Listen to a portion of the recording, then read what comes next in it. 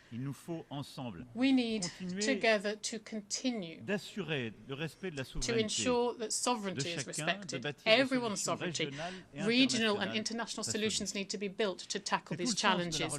And this is the idea behind the relationship we wish to have with Africa, a new partnership. And that is for what for the last 2 years we've been doing. Working to do. France has done a lot over recent years for the African continent. France has done a lot over the last few decades, but more specifically in the Sahel, where the French army have fought successfully against terrorism, side by side with regional international partners. However, the military coup d'etats in the region have meant that we had to take necessary conclusions. But Europe and Africa have a shared destiny, which demands a broad partnership, a partnership for peace and security,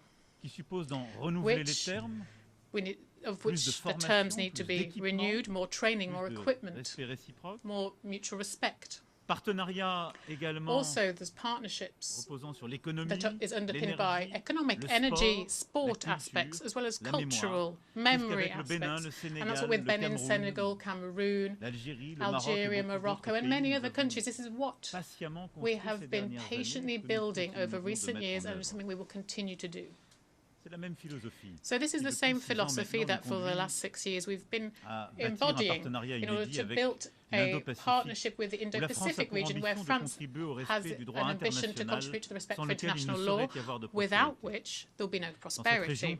In this region, which has seen over recent years much development, a lot of people try to trample on rules and impose their wills by force. France is proposing an alternative, not to replace anything, but to give states in the region once again the possibility to choose their partners on a project-by-project basis. French territories in the Indo-Pacific have unique expertise in the fight against climate change, protection of biodiversity, the development of clean energy, or the fight against cross-border threats. And our vocation is this in the region, and it is to cooperate with all on the environment. As you've understood, this partner-based logic is one that seeks to build new balances, to refuse that the world be fragmented, where old rule books are thrown aside. We respect each other, we build the paths towards peace and stability. So beyond that, the challenge that we have is, of course, affected by the conflicts that I mentioned. So but we might not lose sight of our multilateral agenda because of all of this, nor should we lose the effectiveness that we've committed to. And having gone through the pandemic, which reminded us so blatantly of the importance of some of these common challenges, we should not forget that we need to bear all of this in mind. And so I believe profoundly that effective multilateralism has never been as necessary as today. It must give results. It must give results for development, fight against inequality, education, healthcare, climate, biodiversity, and technology. On each of these individual pillars, we need unity. And we need also to do everything we can to avoid a divide between the North and the South. And that's exactly the philosophy that we have developed in the Paris Pact for People and Planet that more than 60 states have already joined. Firstly, we need to ensure that never we will push a state to choose between these objectives. Why would the states of the North teach lessons to the states of the South and try and explain to them that they should respect climate and therefore renounce on very economic opportunities? This is something we did do 20, 30 years ago. It would be unacceptable. Therefore, we need to build an agenda that allows at the same time progress to be made in the fight against inequality and for social development, for education, for climate and biodiversity, and global health. Then, solutions need to be made, and these solutions need to be based on the proposals of the states themselves. And this is what we, for example, started to do with our partnerships for a just energy transition.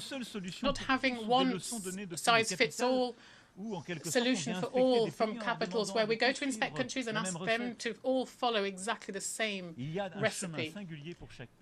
Each country has their own path. That is the key to sovereignty. Now, then we need a public financing arranging and also leveraging the private sector too. And that meant that this is what allowed us 3 years ago to properly support the IMF's special drawing rights and to obtain the reallocation of more than 100 billion special drawing rights for the benefit of the countries who need that most urgently, particularly in Africa. This was a silent revolution, but it was crucial.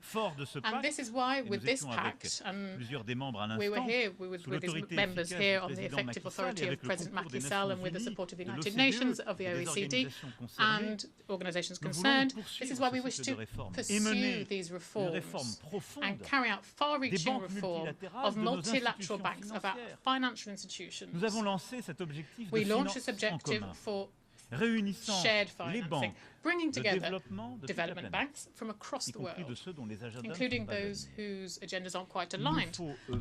We need to work on this common financing agenda so that we can meet the objectives that I mentioned. And we together, and I hope in the months to come, as soon as then, we will be able to carry out this reform of the World Bank and the IMF, firstly to renew the membership.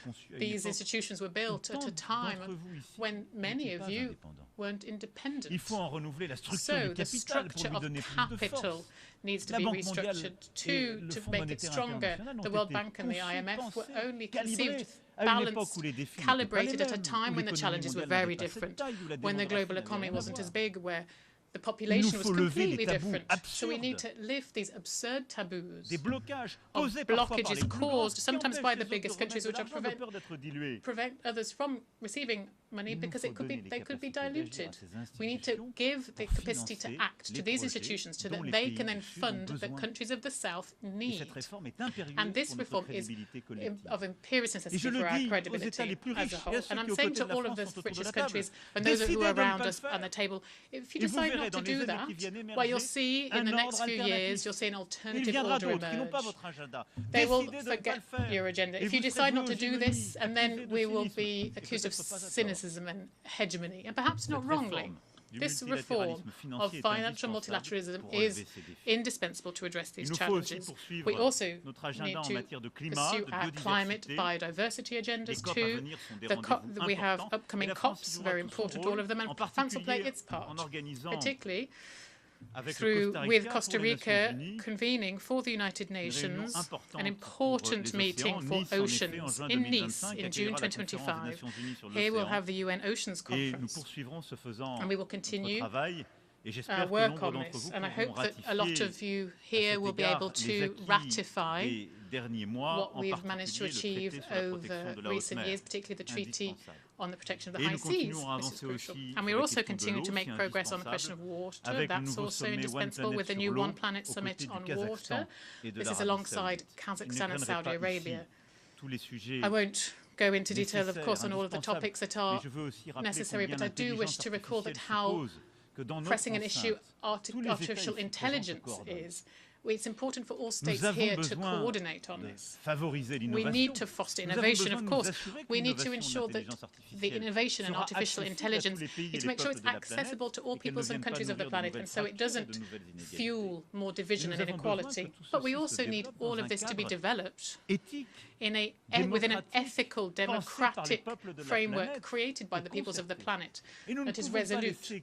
We cannot let some people, a few private actors who are on the cutting edge of this innovation at the moment, think about the future of this for our peoples. This is why France, in February 2025, will convene the next Action Summit for Artificial Intelligence. But I'm sure you've understood the aim is to build this common framework, and I welcome the work that's been done and coordinated by the Secretary-General and the Global Digital Compact, which is built using the best of expertise, and it enshrines this philosophy which we subscribe to totally. To conclude, ladies and gentlemen, and I'm aware, of course, that I've forgotten so many difficult situations, from Venezuela to the heart of Africa, so many other tensions in Oceania. I want to talk about our institutions. I hear a lot of people say that what we need to do to the UN is just throw it in the bin. There's no point in it. We can't resolve conflicts. Why do we have it? So here, let's show a constructive kind of impatience. And we can't just be satisfied with not being able to resolve things. But we know who's responsible.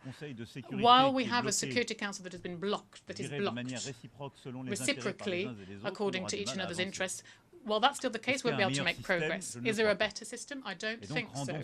So, let's make the UN more efficient. Firstly, perhaps making them more representative. And that's why France, as I reiterate here, is in favour of the Security Council being expanded. Germany, Japan, India, Brazil should be permanent members, much like two countries that Africa will decide to represent them. These new elected members will also need to be accepted, but the reform of the composition of the Security Council is not sufficient alone to make it more effective. And so I wish this reform also how it should also change the working methods to limit the right of veto in case of mass crimes, and also to focus on operational effective decisions that peacekeeping needs and maintaining international peace and security needs, rather. This is why we need to be brave and audacious to do so. And with the current permanent members, this is something we should be doing. Almost 25 years after the Millennium Summit, it is now high time to be more effective, to act better on the ground for states and for civil society. And then beyond the United Nations, we must also mark a new era in each of our multilateral institutions, as I just mentioned. These are the few words I wanted to share with you, ladies and gentlemen, today. At a time, a grave time, of our world order, here where so many conflicts seem unresolvable, I will say that France will continue to carry this voice that is loyal to its values, that is demanding, that refuses to oversimplify the context, and that France will continue to defend the simple values, principles that we've always defended. Human dignity, the respect for the principles of the Charter, and beyond conflicts and the current news cycle, we continue to build with you a fairer and more effective international order. This is what we will continue to advocate for alongside our friends and our allies. But also, we should be free to say no sometimes. We should sometimes be able to refuse the cynicism of the time, or some things that seem obvious but are not. Thank you very much for your attention. On behalf of the Assembly, I wish to thank the President of the French Republic. We have heard the last speaker in the general debate for this meeting. The 10th plenary meeting to continue with the general debate will begin at 3 p.m. The meeting is adjourned.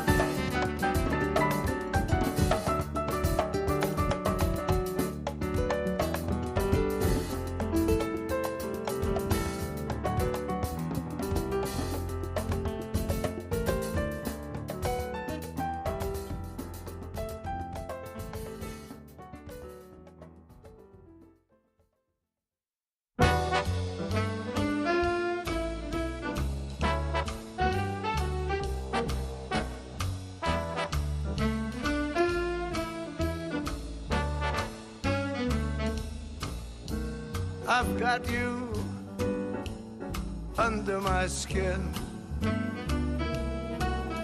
I've got you deep in the heart of me. You're so deep in my heart, you're really a part of me. I've got you, yes I do, under my skin. I've tried so not to give in.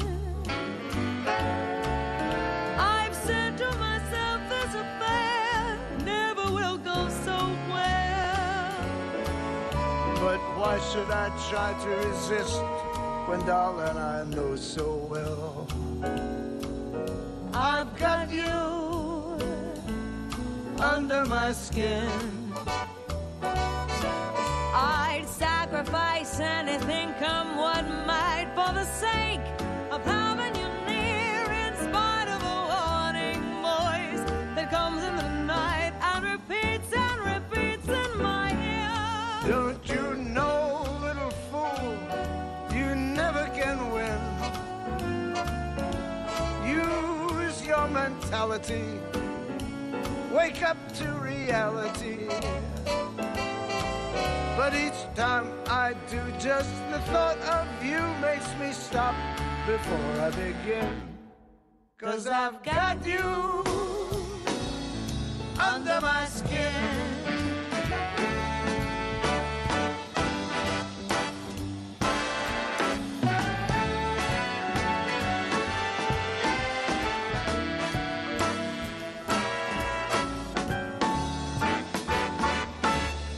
Don't you know, little fool, you never can win. Use your mentality, wake up to reality.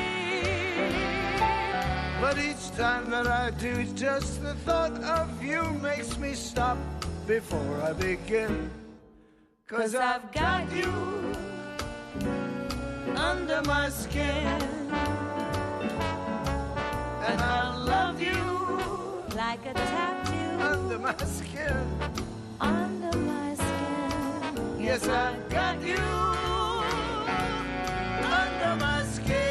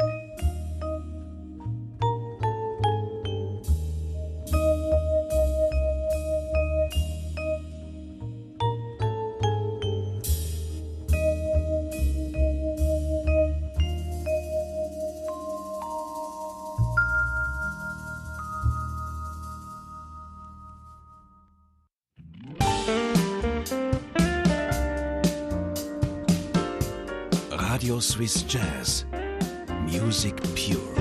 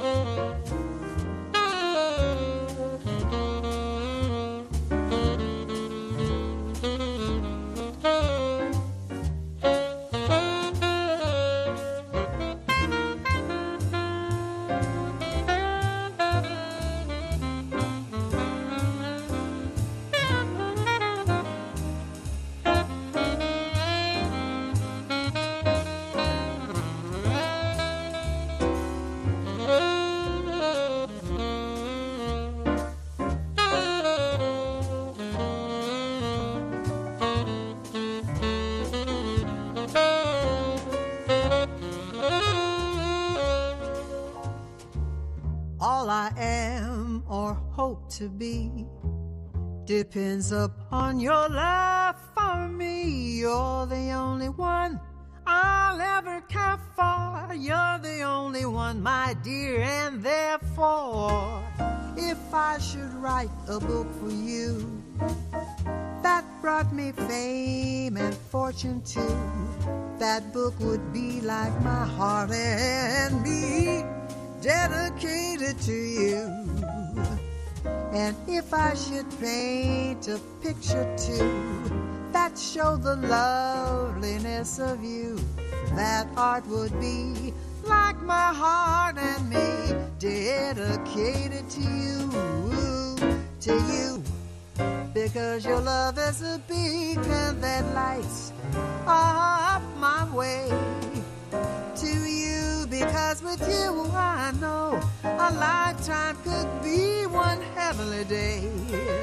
If I could find a twinkling star, one half as wondrous as you are, that star would be like my heart and me, dedicated to you.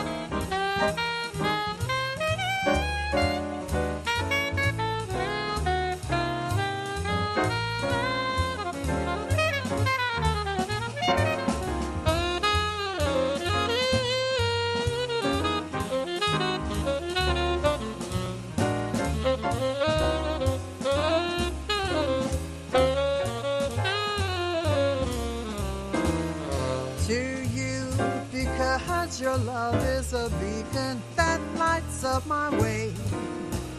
To you, because with you I know a lifetime could be one heavenly day. If I should find a twinkling star, one half as wondrous as you are, that star would be like my heart and me, dedicated to you.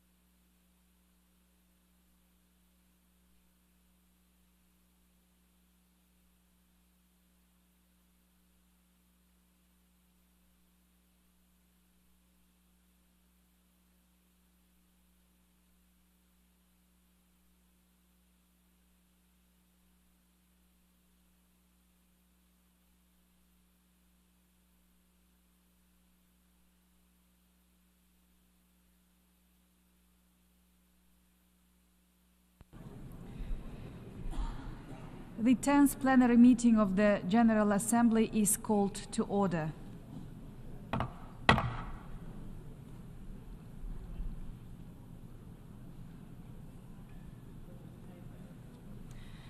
The Assembly will hear an address by His Excellency Denis Bechirovich, Chairman of the Presidency of Bosnia and Herzegovina.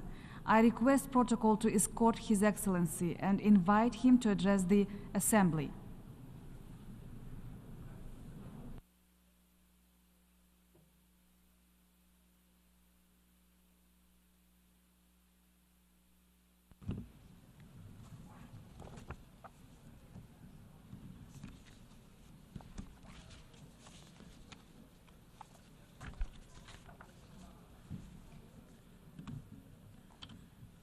Dear President of the United Nations General Assembly, Excellencies, ladies and gentlemen, it is a special honor for me to address the 79th session of the United Nations General Assembly as the Chairman of the Presidency of Bosnia and Herzegovina.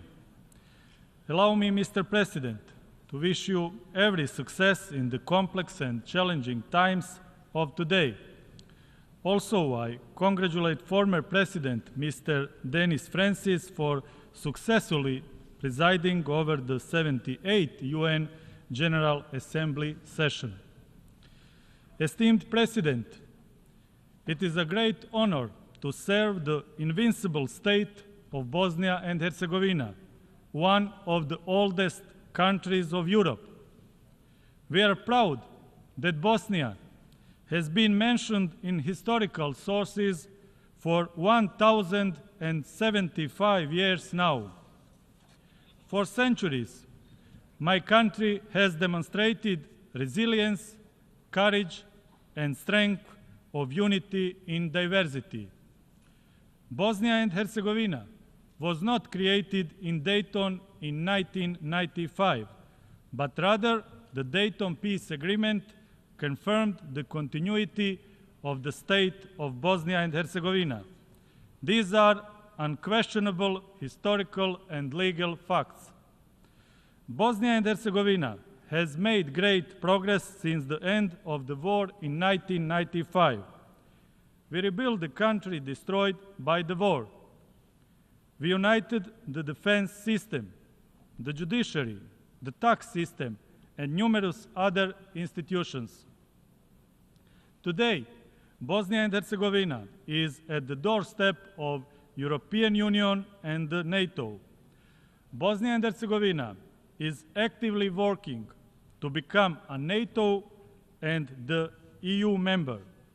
These are our strategic foreign policy goals, which were unanimously defined by the state authorities of Bosnia and Herzegovina. Ladies and gentlemen, the entire world is facing numerous challenges and threats. Unfortunately, we live in a world of injustice, insecurity, and intolerance. Never in history has a human had more power and at the same time felt as insecure as he does today. In the past 2 years, we faced new difficult challenges, especially security-related ones. The strengthening of authoritarian populism, the aggression against Ukraine, and the suffering of Gaza have brought humanity into a deep crisis full of uncertainty and fear. The world is seriously threatened by poverty, disease, natural disasters, wars, and injustice. It is estimated that one person dies of hunger every 4 seconds. The fact that millions of children in the world live in extreme poverty is particularly sad. A reasonable question arises: why have we allowed an incomparably greater investments in weapons than in eradicating poverty? It's time for everyone to realize that human lives are more important than guns. Otherwise, I fear that we are collectively headed for a global catastrophe. Regarding climate change, Bosnia and Herzegovina is fully aware of the global situation and is determined to contribute to the global efforts. We are committed to the transition to renewable energy sources and reduction of harmful gas emissions. Terrorism is a serious threat. Countering this threat requires joint and dedicated efforts. The world must have a consensus on fight against terrorism. Bosnia and Herzegovina continues to show a determined commitment to the fight against terrorism. Ladies and gentlemen, we cannot solve the problems of modern humanity without addressing the causes. The course of history is not something we can stop. However, we can influence its flow.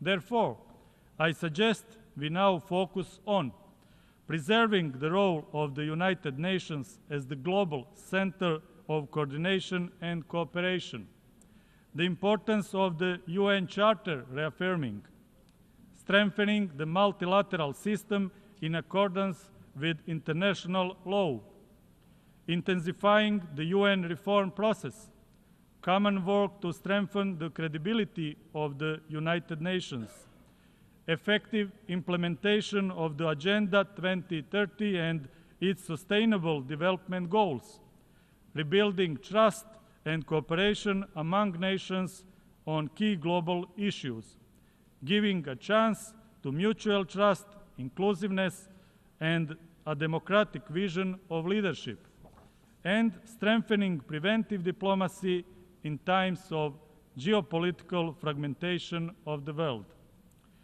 Together, we should open the space for creative global cooperation instead of geopolitics of rivalry and conflict in the 21st century.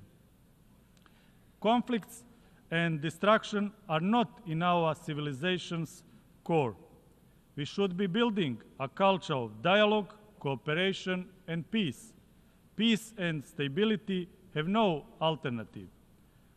Ladies and gentlemen, humanity is once again facing severe moral and political crisis. UN's response to Ukraine and Gaza was inadequate as it was during the aggression in Bosnia and Herzegovina from 1992 to 1995. The Russian aggression on Ukraine is a flagrant example of violation of the UN Charter and international law. That is why we reiterate our firm condemnation of Russian aggression and the support to the independence, sovereignty, and territorial integrity of Ukraine. The suffering and hardship of Palestinian children and civilians is terrifying. Gaza is a heavy defeat of collective humanity in the 21st century. All human lives are equally valuable. Civilized people must fight for the human rights of all, regardless of their racial, religious, ethnic, or other affiliation. Bosnia and Herzegovina is the only European country where genocide was committed after the Second World War. This was ruled by the highest courts of the United Nations. Judgments on genocide committed against Bosniaks have legal, historical, civilizational, and moral significance. Unfortunately, the ideology, politics, and media that fostered the genocide are once again threatening Bosnia and Herzegovina. I would like to especially thank the UN General Assembly for adopting the resolution on May 23rd for establishing July 11th as the International Day of Reflection and Commemoration of the 1995 genocide in Srebrenica. The adopted resolution is a highly moral and civilized act and is just as important for the UN as it is for Bosnia and Herzegovina. Let's preserve the truth about the genocides in Srebrenica and Rwanda for the sake of the past, present, and most importantly, the future. Despite all the injustices, Bosnia and Herzegovina remains firmly committed to the regional cooperation, as that is one of our main strategic foreign policy goals. Bosnia and Herzegovina is a peaceful country committed to strengthening regional cooperation. That is why we actively participate in numerous regional initiatives. For the peaceful future of the Western Balkans, it is crucial that all countries acknowledge there is to be no changes of states' borders. Those who try to do differently risk a dangerous destabilization of the region with unforeseeable consequences. Ladies and gentlemen, here at the podium of the UN General Assembly, I want to publicly warn the global audience that once again the leadership of Republic of Serbia is threatening the sovereignty and territorial integrity of Bosnia and Herzegovina. The greater state aspirations of Serbia toward the territories of other countries in the region are the essential reason why Bosnia and Herzegovina and the Western Balkans are exposed to new dangers.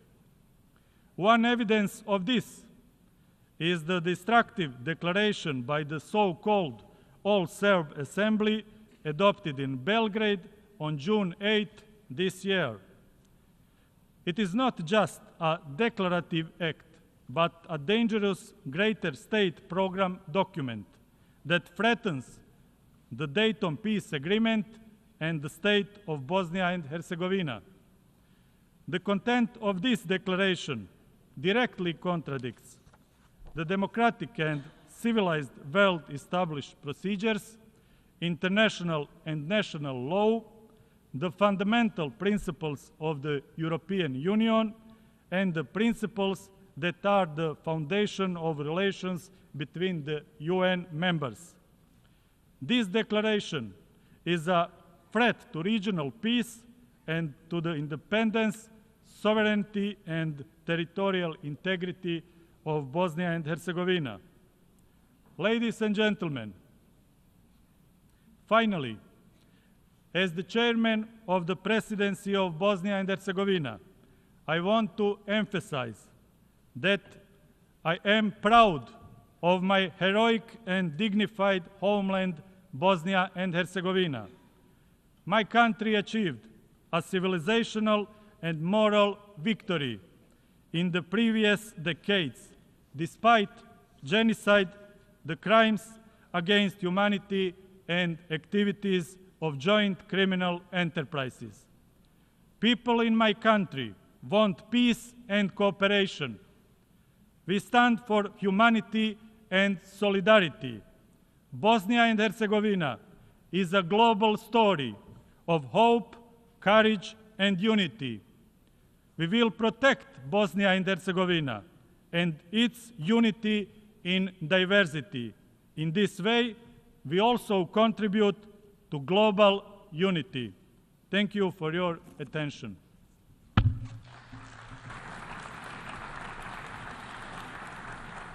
On behalf of the Assembly, I wish to thank the Chairman of the Presidency of Bosnia and Herzegovina. The Assembly will hear an address by His Excellency Alexander Stubb, President of the Republic of Finland. I request protocol to escort His Excellency and invite him to address the Assembly.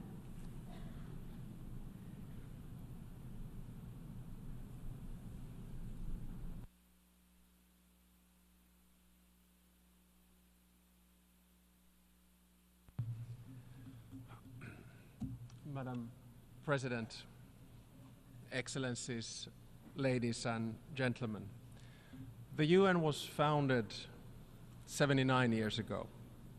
At the time, we were in many ways standing at a crossroads.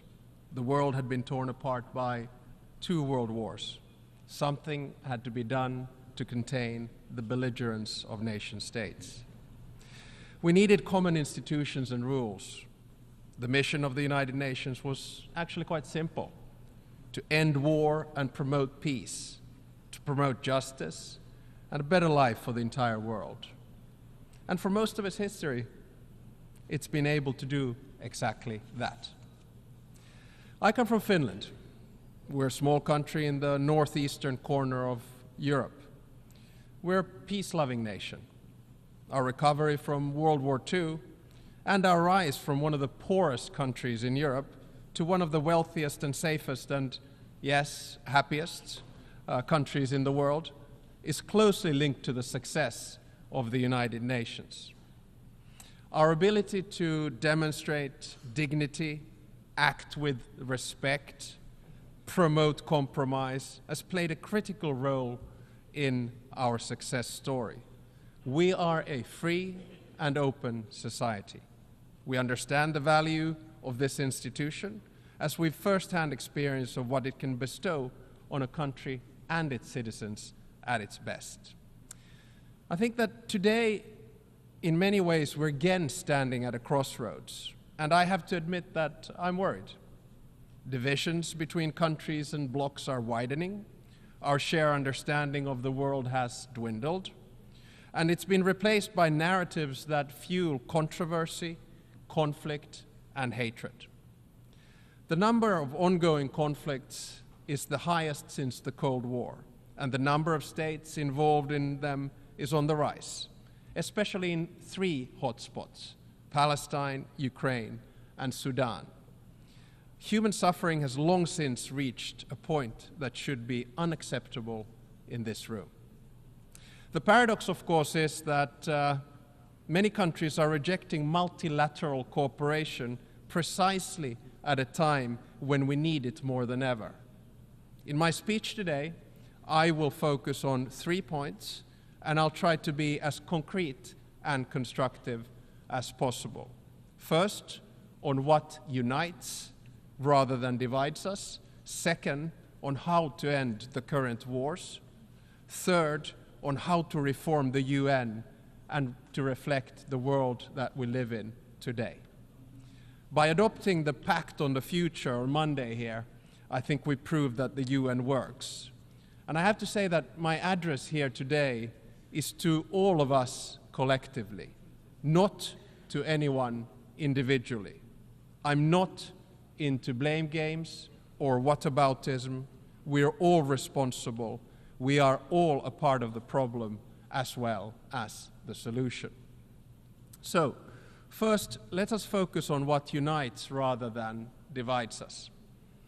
When the Cold War ended, many of us, myself included, believed in the thesis of the end of history, namely that most of the world's roughly 200 nation states would revert towards some kind of form of peace, prosperity, and harmonious coexistence. There was a strong belief that freedom, democracy, and globalization would win the day, that technological development, free trade, open information would automatically lead to global development and stability for all. But it did not. The problem was that we forgot the dark sides of mankind, including power, actually need to be contained in international institutions like the UN. We assumed too much and did too little. The things that were supposed to bring us together, like trade, interdependence, and information, are now tearing us apart. We must turn the tide and focus on how we can find common solutions to common global problems. Now, the biggest challenges in the world, climate change, technology, sustainable development, and conflict, are precisely the ones that we must work on together. We need the UN more than ever. We must get back to the trajectory where our common challenges drive cooperation instead of conflict. We must look for win-win solutions for all rather than zero-sum games benefiting the few. To mitigate and adapt climate change and to halt biodiversity, we need to work together. Our future depends on our response to these challenges in very concrete terms. We cannot respond to the very tangible concerns of small islands, developing states, only by planning. We need results. If we do not solve the climate challenge, the crises that follow become unsolvable. The same goes for technology. Some 30 years ago, we thought that digitalization, artificial intelligence, robotization, and biotechnology would automatically deliver a better world for us. That technology would be a force for good only. We forgot that all disruptive technologies work in both directions, good and bad. So in many ways, we're slipping away from the Sustainable Development Goals. Global poverty is on the increase. When basic needs from nutrition to security are not met, it is impossible to focus on the vision for the future. We've made progress on many accounts, but we need to make sure that the fundamental rights that we have all agreed on together apply to everyone at all levels, regions, nations, peoples, and individuals. We need to ensure that the rights of women and girls are respected. The rights of gender and sexual minorities need to be protected globally. No matter which region we come from then, our rhetoric and actions are often inconsistent. We say one thing and then we do another. Right now, we are at a stage where we must do what we say and work together. So let us focus on what unites us rather than separates us. My second point is about conflict. When the UN was founded, the underlying idea was never again. Never again should anyone experience the horror that our predecessors went through in the first half of the 20th century. The founders of the United Nations promised to save succeeding generations from the scourge of war. They, at least partially, succeeded. But are we, the new generation, succeeding? The simple answer is no. Only this year and last year, hundreds of thousands of people have been killed. More than 10,000 children in Gaza. Child abduction is being used as a weapon of war in Ukraine. Millions of people worldwide have been forced to leave their homes. Malnutrition and disease are on the increase. Current wars highlight a glaring contradiction. Critical decisions about war and peace are made by a tiny number of people, often driven by a cynical need to hold on to power. The global majority, who have the interest in peace, do not have enough power in the international system to keep them in check. This is true in Ukraine and Palestine, as well as Sudan. In Ukraine, a just peace, based on President Zelensky's 10-point peace plan, is clearly in the interest of the global community. The war continues because Russian leaders are not willing to end it. While Russia is doing its best to blame others for its own aggression, we systematically revert to the principles of international law and the UN Charter. Neither Russia nor any other country has a historical right to anyone else's region or people. The core of the UN Charter is respect for sovereignty and territorial integrity. Finland condemns, in the strongest possible terms, the Russian aggression in Ukraine. Finland equally condemns the attempts to manipulate the global information space to destroy the principles that have sustained world peace for decades. I call on President Putin to end this war and end it now. In Palestine, we must ask ourselves whose interests are driving the war. Peace meets the interests of the global majority and the Palestinians and the Israelis. A ceasefire, a two-state solution, and regional security arrangements would ensure stability as well as economic and societal development across the region. International law holds the key to a solution that would keep both Palestinians and Israelis safe. After the most recent tragedies, there's no other direction but forward, and we must find a solution. There are no more excuses. This war needs to end, and it needs to end now.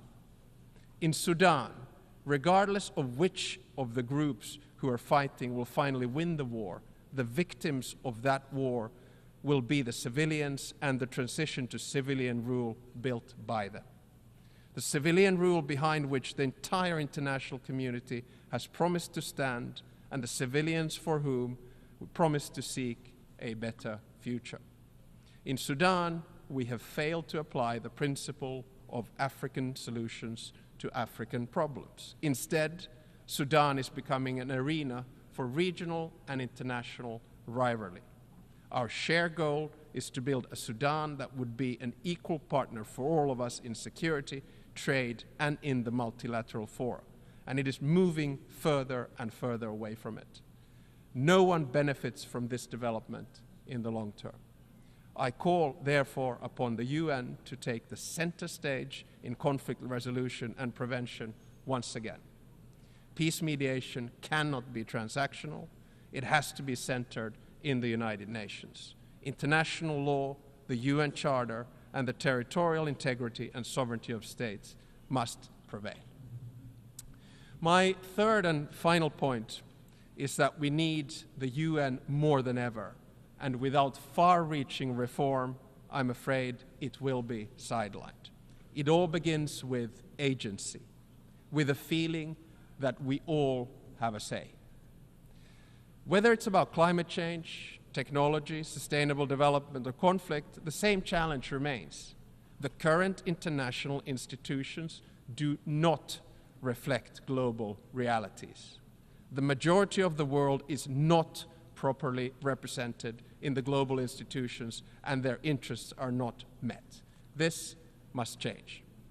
Ending wars would benefit most of us, if not all of us, but currently we do not have the mechanisms to drive the interests of the global majority. Many countries do not feel they have a say in global institutions, and as a result, the institutions are losing their legitimacy.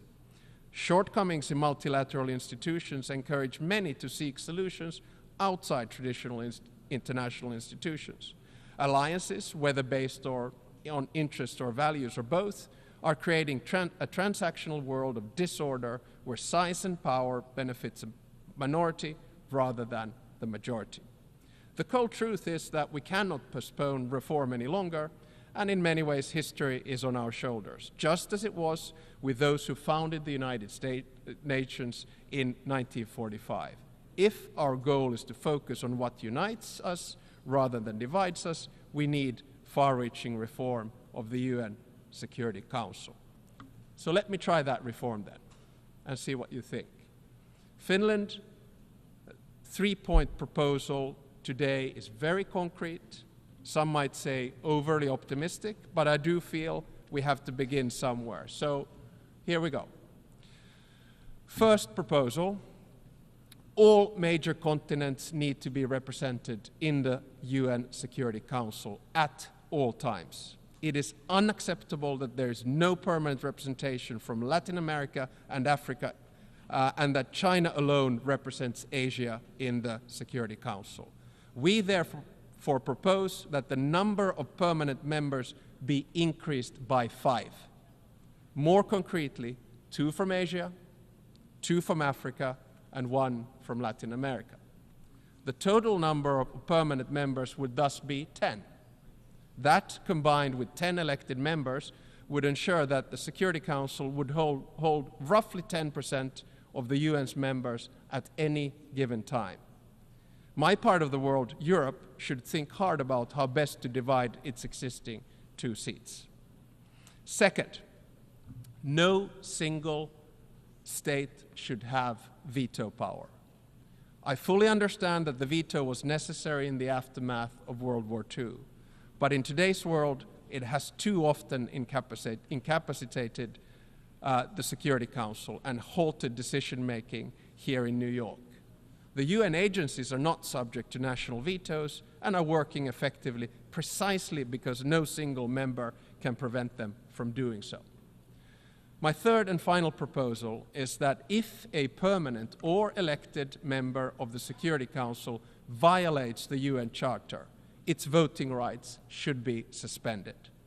This decision should ultimately be taken by the General Assembly, and there should be no room for double standards in the United Nations. So, ladies and gentlemen, despite all of our challenges, I want to end on an optimistic note. My optimism stems from an innate belief that when humans are faced with a binary choice, we often end up doing the right thing. Our choice today is simple.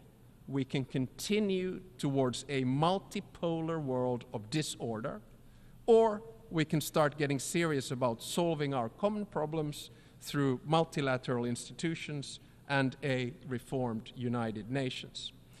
As my mentor and great friend of the UN, the late President Martti Ahtisaari, said in his acceptance speech for the Nobel Peace Prize in 2008, and I quote, "Peace is a question of will. All conflicts can be settled, and there are no excuses for allowing them to be eternal." End of quote. Let us keep Martti's words in mind and start working towards peace. Thank you very much.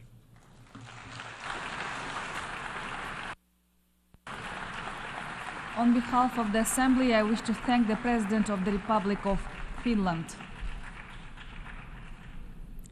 The Assembly will hear an address by His Excellency Mohamed Irfan Ali, President of the Cooperative Republic of Guyana. I request protocol to escort His Excellency and invite him to address the Assembly.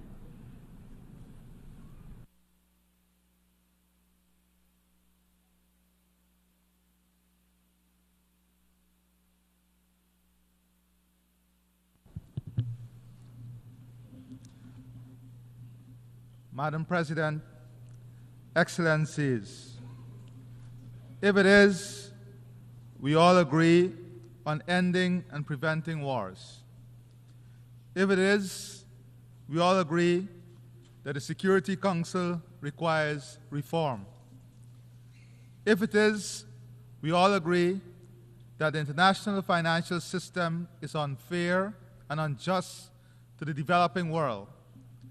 And if it is, we all believe in climate, food, and energy security, then what is stopping us from acting? We will all be doomed in the court of conscience for knowing what is right while ignoring what is wrong. Madam President, of the myriad of challenges confronting our world, climate change threatens our very existence, adversely affecting development across all countries. Rising sea levels and temperatures, severe natural disasters, and shifting and extreme weather patterns disrupt agriculture and food security, threaten water supply, and displace communities. These impacts are particularly devastating for small island developing states. Each year, we make the annual pilgrimage to COP, filled with hope for tangible outcomes. And each year, we are regaled and renewed unkept promises are the order of the day. This cycle of hope, followed by disappointment, cannot continue if the Sustainable Development Goals are to be met. We must break free from this pattern of empty pledges. We must unequivocally and immediately fulfill all pledges for the sake of our planet and the future of all its inhabitants. Let me tell you about my country, Guyana, a country that is 83,000 square miles, 86% of which is tropical forests. Guyana has the second highest percentage forest cover on Earth and one of the lowest deforestation rate. Our forest stores 19.5 gigatons of carbon and sequesters more than 153 million tons annually. According to WWF, Guyana is one of the world's most important countries for biodiversity density. It straddles two of the richest biodiversity zones, the Guyana Shield and the Amazon. As a country, we are dedicated to the preservation of this vital global asset. I especially salute the indigenous peoples of Guyana, the Amerindians, who are the foremost stewards of this great natural heritage. We recognize their leadership, and 15% of all revenues earned from carbon sales are directly transferred to our indigenous communities. Madam President, even with our newfound natural resource, oil and gas, it would require less than 20% of sequestered carbon to offset our emissions at maximum output. We have preserved our biodiversity and know its value. We believe it is only fair and just that this global asset be monetized in a fair carbon market. Today, I am pleased to announce the launch of a global biodiversity alliance. We will convene the first Global Biodiversity Alliance Summit in 2025, which will focus on creating a market for biodiversity credits, scaling biodiversity conservation debt swaps, accelerating biodiversity bonds, establishing a blueprint for biodiversity taxonomies, and promoting nature-positive action. We do not make this announcement by mere words. Guyana is also committed to doubling its protected areas by December 2025 and achieving the global biodiversity target of 30% by 2030. These are real solutions that Guyana is putting forward to address the global problem of biodiversity loss. We do not lecture, we lead by example without arrogance. Madam President, according to the UN Food Security and Nutrition Report, in 2023, an estimated 28.9% of the global population, 2.3 billion people, were moderately or severely food insecure. The primary causes were conflict and insecurity, extreme weather events, including those related to El Nino and climate change and economic shocks. To effectively address food insecurity, we must take more concerted action to address its root causes, reducing conflict, mitigating climate change, and enhancing food production and trade in food commodities. By prioritizing peace and climate action, we can create environments where food systems, crops, and livelihoods are not threatened by conflict and weather extremes. In turn, enhancing food production and ensuring fair and efficient trade in food commodities can reduce food insecurity. So too can the full involvement of women and youth. In Guyana's National Agricultural Strategy and Policy, at least 35% of our agro-businesses will be owned by women and 60% by young people. While I've spoken of food insecurity, the global malnutrition rates are also alarming and must be addressed. Nutritious, safe, and sufficient food are crucial to a healthy population. Madam President, The United Nations must continue to be a beacon of hope amidst a turbulent global environment.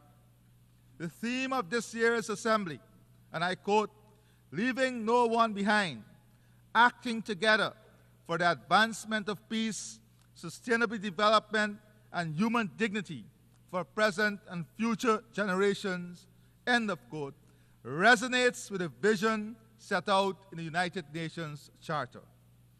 This vision demands decisive action and enlightened multilateralism.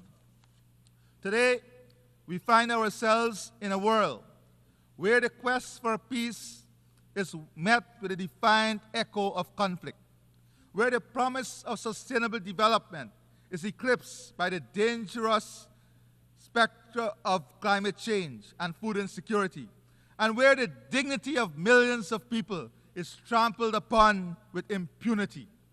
In Ukraine, the sovereignty and territorial integrity of a nation are being violated. Yet, decisive action by the United Nations Security Council remains fettered by the veto. Justice demands that we defend the territorial integrity of all states, large, small, powerful, and weak. Equally concerning is the conflict in Sudan, which rages on with devastating consequences for the people of that country, including famine and mass displacement. This conflict will continue to undermine efforts to achieve lasting peace and sustainable development. This assembly must also condemn the continued oppression and persecution by the Taliban of women and girls in Afghanistan, who face not just lack of access to education and restrictions on their movements, but now even their voices cannot be heard in public. Closer to my home, CARICOM has been actively supporting a Haitian-led process for the restoration of democracy, peace, and stability in Haiti. We welcome the deployment of the UN-authorized multinational security support mission led by Kenya as a crucial step towards stabilizing the security situation. We call on the international community to urgently scale up financing for the MSS and secure its renewed authorization so that the mission can succeed. We must also address the dire humanitarian situation where almost half of Haiti's population suffer from acute hunger, mass displacement, and women and girls are enduring brutal violence, including sexual violence. Guyana is leading CARICOM's effort in mobilizing humanitarian effort and support for Haiti. Excellencies, I'll be reaching out to you for your support. We must stay the course with our Haitian brothers and sisters in their quest for durable peace and sustainable development. The people of Haiti deserve nothing less. Madam President, peace, stability, and safety are no more imperiled than in Gaza. Guyana reiterates its strong condemnation of the October 7 attacks by Hamas on Israel. However, the collective punishment of an entire population, including the indiscriminate slaughter of civilians, most of whom are women and children, has long gone beyond the realm of self-defense. As the world watches on helplessly, Israel continues to flout its international obligations, including the orders of the ICJ and successive Security Council resolutions. Instead, the right of self-defense is being used as a weapon of mass extermination, stoking legitimate fears of genocide. No state, large or small, should feel comfortable and safe when such atrocities are allowed to continue with impunity. The war in Gaza must end now. We reiterate our demand for an immediate ceasefire and the release of all hostages and Palestinians illegally detained. Madam President, For more than 75 years, the Palestinian people have been denied their right of self-determination. We must advance the two-state solution, as this remains the only viable option for a future where Palestinians and Israelis live in peace and security. Turning to our brothers and sisters in Cuba, their right to development continues to be stymied by the economic embargo. Guyana renews its call for revocation of the embargo and the removal of Cuba from the list of state sponsors of terrorism. Madam President, the United Nations has a special responsibility for the security of small states. Small states look to multilateralism and the rule of international law to protect them from foreign aggression. Guyana is a small state that has had to contend with aggression from the Bolivarian Republic of Venezuela for all 58 years of our nationhood. International law and its strict application have been our armor and our shield in our determination to protect ourselves from this aggression. We remind this august assembly that the border between Guyana and Venezuela was fully, finally, and perfectly settled in an 1899 award by an international tribunal. Venezuela was fully represented in that tribunal, whose award it proclaimed in its own Congress and welcomed for more than 6 decades. Before reopening the issue on the eve of Guyana's independence, claiming 2/3 of our territory. This controversy, initiated by Venezuela, was submitted by Guyana to the International Court of Justice in accordance with a decision of the United Nations Secretary General and consistent with our position to settle this matter by legal and peaceful means. In 2023, in light of intensified acts of aggression by Venezuela, the ICJ issued provisional measures stating that, and I quote, pending a final decision in the case, the Bolivarian Republic of Venezuela shall refrain from taking any action which would modify the situation that currently prevails in the territory in dispute, whereby the Cooperative Republic of Guyana administers and exercises control over the area, end of quote. After years of refusing to participate in the proceedings of the ICJ and stating that it does not recognize the jurisdiction of the court, the Venezuelan government has now submitted a counter memorial to Guyana's submission. We welcome Venezuela's decision to participate in the court's proceedings and express the hope that Venezuela will accept the decision of the court, as Guyana has long pledged to do. I reaffirm Guyana's unwavering commitment to a peaceful resolution of this long-standing controversy in full conformity with international law and the principles set forth in the United Nations Charter.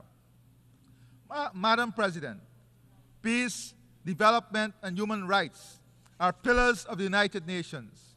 We all aspire for a form of multilateralism that is equitable, inclusive, and ensures that no one is left behind. Women's participation in leadership in private and public sectors are integral to this. There is a growing movement in the developing world calling for the democratization of global political and economic relations. The disproportionate concentration of power favors a few powerful nations, whilst marginalizing the voices and concern of the broader international community. Developing countries are justly demanding more inclusive and representative decision-making processes in institutions and organs such as the UN Security Council, the World Bank, and the IMF. The World Trade Organization must also be reformed to ensure fairer trade for developing countries. These reforms must go beyond fair representation and ensure that the policies and practices of these institutions align with the developmental needs and aspirations of all countries. In the emerging global order, we must ensure the United Nations remains at the forefront of global governance. If multilateralism is to trump unilateralism, the UN's role as the world's foremost multilateral organization is pivotal. With the necessary resources and resolve, the UN can ensure a future of peace, sustainable development, and human dignity. The future we seek, a future where no one is left behind, demands courageous action. The UN must fulfill its role as a custodian of greater global peace, the foremost promoter of sustainable development, and an unflinching protector of human rights, human dignity, and international law. And since the UN is all of us, this body of nations, this is a collective responsibility for us all. Let us not be found wanting. Let us act together for the advancement of peace, for the achievement of sustainable development, and the preservation of human dignity, now and for generations to come. I thank you.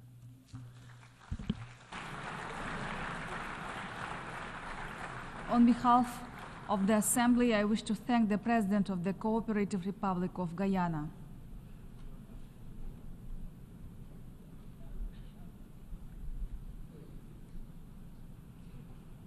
The Assembly will hear an address by His Excellency José Raúl Molina Quintero, President of the Republic of Panama.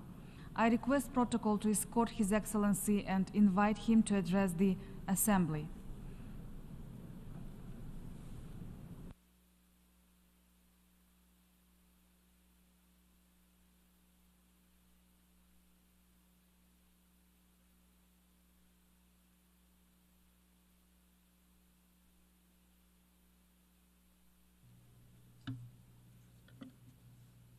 Muy buenas tardes. A very good afternoon, Señora Presidenta, Madam President, honorables jefes de delegación, honorable heads of presentes, delegation, damas y caballeros. ladies and gentlemen. Hace poco más de 2 meses Just over asumí la 2 months ago, presidencia de la I assumed República the de Panamá. presidency of the Republic of Panama. En los 5 años que durará mi Over mandato, the next 5 tendré years que of my afrontar mandate, I en will nombre have de todos to los face down on panameños behalf of grandes all retos, Panamanians major varios de challenges, ellos que several of atañen which no solo affect a mi not país, only my sino country, al hemisferio. but the hemisphere as a whole. Nuestra Our privilegiada privileged posición geographical geográfica position nos has convirtió en el made punto de us paso y a encuentro bridge de las between Américas. and a meeting point for the Tuvimos el Americas. primer We had ferrocarril the que une el first Atlántico y el railway to Pacífico en connect nuestro the Atlantic and the continente, Pacific on our la continent, primera the aduana del first continente y customs la office of the primera continent, en and the tierra firme. first in Nuestro canal Tierra y el Firme, hub the first Spanish aeroportuario nos city in the convierten form en of Tierra socios Firme. Our estratégicos canal para and todos our los países del mundo. airport hub has made us actualidad, strategic partners for all nuestro countries canal of the sirve a world. As things stand, our 180 canal rutas serves 180 maritime routes. These connect 1,920 ports in 170 countries. And that means that we are a major value add for products from throughout the world. Cognizant of our importance as a meeting point, our doors have always been open to all nationalities who, fair and square and playing cleanly, wish to harness the competitive advantages we have as our shield states, a country pro mundi y beneficio for the world. But today, Panama is facing a colossal problem as a result of its strategic location. Illegal immigration through the Darien Gap, which is being used as a gateway by hundreds of thousands of migrants and has been for some time. Migrants that are fleeing the grave political, economic and social problems they face and seeking the so-called American dream. I know that territory very well because just over a decade ago, when I was Panama's Minister for Security, I led the forces who took back the Darien Gap from the narco guerrilla. Today, it is a source of great pain to witness the social tragedy that is this treacherous journey a journey embarked upon by women, children, and elderly persons who begin an inhumane crossing over rivers, jungles, and inhospitable corners. They face myriad risks to their very security in so doing. This movement of people is led by criminal organizations with bases in neighboring countries, organizations that receive dirty money to make a profit from the hope and needs of thousands of human beings. I fully understand how hard it is to decide to migrate to escape the poverty and oppression that one may experience in their place of origin. The vast majority of people wish to live, develop, and progress in the land where they were born. Let me say it again, causes are well known, but alone we cannot tackle them. We are already facing too many social and financial problems as a nation. We do not have the resources or the material possibilities to solve the migration crisis alone. Illegal migration through Panama is part of a colossal global problem, and it must be in the United Nations where this problem is front and center of an agenda. We are proud of being a country which connects myriad global trade routes, but we will not agree to be used as a transit point for illegal immigrants, because that brings with it social, human and environmental costs for our territory. Panama is today paying a high environmental cost as a result of that illegal flow of persons. They are causing severe damage to our biodiversity. I want to say to you that there is a huge difference between analyzing this problem from within forests such as this in the midst of Manhattan. There's a great difference between that and being a first-hand witness of the drama that as I have been. Seeing children being orphaned by the harshness of a crossing through the jungle would wreak havoc and tear apart the soul of the coldest analyst who was to study these questions from the comfort of an office. These aren't standalone problems for the Darien Gap, or to give you another example, for the Mediterranean. What we're talking about is a complex system of organized crime that is making profit from human misfortune. In 2023, the Darien Gap saw the entry of more than 500,000 illegal immigrants. That accounts for, or is equivalent to, 12% of Panama's total population. If the same thing had happened in the United States, that would have meant the entry of 40 million illegal immigrants in 1 year. In other words, a number 20 times higher than that seen today. Another example, Italy.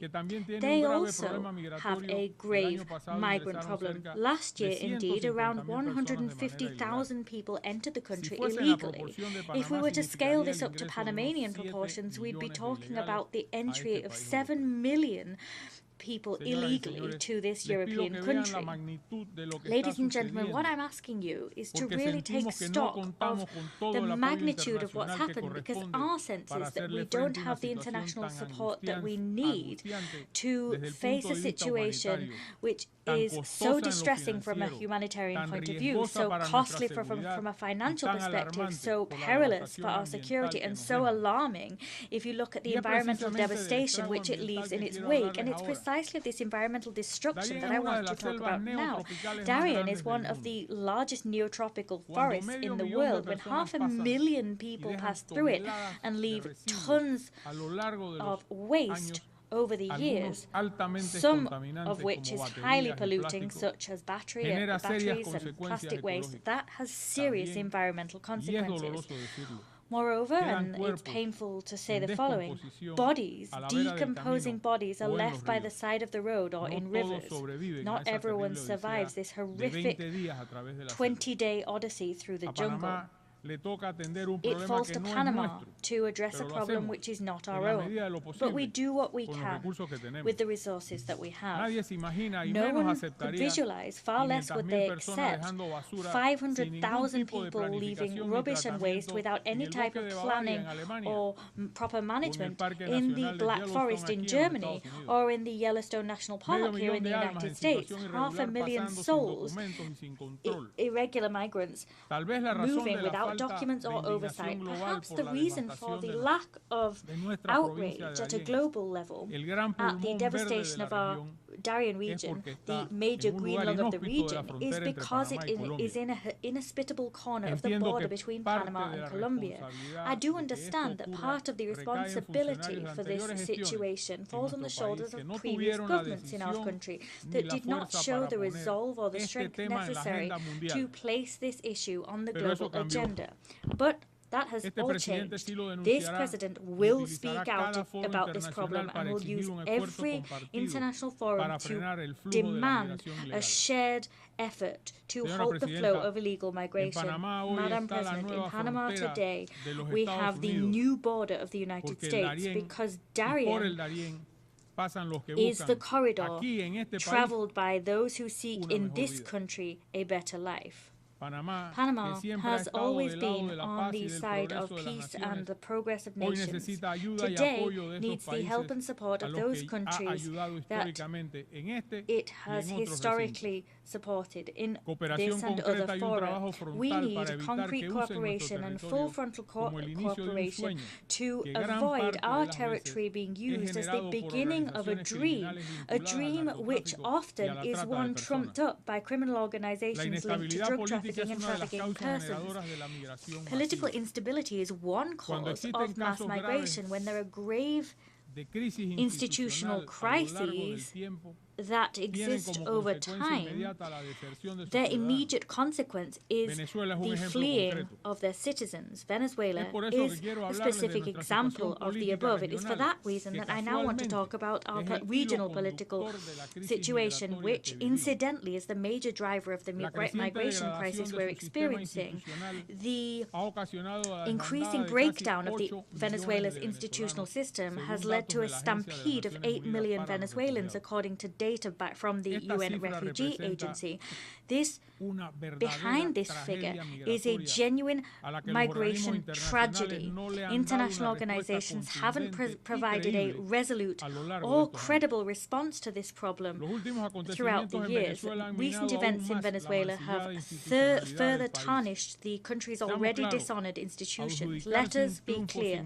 Awarding oneself a triumph without publishing vote counts is like wanting to win a trial without presenting any evidence.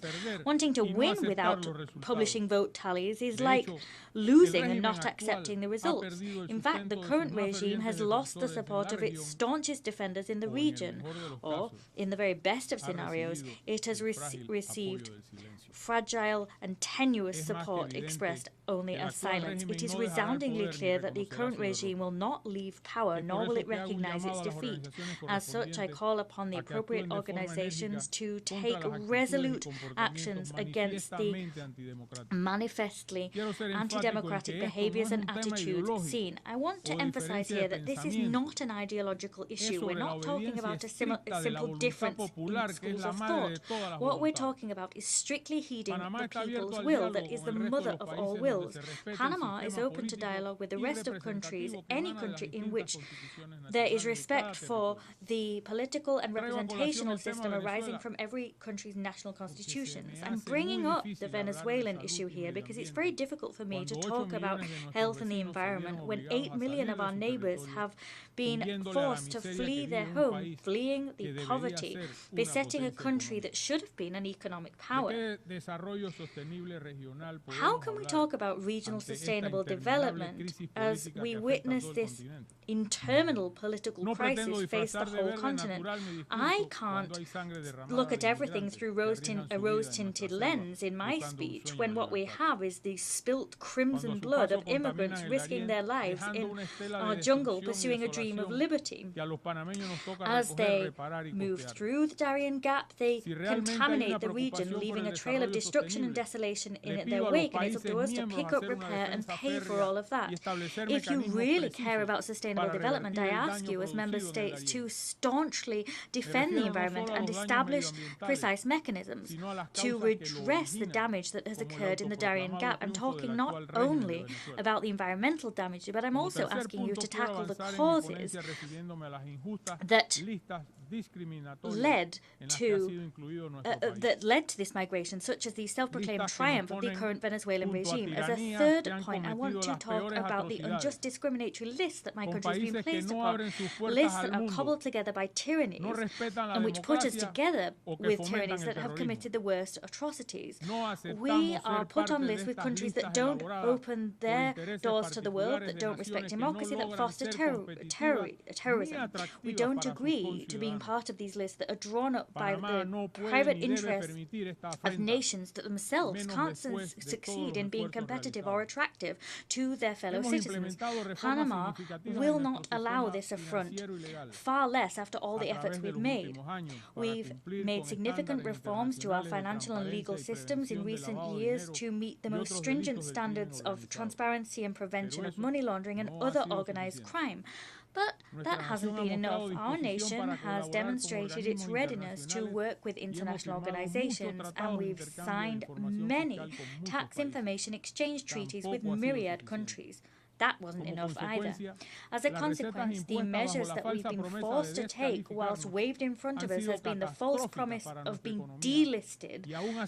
These measures have been catastrophic for our economies. And yet we still haven't been able to get ourselves removed from these reckless lists. Panama is not a tax haven, nothing like it. The people that are tax havens are those other jurisdictions allied with the countries that promote these lists. Those countries are analysed and measured by different standards to those used for my country. It's quite paradoxical, but the nations that approved Panama's inclusion on these lists use our canal. They participate in public tenders, they make money from consultancy services, and they lobby their businesses to get juicy contracts in our country. This president has taken the firm decision to not allow the businesses of countries that endorse these lists to participate in international tenders. Neither will those very same countries benefit from our vote in international fora. At the same time they point their finger at us, they've enjoyed benefits and have not suffered any restrictive measures. The aim of their bias is to ensure that despicable stigma continues to hover over Panama, Panama that is a responsible country when it comes to financial fair play. I want the best for my beloved Panama. I didn't accede to the presidency to make other countries feel good. I did so to meet my country's demands. Talking of lists, I want to tell you that Panama is one of the countries in the world that is carbon negative. In other words, we remove more carbon dioxide from the atmosphere than the CO2 we emit. But this glittering status has brought us no benefit whatsoever. Vast swathes, of our territory is protected, and that brings with it major challenges in terms of achieving genuine development. Today, countries that utterly destroyed their biodiversity for the sake of development force other developing countries to abide by standards of environmental care that they dismissed. This produces an imbalance in terms of opportunities for progress. On the one hand, we're forced to maintain our forests in a primary state, and on the other hand, fingers are pointed to us and we're placed on lists which make it difficult for investment to arrive and which stymie the development of a globally competitive financial system. We do not accept the rules of this game. I want to reiterate the message I delivered when I assumed the presidency. I said there and I'll say now, Panama is an ally of good causes, and we will no longer allow fingers to be pointed at us unjustly in such a way that harms our economic capacity, our prestige, and in a way that besmirches the very image of our country. I'd like to say to you what an honor it is for the Panamanian people to become non-permanent members of the Security Council, as we will do in January this year. That will be the 6th time in history. That accolade is the fruit of sustained work over time. We've been given that seat because of our country's work to fight against terrorism, to fight trafficking in persons, and to fight drug trafficking. Panama contributes to peace and concord between peoples. I am sorry for hammering home this point again and again and again, but all of this is completely impossible to reconcile with the aforementioned list. We can't accept that a country whose conduct is unimpeachable and a country that works in favor of peace, freedom and international security be lumped together and tarred with the same brush with those who do quite the opposite. We're placed on arbitrary lists that don't tally with reality. All of that is genuinely unacceptable. We'll continue fighting peacefully and doggedly to put an end to this unnecessary and discriminatory harassment at the hands of countries that would never abide by the same conditions we are forced to. To conclude, I'd like to say that we'll continue building a country that is at the service of humankind. We'll care for our biodiversity. In the face of adversity, we'll defend our democracy in spite of concrete threats today hovering over our region. Panama will continue connecting global trade, fighting for freedom, being a part of the world and calling for the respect that we give and the respect that we deserve as an upstanding nation. We are a noble working people and will fight every day to make this world a better place to live. Distinguished members of this organization, Madam President, on behalf of Panama and all of the Panamanian people, many thanks for this opportunity.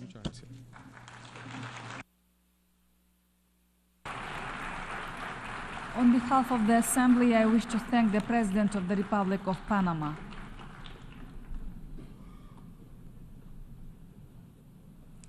The Assembly will hear an address by His Excellency Faure Assazimna Nasingbe, President of the Togolese Republic. I request protocol to escort His Excellency and invite him to address the Assembly.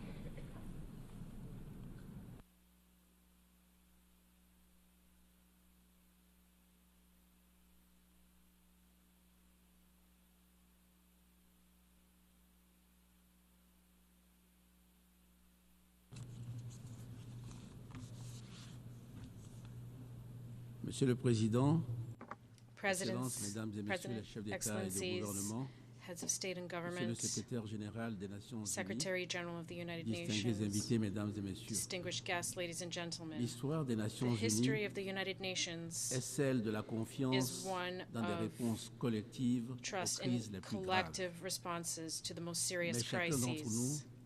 voit bien But each que of nous sommes us aujourd'hui today sees à la that croisée des chemins. today we are at a D'une crossroads. part, notre modèle On the one multilatéral hand, our et multilateral nos model institutions vieillissantes and our aging ne sont plus à institutions même are no longer de faire able face aux nouveaux to défis tackle qui sont new challenges grandissants, which are d'une complexité admittedly of inédite. an unprecedented complexity. D'autre part, On the other nos hand, discussions comme nos engagements multilatéraux our de ces dernières discussions, années just as restent our souvent multilateral lettres commitments in recent years, C'est pourquoi often il y a are de not réelles accompanied raisons by action. That is why d'être inquiet there is quand real on regarde reason to be l'avenir. concerned as we look to the future. Inquiet pour le futur de notre Concerned planète for the future of our qui est planet, traversée par des crises complexes. which is ravaged by complex crises. Inquiet pour le Concerned futur de notre jeunesse for the future of our au youth, vu des défis dont elle given hérite. the Je challenges pense that bien sûr young people will d'abord aux inherit. défis environnementaux. And of course, I refer first and foremost to Inquiet environmental enfin challenges. And finally, futur de nos concerned about the institutions future of our qui ne sont institutions, pas adaptées which are aux not réalités adapted to contemporaines current et realities qui ne remplissent plus and which leurs no promesses. longer fulfill their promises. Nous n'avons donc pas le choix. Nous We ne pouvons have pas persister dans des systèmes no choice. We qui peinent cannot à tenir leurs persist promesses with our systems that no et qui ne longer reflètent deliver on plus their la promises and réalité no du longer monde. reflect the realities of our Nous world. devons nous engager dans une We transformation must profonde. begin C'est a pourquoi profound je me transformation. présente That is devant vous why aujourd'hui I stand before you avec today une conviction et with une a vision claire clear pour l'avenir. conviction and vision for the Ma future. conviction, c'est que notre chemin est My possible. conviction is that C'est un another chemin où way is la possible, coopération internationale a way se forward revitalise where international en se cooperation is plus revitalized, et plus is more respectueuse. inclusive and more respectful. Ma vision, c'est celle d'une Afrique And my vision is one qui of prend Africa pleinement that son rôle de partenaire fully assumes stratégique its role as a dans la strategic construction de partner nouvelles règles in de régulation building planétaire. new rules for global governance. Ma première observation est que mon pays, le Togo, My regarde first vers l'avenir observation avec espoir et is that détermination. my country, Togo, looks to the future with Au hope and Togo, nous travaillons à un determination. In développement Togo, qui doit être durable, we are working on a mais type of aussi development that will équitable be et sustainable inclusif. but also equitable and Pour inclusive. cela, nous savons qu'il nous faut bâtir We know that un in order État to fort, achieve this, we must visionnaire build et a protecteur. strong, visionary Nous le faisons en state tant that que ensures nation, protection. We parce are que doing c'est this notre as a nation responsabilité envers because les this générations is actuelles et our futures. responsibility towards current Cela and future passe generations. par des investissements This massifs requires dans nos large-scale systèmes investments d'éducation et de santé. in our education and healthcare systems. Cela passe par la réduction This de la fracture requires numérique. reducing the digital divide. Cela passe aussi par notre engagement And this à la also transition requires écologique a commitment to an comme par notre environmental action en transition faveur de l'égalité as well as des genres. action in favor of gender equality. Ma deuxième observation, c'est que My second observation regarder vers l'avenir aujourd'hui, is that c'est regarder today vers looking l'Afrique. to the future means looking to Notre Africa. continent n'est plus seulement une région en Our développement. continent is C'est tout simplement no le longer prochain just a moteur developing de region, la it is croissance also mondiale. the future driver of Car c'est global en Afrique growth because que se trouve et se trouvera it is encore Africa pour longtemps that is home la jeunesse mondiale. and will continue to be home C'est là for a que long se time to the trouvera le majority of potentiel de global développement le youth. plus fort pour That les is marchés where the émergents strongest development liés à potential l'innovation resides for technologique emerging et à markets related to l'entrepreneuriat.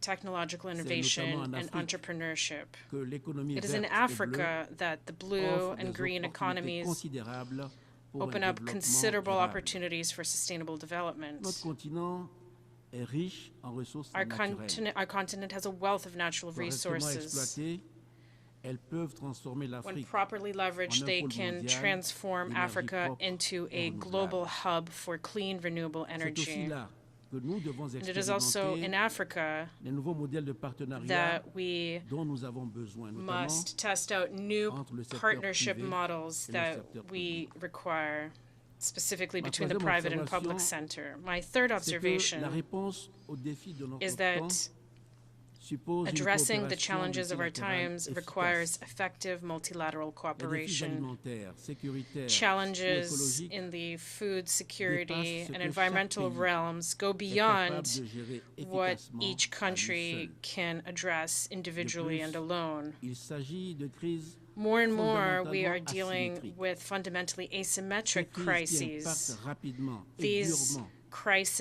régions du monde quickly and qui ne sont harshly pas affect directement responsables regions de of the leurs world that causes. are not directly responsible for the C'est pourquoi causes je of those redis crises. ici ma conviction That is profonde. why I reiterate my D'abord, deep face à ces conviction. menaces globales, il n'y a d'avenir meilleur pour les First, générations actuelles et futures que dans l'action given these collective global et coordonnée de threats, nos États. the only way to ensure a better future ensuite, for current and future cette action generations collective is to doit take se collective and doit se coordinated mener action by à states, l'intérieur des and cadres politiques mondiaux rénovés. this action, this Ceci est collective vrai action must be en carried out particulier as pour nos part efforts of d'adaptation et de revitalized global résilience political climatique. frameworks. L'Afrique This is in est l'une des particular true for our régions les plus efforts when it comes to vulnérables climate adaptation aux and effets du resilience. changement climatique. Africa is a Et region cela, that is one of the most vulnerable bien to que the nous impacts of contribuions le climate moins change. aux émissions de gaz à effet de Even serre. though Africa as a continent contributes Les the least effets to greenhouse gas délétères emissions, en Afrique du changement the climatique harmful impact en of climate termes de change sécurité seen in Africa in alimentaire terms of food et ses security conséquences migratoires and the ne peuvent migration être sous-estimées. challenges that this causes cannot be Si nous n'y underestimated. veillons pas, la If question we do nothing, environnementale sera à l'origine the de grandes vagues de migration issue vers le of nord, the ce qui, à environment will l'évidence, lead to major en fait un waves of sujet commun. migration towards the north, which Mais ce besoin d'action is collective clearly est something vrai that is a aussi common du concern. défi de la paix et But de la this need sécurité. for collective action is also true when it comes to the Et ce challenge of défi peace non and plus security. ne peut pas être, And ne that peut plus challenge être le fardeau des is seuls Africains. also a burden that can no longer be carried Afrique by de l'Ouest, Africans alone. nous In faisons Western face Africa, we aux menaces persistantes face du terrorisme. the persistent threat of Selon terrorism. moi, In my la view, réponse repose the sur answer une to this combinaison de dialogue requires inclusif, a de réformes combination of sécuritaires inclusive et dialogue, d'initiatives de security développement reform, économique and economic development initiatives that would address and eradicate the root causes of violence. But we cannot tackle all of these challenges alone. Multilateral cooperation is necessary in order to face this collective threat. We all know that development, the climate transition and security have all become issues that need to be tackled in a multilateral manner. But to do this, we must first refashion our model for international cooperation. And this brings me to my last observation. We cannot strengthen international cooperation without a new model for partnerships that is more equitable and more respectful towards African states. We urgently need to rethink our model of multilateralism in order to rebalance efforts in the context of international cooperation. And in that context, our continent, Africa, deserves particular attention. First of all, there needs to be more respect, dignity for African states on the international stage. It is time to recognize that we are strategic actors in our own right, capable of making a major contribution to global efforts towards peace, sustainable development, and human dignity. Respect for human dignity is not only a principle that must guide our daily actions within our borders. The respect for and dignity of our peoples must be recognized through their representation and the elevation of their voice, which must be heard and respected in international fora. And finally, we require a new model of international cooperation that is more broadly based on localization. Externally imposed so-called universal solutions can, it is true, have some advantages, but they do not always work. Despite the efforts made in recent years, international aid often remains disconnected from the needs and the capacities of the populations that receive this aid. Localization must be a major commitment to recognize local expertise while allowing states to play their rightful role in defining priorities and implementing programs. Togo is resolved to play a leading role in this transformation, and I call on all international stakeholders to support a more equitable and respectful cooperation. Excellencies, ladies and gentlemen, Africa is ready. It is ready to play its rightful role on the international stage, but it seeks to be respected, listened to, and supported in its efforts in an equitable way. Together, let us work on building a world where each nation and each individual can live in dignity, in harmony with others, and with our planet. I thank you. On behalf of the Assembly, I wish to thank the President of the Togolese Republic. The Assembly will hear an address by His Excellency Bassirou Diomaye Diakhar Faye, President of the Republic of Senegal. I request protocol to escort His Excellency and invite him to address the Assembly.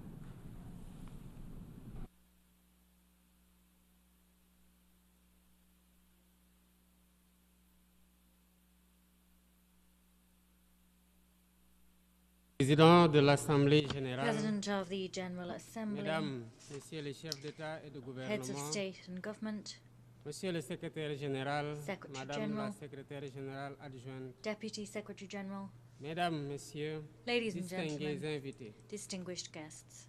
Avant tout propos, je At voudrais the saisir outset, cette I wish tribune to take pour this saluer à opportunity nouveau la to mémoire de once mon again pay compatriote, tribute to the memory of my Amadou Mahtar fellow Mbow, countryman, qui vient de nous Amadou quitter. Tango, who has just left Ancien us, directeur général de former l'UNESCO General Director de of Director General 1974 of à UNESCO 1987, Until 1998, he was an eminent statesman and a staunch Pan-African defender of independence. I wish to congratulate Mr. Philomène Yang on his election to the presidency of this United Nations General Assembly. I also congratulate his predecessor for the contribution he made to the implementation of our common agenda.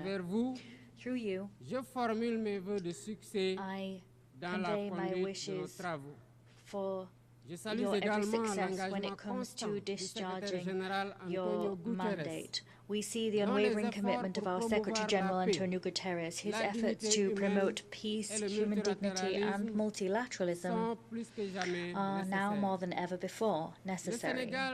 Senegal once again expresses its full support for his mandate in these times of global turbulence. As I take the floor before you today,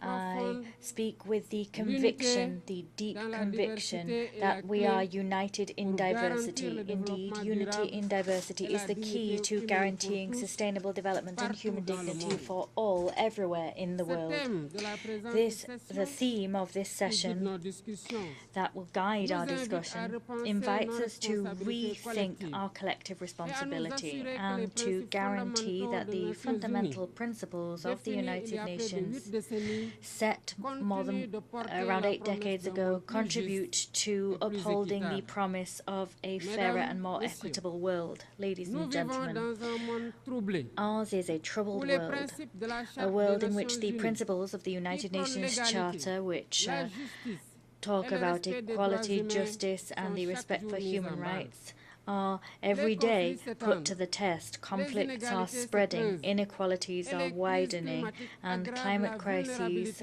are rendering millions of people throughout the world even more vulnerable than they were before. Moreover, we are witnessing a worrying trend to call into question multilateralism at a time when humankind needs it more than ever before. The world must stare the truth in the eye. The ideals that we swore to defend are being trampled upon in all 4 corners of the globe, whether we're talking about Gaza, Tel Aviv, Dakar, or elsewhere. All human beings are equal in dignity, dignity which transcends borders, cultures, and religious affiliation. It is incumbent upon us all to ensure that this dignity be protected and respected for all human beings, regardless of who they are. This duty is the very essence of the United Nations. However, every day we see international law as the very foundations of international peace is violated. Resolutions adopted by this General Assembly are treated with flagrant disregard. We have repeated violence. The principles of the UN Charter are kicked to the corner, and we see the undermining of this very house of peace. Never before the foundations of the United Nations have been as shaky as they are now. We're seeing violence, fear, and uncertainty being sown. If we wish to vanquish the spectre of war and usher in a better world, well, it's high time to change our paradigms. It's high time to put human beings at the heart of our international agenda, as we're invited to do by the theme of this session. President, ladies and gentlemen, we no longer wish to stand idly by and watch the tragedy in the Sahel play out. Terrorist groups there are sowing terrorism. They're pillaging, they're killing innocent civilians. This region was once stable, and now it is in the grips of daily violence. At the same time, the United Nations, specifically the Security Council, it remains inactive all too often. Moreover, we can't allow the Sahel to become the theatre of foreign rivalries, clashes between which do nothing other than destabilize the region. Here, I must remind you that The peace and security of Africa are inextricably linked with global peace. It is vital that the Security Council better play its role as a guarantor of international peace and security. Once again, let me say that Senegal is deeply concerned by the tragic situation playing out in Palestine. Entire generations have grown up in Palestine in the shadow of oppression. They are deprived of their fundamental right to a viable state. Senegal, as president of the chair of the Committee on the Inalienable Rights of the Palestinian People, calls for an immediate, lasting ceasefire. We reiterate our support for the two-state solution, with East Jerusalem as the capital of Palestine, in accordance with the relevant resolutions of the United Nations. This war spares no woman, no child. It does not spare vital infrastructure and is an open wound on the international conscience. It's vital that international humanitarian law be restored in all conflict zones. It's vital that the United Nations fully play its role as mediator and guarantor of peace. Ladies and gentlemen, peace is not simply the absence of war. Peace is also every human being having the possibility of living in dignity, the possibility to feed themselves, have accommodation, get an education, and to receive health care. And yet, today, more than 750 million people are going hungry, and 1 million every day live in abject poverty. These figures are drawing the world ever further away from achieving the SDGs set for 2030. We can no longer allow mechanisms for global governance continue to reproduce these inequalities. It's high time to do away with a dog-eat-dog world and to build a new global contract based on solidarity and cooperation. This social contract must include major reforms to address political, economic, and the environmental challenges of our age. Firstly, it's vital that we safeguard and strengthen multilateralism as the unique framework within which we can achieve and protect international peace and security. Doing that involves an urgent reform of global institutions, namely the Security Council, the IMF, the World Bank, so that these institutions become more inclusive and reflect the economic and geopolitical realities of our time. The African continent, in particular, must have a more meaningful place in these decision-making bodies. Secondly, it's high time to repair the economic injustices which hinder the development of many countries in the global south: illegal trade, tax evasion, illicit financial flows, and abusive tax systems harm developing countries, namely in Africa. These injustices must be corrected in order to allow all countries to fully participate in global trade and to benefit from economic growth. Third, it is vital that we resolutely work to tackle climate change. We must do that by respecting the principle of common but differentiated responsibility. The industrialized country historically responsible for mass greenhouse gas emissions must step up their efforts to finance a just and equitable energy transition which does not penalize developing nations. We must, as an absolute imperative, protect our planet without sacrificing the rights of the most vulnerable nations to continue their development. Fourthly, we must thwart any attempts to impose unilateral ways of existing and civilizational models. Since its independence, Senegal has staunchly defended the equal dignity of cultures and civilizations. This diversity must continue to be the cornerstone of the peaceful coexistence between peoples. No nation should impose on others its practices or its values as universal. The respect for difference is the very foundation of peace and stability throughout the world. Ladies and gentlemen, Senegal is staunchly committed on this path. We've chosen to build a state wholly focused on sustainable development with ambitious initiatives in terms of clean energy, food sovereignty, and transparent governance. However, we know that to be successful in those endeavors, we need collective action and international solidarity. No country, however powerful it may be, can alone address the challenges threatening humankind. As such, we must act together, united in our diversity, to usher in a future in which human dignity is protected, where justice prevails, and where prosperity is shared. It is through cooperation and mutual respect that we will overcome the crises shaking the very foundations of our world. I thank you. On behalf of the Assembly, I wish to thank the President of the Republic of Senegal.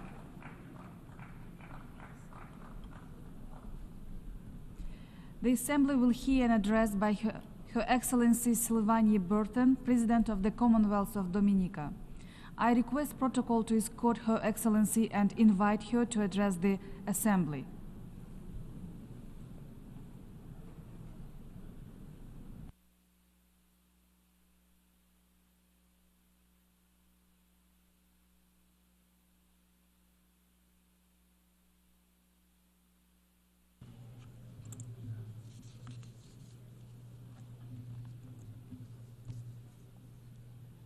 Madam President, Mabrika Mabrika, I greet you in the language of my Kalinago people, the first people of the Caribbean, of whom I am proud to call my ancestors. I proudly bring you warmest greetings from the citizens of the nature island of the Caribbean and the homeland of Olympian gold medalist Thea Lafont-Gadson, the Commonwealth of Dominica. It is an extraordinary honor to address this august body in my capacity as the first female president of the Commonwealth of Dominica and as the first president of indigenous descent. Madam President, our organization was born out of the need to enable dialogue and facilitate cooperation among its members to avoid international conflict. Over time, however, our understanding of human development's contribution to peace building and civilization has improved to the point where cooperation to enhance the human condition now lies at the core of our organization's work. Madam President, progress in many spheres of human endeavor is not equitable, and deliberate action is required to ensure that the most vulnerable among us, namely women, boys, girls, the physically challenged, and senior citizens, are brought from the shadows of neglect and into the light of opportunity. In essence, Excellencies, though we are a small nation, subject to the many challenges of growth and development, we insist that we continue to be our brother's keeper and join our voice with those who believe that no one, regardless of location, race, ethnicity, gender, or religion, no one is left behind in the relentless pursuit of advancement.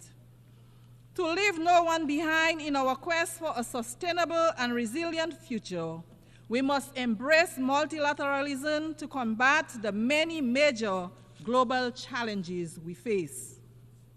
Madam President, we remain concerned that despite the resources and publicity given to UN Agenda 30, its outputs so far do not inspire confidence that we are on track to realize the much heralded goals.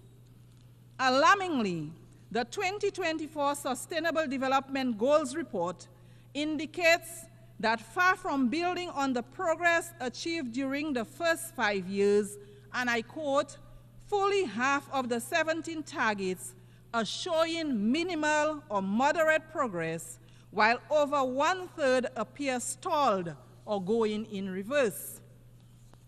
It is therefore the hope of my government and the Caribbean community, of which we are proud members, that this assembly will be known as the forum at which the United Nations family rededicated itself to ensuring that the SDGs remain central to our claim, that our civilizations are caring and progressive, and that our collective management, scientific and diplomatic capabilities will be assigned to ensuring that the well-being of the present and future generations is guaranteed. Madam President, for example, despite SDG 3, good health and well-being, the growing burden of non-communicable diseases, NCDs, is an urgent crisis that calls for unified and aggressive approach by all global leaders. The World Health Organization, WHO, concludes that NCDs such as cardiovascular disease, diabetes, hypertension, cancers, and chronic respiratory diseases account for 75% of all deaths worldwide. These diseases not only shorten individual lives, but also imperil the future of our societies, our economies, and our shared global development goals. The fight against NCDs is not one that any nation, particularly a nation as small as ours, can win alone. That fight requires strong leadership, innovative strategies, and collaboration at every level. In Dominica, we have made significant progress in enhancing our healthcare system to better meet the needs of those at risk or living with NCDs. I had the opportunity to share Dominica's perspective, vision, and action on non-communicable diseases with the global group of heads of state and government for the prevention and control of non-communicable diseases at the 3rd annual gathering held here yesterday at the UN headquarters. Dominica is proud to play its part in this global effort, and we remain committed to working with international partners to share knowledge, resources, and best practices in the fight against NCDs. Madam President, we stand today at a critical juncture in human history. Climate change, as we know, is not just an environmental challenge. It is a threat to every aspect of life as we know it. For Dominica, as for many small island developing states, this is not a distant or abstract issue. It is a daily reality. We have said it time and time again. We see it so vividly year after year that our communities are on the front lines, facing intensified hurricanes, devastating floods, and prolonged droughts. We recall our own devastation in 2015 with Tropical Storm Erica, which wiped out 96% of Dominica's GDP. And then again in 2017, against the deadly Hurricane Maria, which destroyed over 225% of Dominica's GDP in a matter of hours, mere hours. That is why this year we watched in agony as Hurricane Beryl swept through the island states of St. Vincent and the Grenadines, Grenada, Barbados, and Jamaica. Madam President, these tragic occurrences embolden us to state firmly that the time for rhetoric has long passed. Business as usual simply will not suffice. We need urgent, bold and decisive action to limit global warming to 1.5 degrees Celsius, as science clearly dictates. But to do this, we must drastically reduce emissions, boldly honor financial commitments, and build critical resilience infrastructure in regions particularly vulnerable in relation to climate change.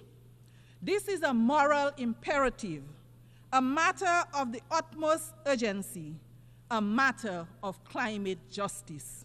Our future depends on the decisions made in these halls.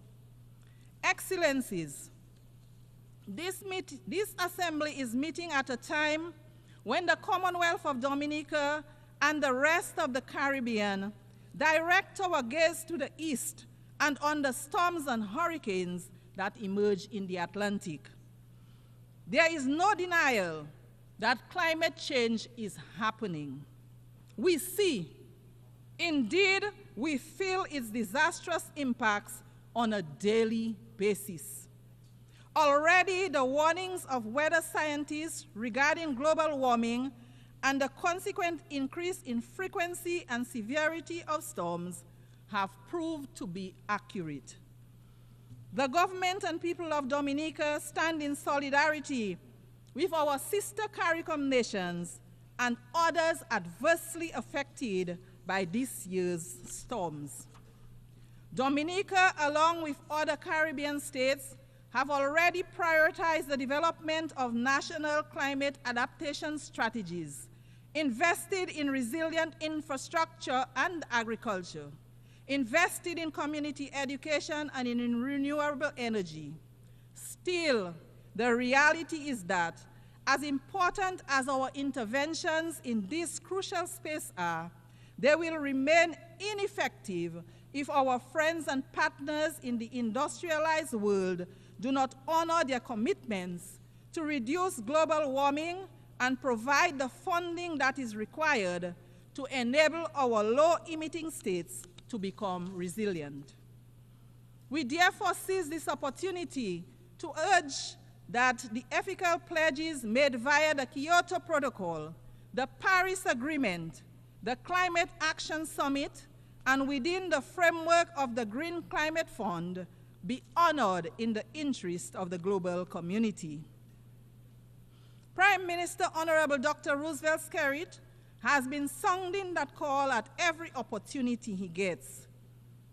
We are sounding that call again at this assembly. The high-emitting countries need to recognize and accept responsibility for their destructive practices and do the noble thing. We will not relent until they do. Madam President, our world is at the crossroads. Now more than ever, leadership at every level matters. My delegation is of the firm view that the fundamental principles of the UN Charter must be respected, no matter which member state may be under scrutiny. Madam President, this is no source of joy to my delegation, but these critical times demand that important truths be spoken frankly. Madam President, a glaring hypocrisy clouds this august body. When right seems to pass as wrong, wrong seems to pass as right, depending on which member state is being impacted. This practice of might makes right must be discontinued. Madam President, my delegation remains deeply concerned about the ongoing conflicts, particularly in Ukraine, the Middle East, and Sudan, among others. We recognize the crucial role of peace in human development. We are convinced that war is futile. It is this conviction that impels us to urge that the fullest support be given to those entities that are engaged in promoting peace and reconciliation in the Middle East, Ukraine, and Sudan, Just a few examples of locations where war is setting back the human development gains achieved over the years. The continuing loss of innocent lives, particularly innocent lives of the most vulnerable among us, namely the innocent lives of women and children, is of dire concern. There is no winner in these conflicts. And if history has taught us anything, it is that the cost to rebuild after such terrifying and inhuman conflicts is extremely prohibitive. To this end, as long as these conflicts persist, my delegation will not cease to echo the call for an urgent end to these conflicts which have decimated the lives of so many innocent ones. Madam President, we stand in solidarity with the people of Haiti and insist with the other CARICOM member states that the current crisis being confronted by our sister CARICOM state in no way nullifies the entitlement of its people to the recognition of their sacred sovereignty and their right to be central in the search for a fair and durable peace. The government of Dominica remains convinced that the present challenges faced by our sister CARICOM state are in part related to the glorious contribution Haiti made to the quest for justice and freedom in our region and the world. Indeed, the current complexion of this august body would have been unimaginable without the heroic struggles of the Haitian people. As such, the crisis in Haiti is much more than a Caribbean crisis, even if the solution is an obligation that all of the Caribbean states accept wholeheartedly. My delegation therefore unreservedly supports the position of CARICOM on the situation in Haiti, a position that rightly calls for a Haitian-led and owned transition process to bring across systematic changes to our fellow CARICOM member state. It is high time. The heroic sacrifices of Haitian blood and treasure that opened the door to the liberation of so many of our countries, making it possible for us to be members of this august body, deserve no less than the abundant peace and prosperity of the wonderful Haitian people. It is, Madam President, in this same spirit that we welcome the installation of the interim government under the leadership of Dr. Gary Conil and the swearing in of a new cabinet of ministers on June 12th. This process of normalization of life for the people of Haiti has been nothing if not daunting. However, with the support of the international community, there is a glimmer of hope, the dawning of a new day as progress is being made. We remain ever optimistic that ordinary Haitian citizens will once again be able to live, work, and feel at peace in Haiti, an outcome they so richly deserve. Madam President, no mention of this glimmer of hope for the Haitian people would be complete without recognition of the strategic support of the Kenyan volunteers, who have played a major role in bringing the security situation under some measure of control. The Kenyan people standing so closely in the struggle for peace and prosperity with the Haitian people is as natural gets, because their stance echoes the ancestral and historical connections that we share, as well as the imposition history placed upon us to struggle for our liberation. We therefore thank the government and people of Kenya for their mighty effort. We thank also the United States of America and Canada for their generous support for the effort to stabilize Haiti. We also thank the other states which have made and pledged their support to Haiti towards the restoration of an environment conducive to peace and development. Recognition is also due to those who made material contributions to this effort. We urge member states who have pledged financial support to honor those pledges so that the humanitarian gaps can be closed and the food crisis can be resolved.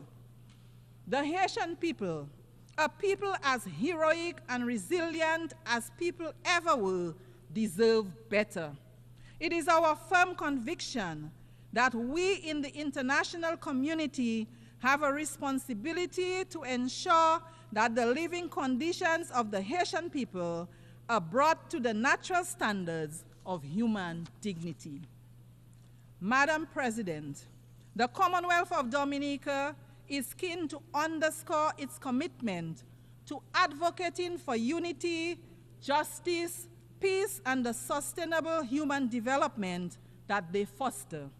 In this regard, we continue to urge that the long-running economic embargo against the people of Cuba be set aside. It hurts the people of Cuba as well as the image of its sponsors. The trade embargo imposed against our brothers and sisters in Cuba continues to be of great concern to us in the Caribbean. Its lifting grows increasingly urgent. Therefore, the Commonwealth of Dominica once again joins the voices of the overwhelming majority of members of this global organization to call for the immediate lifting of trade restrictions and export bans imposed on the good people of Cuba. They are unjustified, they are unjustifiable, they are antiquated, they belong to a bygone era. They should cease to exist. They fall, in our view, within the grand narrative of yet another Caribbean people's struggle for liberation.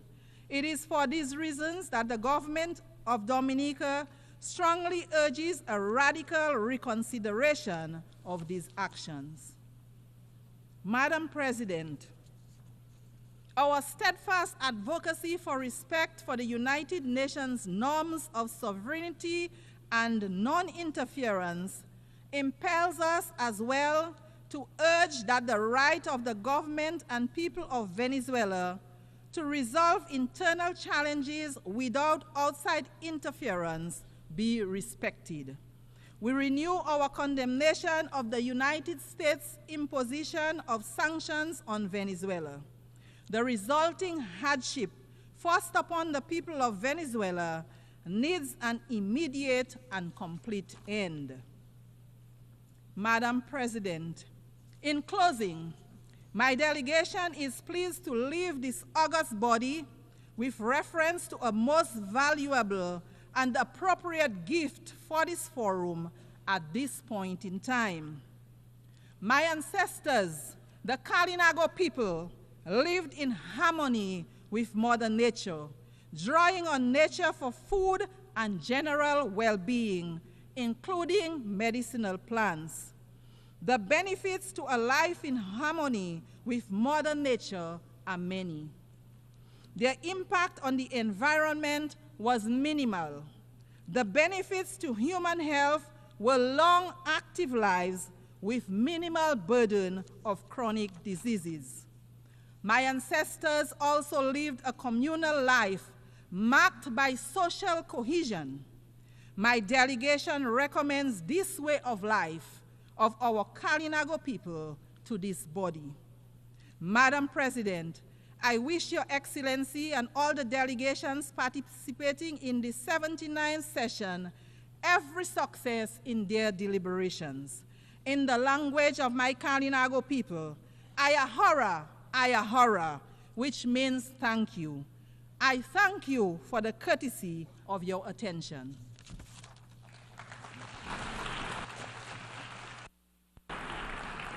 On behalf of the Assembly, I wish to thank the President of the Commonwealth of Dominica.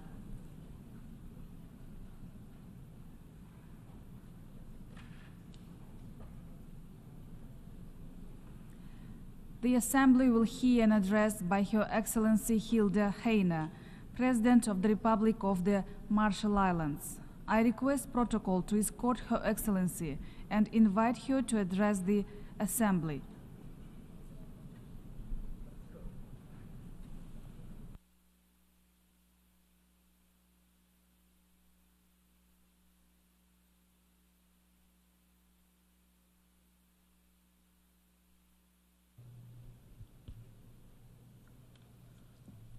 Madam President, Mr. Secretary General, Excellencies, I bring you warm greetings of Yahweh on behalf of the Republic of the Marshall Islands.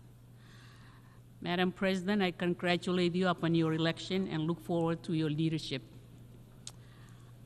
Madam President, we cannot ignore that our common multilateral progress is failing us in the hours of greatest need. Perhaps most at risk are human rights, the fundamental freedoms which must be afforded every citizen of this planet. This accountability applies to all, without exception or double standards. The Human Rights Council must also work towards a balanced agenda, an inclusive approach to human rights within our diverse global setting. Our own unique legacy and complex challenges with nuclear testing impacts, with climate change, and other fundamental challenges informs our perspective that the voices of the most vulnerable must never be drowned out. These convictions are why the Marshall Islands is a candidate for UN Human Rights Council term 2025 to 2027. With the endorsement of the Pacific Islands Forum leaders. Madam President, for nearly a year, nations around the world have expressed grave concern regarding extreme violence in Gaza and Israel, not just the horrific events which led to this grave conflict, but also the disproportionate and devastating response visited upon an innocent civilian population. Madam President, as we look forward to next year's UN Oceans Summit in France, it is vital that the international community takes action to protect the health and biodiversity of our oceans. The youngest and future generations of islanders must not be robbed of the benefits we know today. Without sustainable ocean ecosystems, the economy, stability, and cultural identity of our region will collapse. Through regional institutions, our island nations are defining sustainable fisheries and changing the global market. Our distant fishing partner nations at the Western and Central Pacific Fisheries Commission, many of whom are also global superpowers, need to place long-term sustainability ahead of immediate commercial goals. Illegal, unregulated, and unreported fishing is not just a threat to our own economic future, but also global food security. Madam President, the world needs to ensure that the high seas seabed is not stripped of its unique biodiversity before we even document it. Without a clear-eyed scientific understanding of impacts and risks, the world's oceans are too fragile to turn into a speculative experiment. The Marshall Islands joins the growing chorus applying a precautionary approach towards high seas mining, at least until there is adequate and meaningful agreement at the International Seabed Authority on binding environmental measures and the mining code. Madam President, sea levels have risen, and we are too late to prevent them from eating away at our shores. But we must also be clear. We will not be wiped out off the map, nor will we go silently to our watery graves. Sea level rise poses a threat to long-term ability to to remain in our islands and to our fundamental security as a nation and within our ocean-locked Pacific Island region. But for small island developing states, our stability and legal identity remains fixed in the future, just as it is now. The Marshall Islands strongly supports the recent declaration of the heads of state and government of the Alliance of Small Island States on sea level rise and statehood, and we urge other nations to join us in support. The Marshall Islands welcomes this year's high-level meeting on sea level rise and the ongoing work of the International Law Commission as an opportunity to engage on complex multilateral questions, even where SIDS have already established state practice. Madam President, we must do all that we can to prevent further melting of the cryosphere. By February next year, every nation on Earth has committed to putting forward new nationally determined contributions that set out how they'll reduce emissions to keep global temperature rise below 1.5 degrees Celsius. We need governments to show both ambition and cooperation, as we all agreed last year, to triple renewable energy deployment, double energy efficiency, and most importantly, to accelerate the transition away from fossil fuels and end the subsidies that support them. Despite this, we have seen some of the planet's wealthiest countries break their pledges as they double down on fossil fuels. This failure of leadership must stop. There must be no new coal mines, no new gas fields, and no new oil wells. The financial needs of this energy transition for adapting to climate impacts and for repairing the rising loss and damage are in the trillions of dollars. In Baku later this year, we will decide whether that money is made available to developing countries. We must see vastly increased contributions. We must also find money wherever we can. Instead of rewarding some of the richest and most polluting businesses on the planet, we should repurpose these funds to the rollout of renewables and to directly supporting the poorest and most vulnerable. Right now in the IMO, Pacific Island negotiators are leading efforts to agree on a universal greenhouse gas levy, which gives the right incentive to drive decarbonization of the shipping industry and raises revenue in the billions, a portion of which should be used to address the climate impacts from shipping pollution and help build resilience in vulnerable countries. I urge every country to join us. The Marshall Islands emphasizes the importance of the advisory opinion from the International Tribunal for the Law of the Sea regarding the marine environment from climate-driven pollution. We look forward to the advisory opinion from the International Court of Justice regarding the climate obligation of states. Madam President, the Marshall Islands experienced 67 known atmospheric nuclear tests between 1946 and 1958, resulting in an ongoing legacy of death, illness, and contamination. The impacts are handed down generation to generation. These impacts continue to challenge our human rights. In our culture, our identity is our land.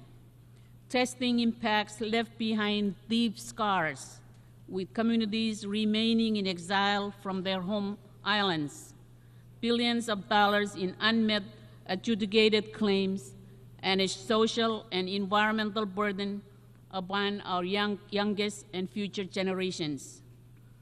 To help ensure nuclear risk is eliminated, the Marshall Islands is working towards accession to the 1963 Partial Test Ban Treaty, as well as the Treaty of Rarotonga and its nuclear-free zone. Madam President, we did not choose this nuclear fate. It was chosen for us. UN Trusteeship Resolution 1082 and 1493 were adopted in 1954 and 1956 respectively, despite petitions to the contrary by our Marshallese leaders. These tests were undertaken by the United States, acting as the United Nations administering authority. These resolutions remain the only time in which any UN organ has ever explicitly authorized the detonation of nuclear weapons. We cannot undo the past, but as a United Nations, we owe it to ourselves to make amends through the adoption of a resolution which formally apologizes for the failure to heed the petition of the Marshallese people. By doing so, all of us will begin the process of healing and to reestablish faith and trust in this institution. Madam President, our strong work on human rights and nuclear testing impacts is a fundamental and foundational effort to address transitional human rights, and we call attention to document HRC/57/77, the report of the UN High Commissioner for Human Rights on the nuclear legacy in the Marshall Islands and its human rights impacts. In particular, I emphasize my nation's unequivocal support for the High Commissioner's important conclusions and recommendations on further action for my own government, for the United States, and for the United Nations. Madam President, as a nuclear-affected state, we seek to work with other affected nations and peoples, including Kiribati, French Polynesia, Australia, Algeria, Kazakhstan, North Korea, and the Xinjiang province of mainland China, and within the United States.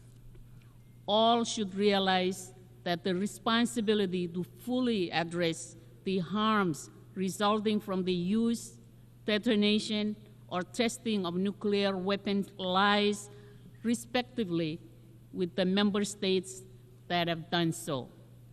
This is the basis of UN General Assembly Resolution 78/240 on victim assistance and environmental remediation.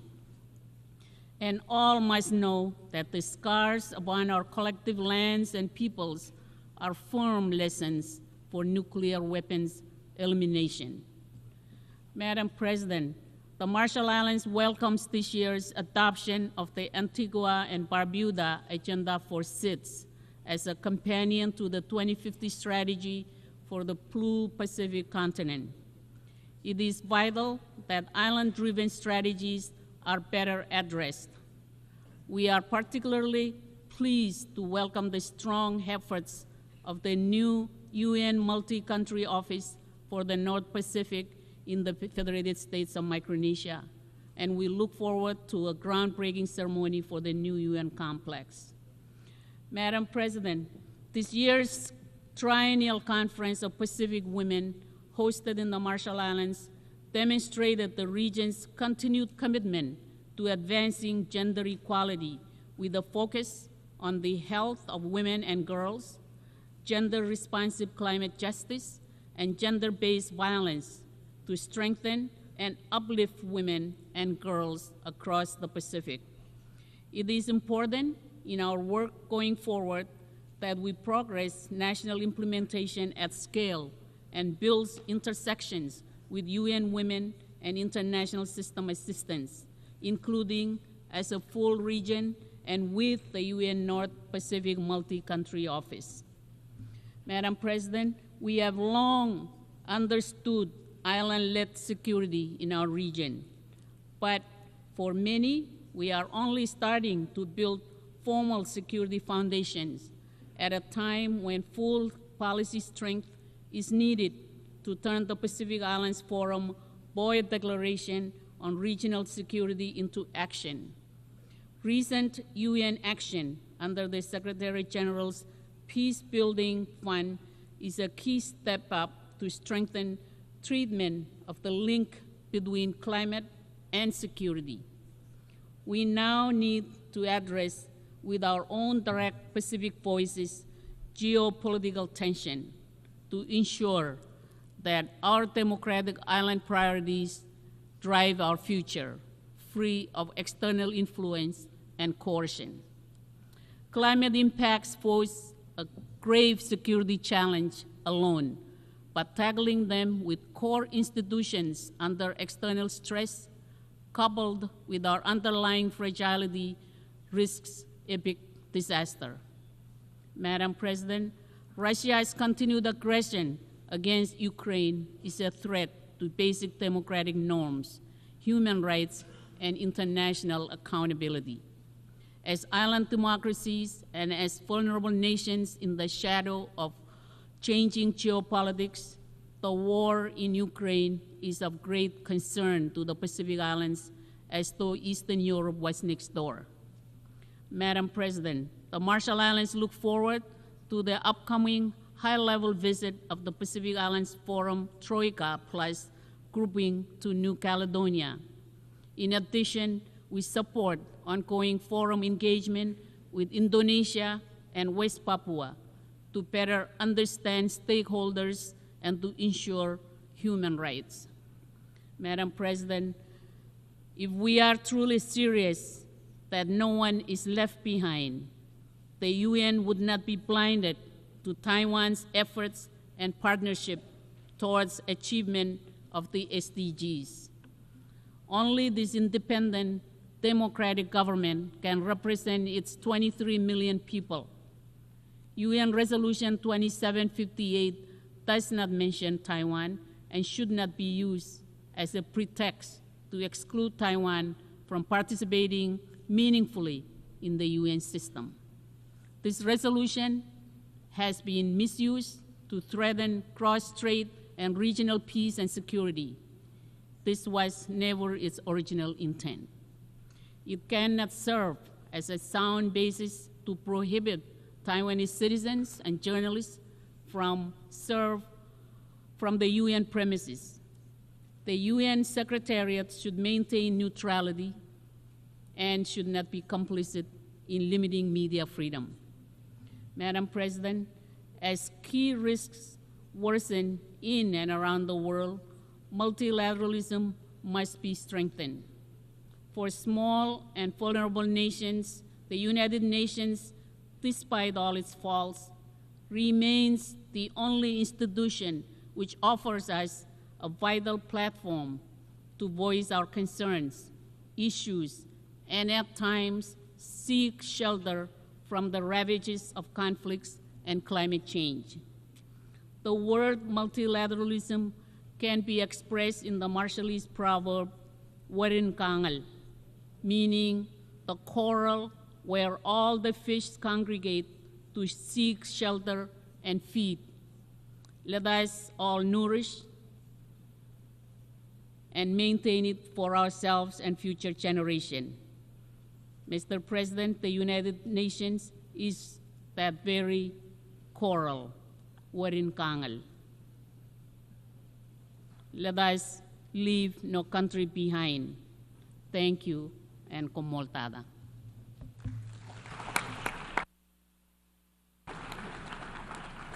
On behalf of the Assembly, I wish to thank the President of the Republic of the Marshall Islands.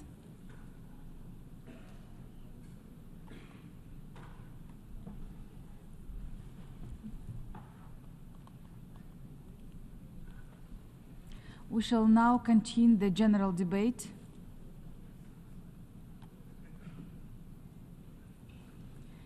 The Assembly will hear an address by His Excellency Irakli Kabahidze, Prime Minister of Georgia.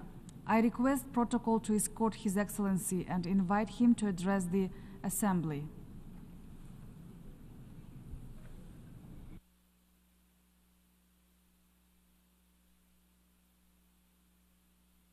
Madam President, Mr. Secretary General, esteemed colleagues, ladies and gentlemen, dear friends of my country, it's a great honor to be with you today to address so many different nations of the world. We are a government that believes Georgia inherently deserves to be a peaceful, stable, and developed country. With this in mind, over the last decade, we have ensured that Georgia develops along this trajectory. We have made some tough choices and were never afraid of the challenge. We never chose an easy path, and we always prioritized our nation and our people. As a result, we are reclaiming our nation's pride, the pride and dignity that a country with 3,000 years of history deserves. We gather here in times of unprecedented global challenges, when interlinking crises of escalating conflicts, climate change, and rising humanitarian needs remain complex. These challenges require bold actions. Georgia has never been afraid of bold actions. The last couple of years have been difficult for our region. While we should be concentrating on global challenges such as development and problem solving, the ongoing war in Ukraine has caused an unprecedented level of uncertainty and a humanitarian crisis. I would like to underline once again Georgia's support for the sovereignty and territorial integrity of Ukraine within its internationally recognized borders remains firm and unwavering. Understanding the first-hand importance of peace, we have led the effort to transform our immediate South Caucasus region from a region of conflicts into a region of opportunities. We welcome the process of peaceful settlement between Armenia and Azerbaijan, and in particular, the efforts aimed at normalizing relations with neighboring countries. We have been and are willing to provide a regional cooperation format that will support collaboration and trust building between countries to make sure differences are left in the past and that we move forward together to capitalize on all the resources and advantages our region has to offer the world. Georgia's strategic location, serving as a natural bridge between Europe and Asia, makes Georgia the shortest route between East and West. With our sea access and strong relations with China, as well as Central Asian countries, Georgia is a key player in the regional and broader Eurasian context. We are a hub not only for the exchange of goods, but also for energy transit and much more. Georgia ensures that 7 landlocked countries of the South Caucasus and Central Asia are connected with the rest of the world via our port infrastructure, which we are committed to further developing with the soon-to-commence Anaklia deep-sea port construction. If you look at the political map, Georgia is the single safest and most reliable transit route to ensure the timely and efficient movement of goods and services. Our commitment to maintaining and enhancing our role as a reliable transit corridor ensures we are able to support our strategic partners in Europe with their energy security needs. By diversifying supply routes and investing in robust infrastructure, Georgia can offer additional predictability in East-West connectivity, especially within the framework of the Middle Corridor initiative.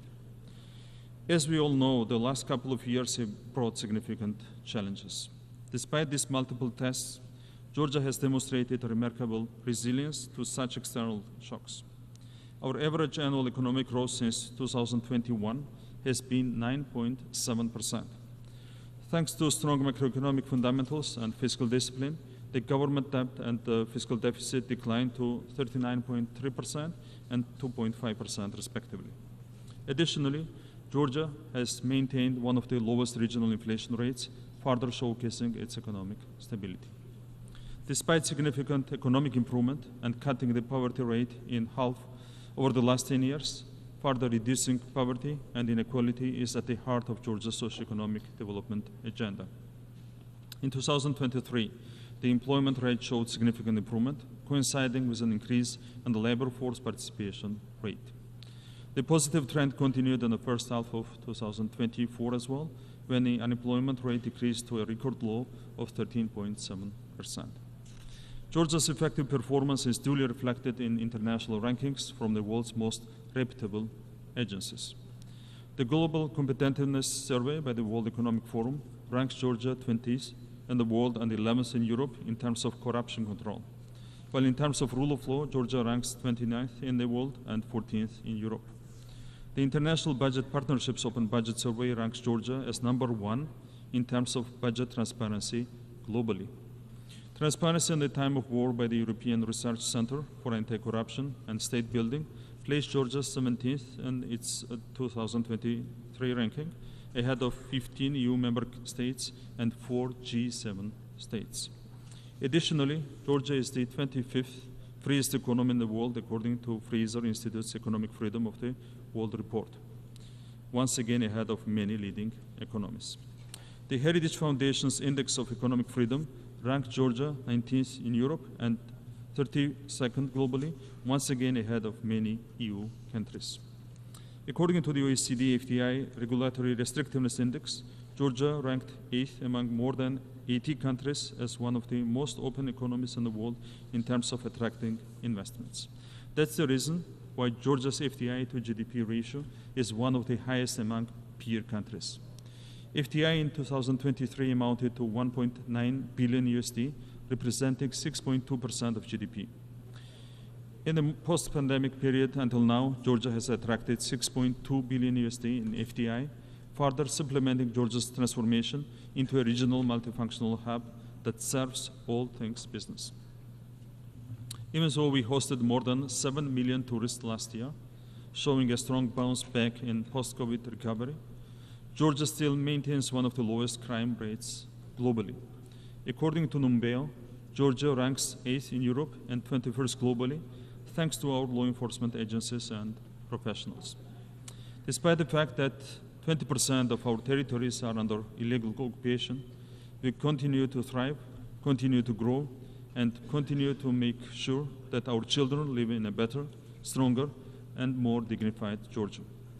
We are diligent and tireless in our quest to make sure Georgia is a country that every citizen is proud of. I want to use this opportunity to address our people on the other side of occupation line, in the Abkhazia and Skhin Valley regions. Whatever actions we take are done to help our people so that one day, with our children, we can live together in one happy, united, and developed Georgia. On this side of the occupation line, we will always meet you with an open heart. We have to rebuild all the broken bridges in our country. Dear colleagues and friends of my country, in conclusion, Georgia is at a pivotal point in its modern history, and we, as the government of the people, are determined to guide our country in the best interests of the nation, to make sure we overcome all our challenges and become stronger and more successful than ever before. We are optimistic that Georgia's desire to become a full-fledged member of the European Union will be achieved by 2030. As we look ahead to the future with a commitment to shaping a prosperous community together with our allies and partners, our united efforts will persist in supporting peace-building measures and sustainable development. In doing so, we will advance human dignity, not only for the citizens of Georgia today, but also for the well-being of all future generations to come. Thank you very much. On behalf of the Assembly, I wish to thank the Prime Minister of Georgia.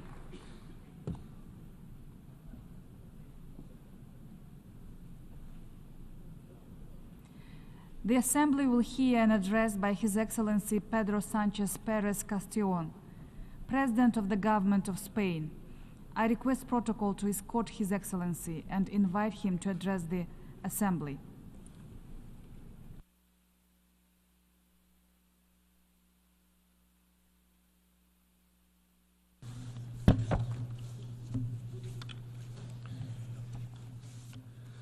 Señora Presidenta, Madam President, señoras y señores jefes de Estado, de Gobierno, heads of state and embajadores, government, embajadoras, ambassadors, delegados, delegadas, delegates.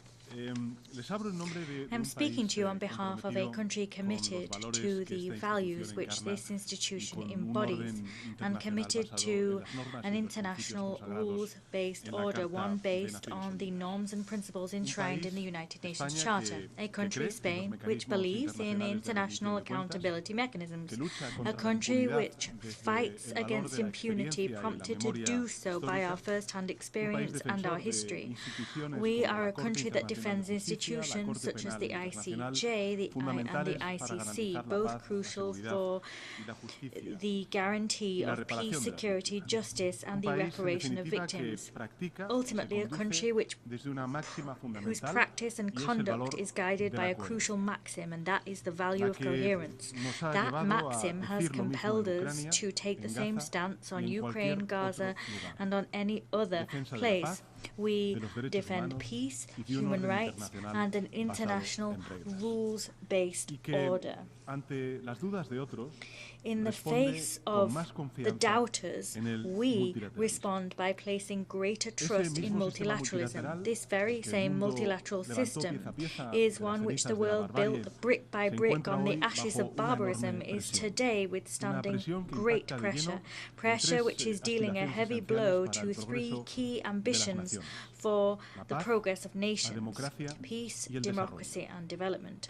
These are three aspirations: peace, democracy, and development, which cannot be achieved in isolation. One cannot be achieved without the other two. Peace is incompatible with tyranny. Democracy needs to provide well-being and development in order to earn legitimacy for what it is, the most advanced form of social and political organization that man has ever created. Peace without democracy is the peace of jails, prisons. Democracy without development and progress is a precursor to autocracy, as clearly evidenced by a past rich in lessons that we must never forget. Consequently, working actively for peace, the first of these three aspirations, is today much more than a moral imperative. It is instead an existential need.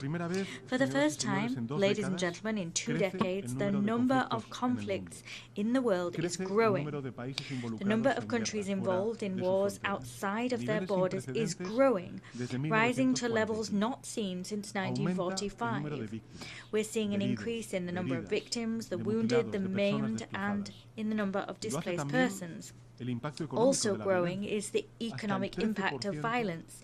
It today accounts for up to 13% of global GDP, according to some studies. That is, in other words, the equivalent of all the wealth created in 1 year by 180 countries combined. These figures are not only the expression of a major collective failure, as they do, but they are the symptom also of a global illness which is eating away at the foundations of a multilateral system and an international order based on principles and norms. These are principles which until just a short time ago seemed inviolable: the respect for sovereignty, political independence, and the territorial integrity of countries. These principles are being eroded in Ukraine, as we gather in this hall, indeed.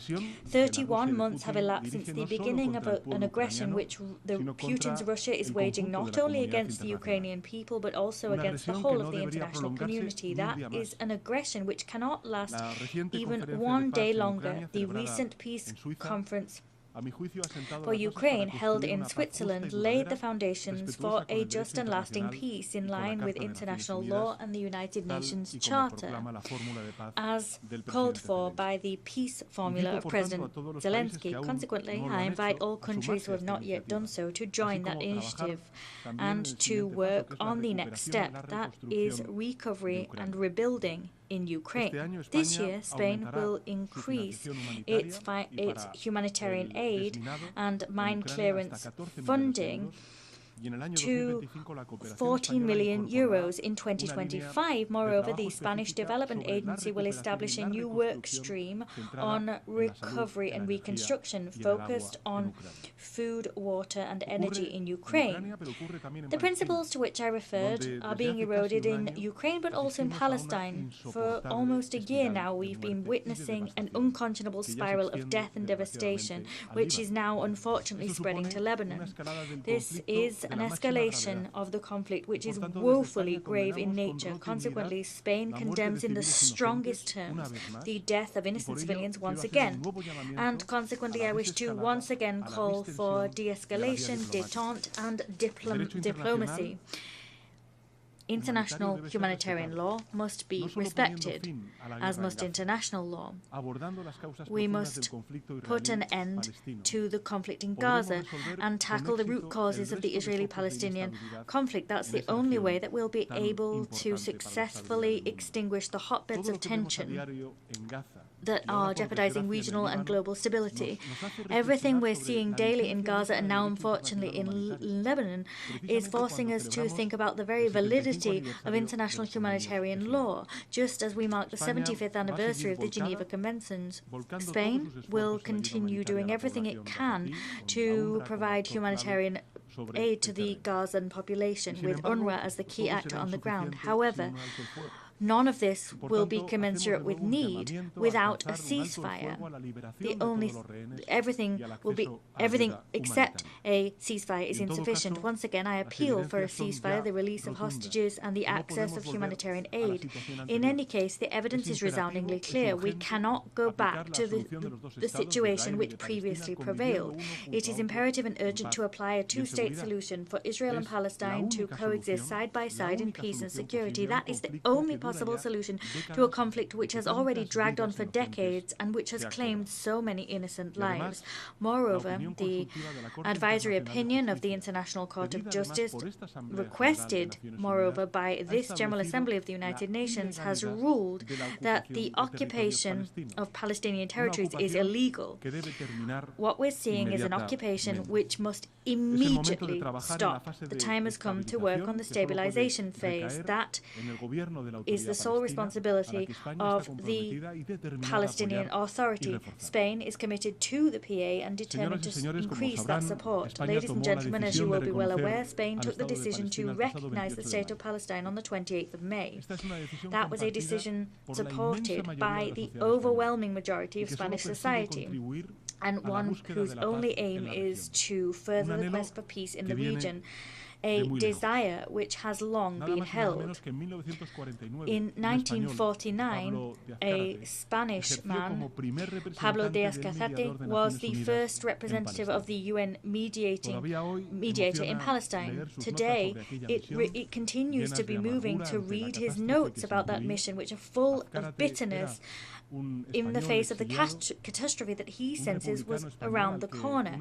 Pablo Azcárate, was a man in exile, a Spanish Republican that the dictator prevented from returning to his homeland.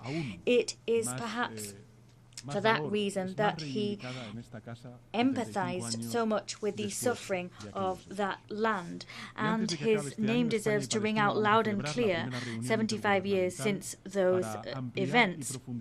This year, before the end of this year, Spain and Palestine will hold the first intergovernmental meeting to broaden and deepen our bilateral relationship. I also want to underscore the importance of the recent meeting in Madrid of the Euro-Arab Islamic Group to catalyze the peace processes and to allow the two-state solution to come to fruition. It is urgent that we convene the peace conferences with the parties in the international community. This is an initiative supported by more than 90 countries, and that is a peace conference which will allow us to revive the spirit of dialogue which prevailed in Madrid in the beginning of the 1990s, when the Israelis and Palestinians sat around the same table to negotiate. At such a complex juncture, I wish to reaffirm Spain's unconditional support for and commitment to peace. Demonstration of that commitment is the 670 Spanish troops deployed in UNIFIL under the command of a Spanish general. The work of peacekeeping missions is key in many arenas, such as in the Western Sahara. We will continue to support the special envoy of the United Secretary General to achieve a mutually acceptable solution which abides by law and which exists within the UN framework. But it's clear that beyond peacekeeping missions, we must tackle the underlying causes of conflict, as indicated by the new agenda for peace championed by the Secretary General. We resolutely support that agenda. With that in mind, the Indo-Pacific has become a center of gravity, and we must all contribute to maintaining peace in that region. We must all continue to demand the respect of basic principles of international law, such as the freedom of navigation at sea. Spain is willing to collaborate with to the work of partners to maintain stability and security. Ladies and gentlemen, while this turbulent landscape could cause us to lose heart, we can look at some projects such as the European project as an example of hope. No one would have imagined that in only a few decades we'd have seen such radical change in Europe's geopolitical landscape. Consequently, as part of the European Union, Spain is committed to that agenda for peace. In December 2020, Spain and the United Kingdom reached a bilateral agreement on Gibraltar, on something very important to Spain, that is Gibraltar, in the context of the United Kingdom's withdrawal from the European Union. We continue to work flat out and have done since then, now with a new British government, so that that agreement can lay the foundations for a future relationship between that territory and the European Union. We have every faith that as soon as possible we'll be able to reach an agreement between, or the EU and the UK will reach an agreement around Gibraltar. This agreement must be fully consistent with the UN doctrine on that territory. Of course, Spain fully aligns itself with that doctrine. Any agreement reached must be fully consistent with my country's legal position regarding the sovereignty and jurisdiction where Gibraltar is concerned. We must work to develop a prosperous area of social and economic development which encompasses Gibraltar in its entirety, including the Campo de Gibraltar. Together with the threats to peace, the world is facing a real risk of democracy being dismantled, and this brings me to the second aspiration that I want to touch upon. Rights that we thought acquired are today being called into question or undone. A reactionary global agenda is paving the way towards heated mistrust in institutions, polarization, and demands for the return of an invented past, as false as their proclamations. Democracy is waging a battle for its very survival. Let's be clear. We cannot give ground to our enemies. Democracy cannot. Democracy cannot hope to win this battle with its hands tied, because let's be clear, we're facing people who have no scruples. They are activists of lies, they are spreaders of fake news and hatred, and they're ready to tear societies in two to impose their regressive agenda. We must raise a shield to protect democratic institutions from those who deliberately seek to undermine them. We can no longer simply evoke the moral superiority of democracy. We need to correct mistakes, work on internal rejuvenation of democracies, and of course strengthen transparency and accountability of our democracies. We must also work to ensure that our citizens feel that democracy is close to them, something that belongs to them, that it is something alive, something living. With that in mind, Spain will champion that vision via our co-chairmanship of the Open Government Partnership that will hold its 9th Global Summit next year in Vitoria-Gasteiz. Against the backdrop to which I've referred, I think that the relationship between the EU and Latin America and the Caribbean becomes newly meaningful. These are two regions called upon to work together with a shared vision of the world. The unfortunate situation in Venezuela after the elections of the 28th of July is one of grave concern. I wish to once again reiterate Spain's unstinting commitment to democracy and the defense of human rights in that country. I wish to condemn any detention of or threat against political leaders. It is vital that the will of the Venezuelan people be respected. There must be a recount of votes in absolute transparency. This recount must be verified. I am convinced that we need more common arenas for dialogue. As such, Spain supports the holding of the next Ibero-American Summit in November in Cuenca, in Ecuador, and we will host the Ibero-American Summit in 2026. We will continue also to practice a feminist foreign policy. We'll do that to remain coherent and consistent with our past, because above all, to talk of feminism is to talk of human rights. Today I wish to say loud and clear that the time has come. The time to act is now. Both the Secretary General and the presidency of this Assembly, when new people are appointed to these posts, those people must finally be women. Spain supports and will firmly support the idea of men and women taking turns at the helm of this organization, and will work to put an end to a situation which is quite simply unacceptable. For peace and democracy to prevail, it is vital, ladies and gentlemen, to heed the third aspiration that I want to talk about, and that is the Sustainable Development Agenda. Democracy and peace gain legitimacy by their results. They gain legitimacy from their ability to provide well-being, to fight against inequalities in all their forms, and their ability to champion social justice, to promote the dignity of human beings. But it's not just a question of covering current material needs. It's also about doing that without compromising the ability of future generations to meet their own needs. It's about safeguarding the future of our children, and it's about linking development and sustainability and seeing that as an existential need, not simply a moral imperative. I'm not going to issue a fatalistic speech about the climate emergency. We are all well aware of the impact on migratory flows and the cost of not acting where climate action is concerned, but I'm not going to succumb to the melancholy of those that say that our battle is a lost one. I won't do that. Science is the answer. Science that puts the human being at the heart of our concerns, of its concerns, and it's science that today reminds us that there's only one alternative. We need to eliminate fossil fuels. There needs to be more renewable energies and more energy efficiency. If we follow this guide, not only is there light at the end of the tunnel, there are major opportunities for development and substantive improvements to global competitiveness. I know all of this from my own experience. More than half of the electrical energy produced by Spain last year came from renewable sources. And at this point in this year, this volume is already surpassing 60%. There's much, much more behind these figures than cheap, clean and affordable energy for millions of homes. There's also better and more employment in emerging sectors and more opportunities for territories that hitherto haven't had industry.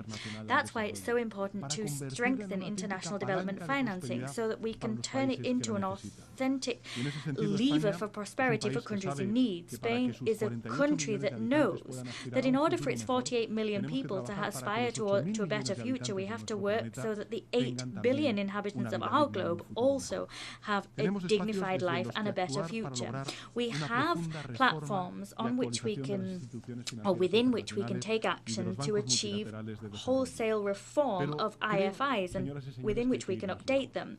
And this goes for multilateral development banks, but we need to go further. We need to move towards more just and more inclusive mechanisms. We need to tackle the debt problem, mobilize more sources of financing, and ultimately guarantee more help for those that need it most. We must implement more effective, transparent and just tax policies which champion the mobilization of domestic resources, including a minimum global tax on major fortunes and the full implementation of the 2 pillars of the OECD and G20 on the taxation of multinationals as a basis for a future framework convention on tax cooperation. We will have an opportunity to make progress here at the 4th International Conference on financing for development that we have the great honor of hosting in Seville in June 2025. Of course, you're all invited. This is a key event, an opportunity to demonstrate that we're all able to update our multilateral system to ensure it can meet the challenges of the day. Seville will be a unique opportunity to expedite the achievement of the SDGs to which we are committed, that is fighting poverty, eradicating hunger, eradicating AIDS, or ending gender discrimination, among many other challenges. It might be difficult to believe, but today we continue to hear insane speeches which criticize such noble ends and see ideological diktats in agendas where there's nothing other than common sense and humankind. Discourses, speeches which criticize this clearly humane agenda that is Agenda 2030 and call it a concoction of global elites. That is the craziness of our times. We will be of a rational voice and will work to ensure that the FFD negotiating process is transparent and inclusive and that it brings about tangible results. Today, we have experience which shows us that reform is key. We've reformed our cooperation for development system, and today I wish to say to you that we intend to increase our contribution to the UN development system to the tune of 25% between 2025-2027. As part of this vision, Africa is a key partner for Spain, and my belief is that it should also occupy its rightful place in the international community. That is key.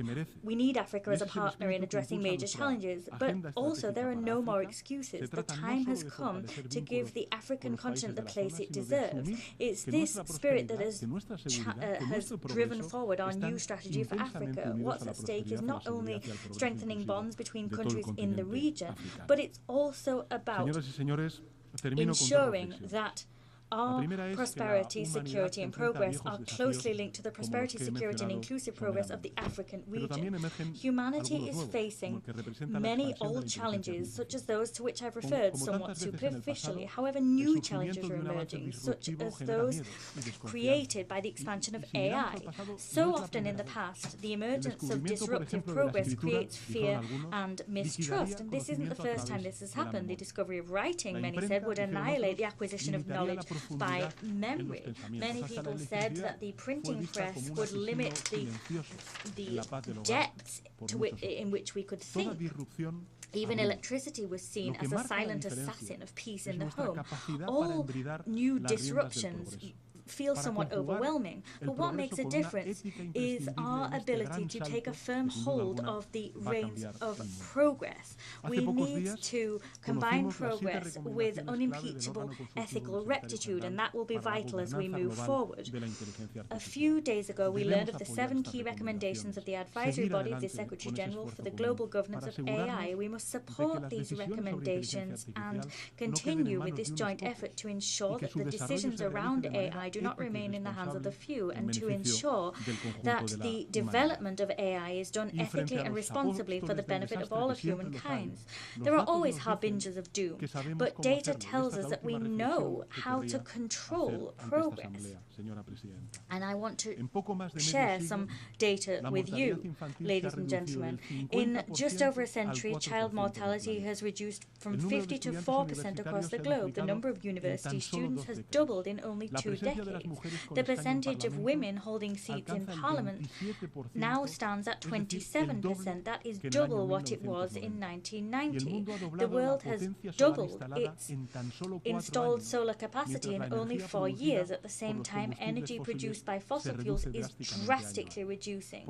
Let us not accept that the dawn of a new era of violence and wars is inevitable. The future is a relatively recent conquest for humankind. Being able to look forward, get priorities in order and think about a future is a privilege that modernity has given us. Let us therefore honor our responsibilities by looking ahead without fear and with hope.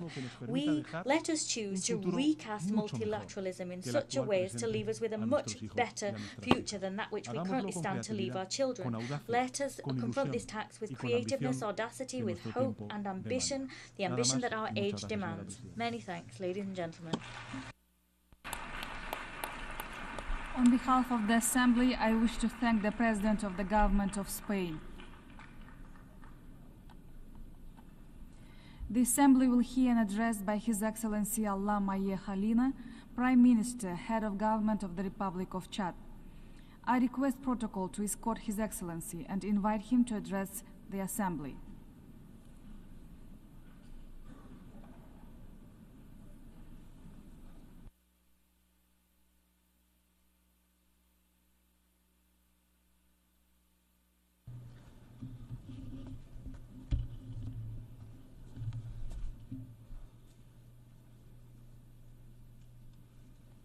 Madame la Présidente, Madam President, Mesdames et Messieurs les chefs d'État et de délégation, heads of state, heads of delegation, ladies and gentlemen, avant tout propos, at the outset, au nom du Président de la République du Tchad, on behalf of the President of the Republic of Chad, on behalf of my delegation, and in my personal capacity, I would like to convey my warm congratulations to Philemon Young, Premier ministre de la République du Cameroun, former Prime Minister of the Republic of Cameroon, and congratulate him on his brilliant election to the presidency of the 79th session of the General Assembly.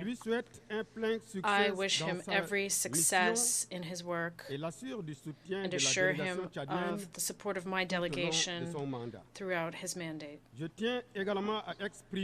I would also like to express our sincere gratitude and warm congratulations to Denis Francis, outgoing President of the General Assembly, on the excellent work carried out throughout his term. In addition, I wish to express my most sincere appreciation and full support to Antonio Guterres, Secretary General of the United Nations, for his leadership and his commitment to a renewed United Nations that is capable of meeting the expectations of the peoples of the world. Excellencies, ladies and gentlemen, the theme of this session, Unity and Diversity for the Advancement of Peace, Sustainable Development, and Human Dignity everywhere and for everyone, resonates deeply with the aspirations and challenges that we see in Chad, in Africa, and throughout the world. Promoting peace, sustainable development, and human dignity should not remain a mere slogan or an exercise in rhetoric. This session should inspire us to act with determination and compassion in order to together build a just and peaceful world where every individual and every community can enjoy prosperity and dignity. For Chad, my country, as is the case for many countries in the Sahel, peace remains a major challenge. While we face challenges, it is essential to recognize the efforts being made by our states against terrorist groups whose origins and resources often remain unclear and who threaten our institutions, undermine our development efforts, and aggravate the hardship of our populations. The lack of a genuine collective will on the part of the international community to eradicate the scourge of terrorism in the Sahel risks bringing Africa as a whole into the grip of terrorist groups. We are convinced that a firm commitment is required from the international community in order to tackle this challenge. Together, we must win this battle against terrorism by strengthening our cooperation in order to promote stability on our continent and, as a consequence, that of the shared destiny of humanity. Excellencies, ladies and gentlemen, in 2030, we will together assess the results of the United Nations Agenda on Sustainable Development. Like many African countries, Chad finds itself at a crossroads of multiple challenges, such as climate change, which threaten our food security. Protracted droughts, desertification, and unpredictable flooding are undermining our economies and hurting vulnerable populations.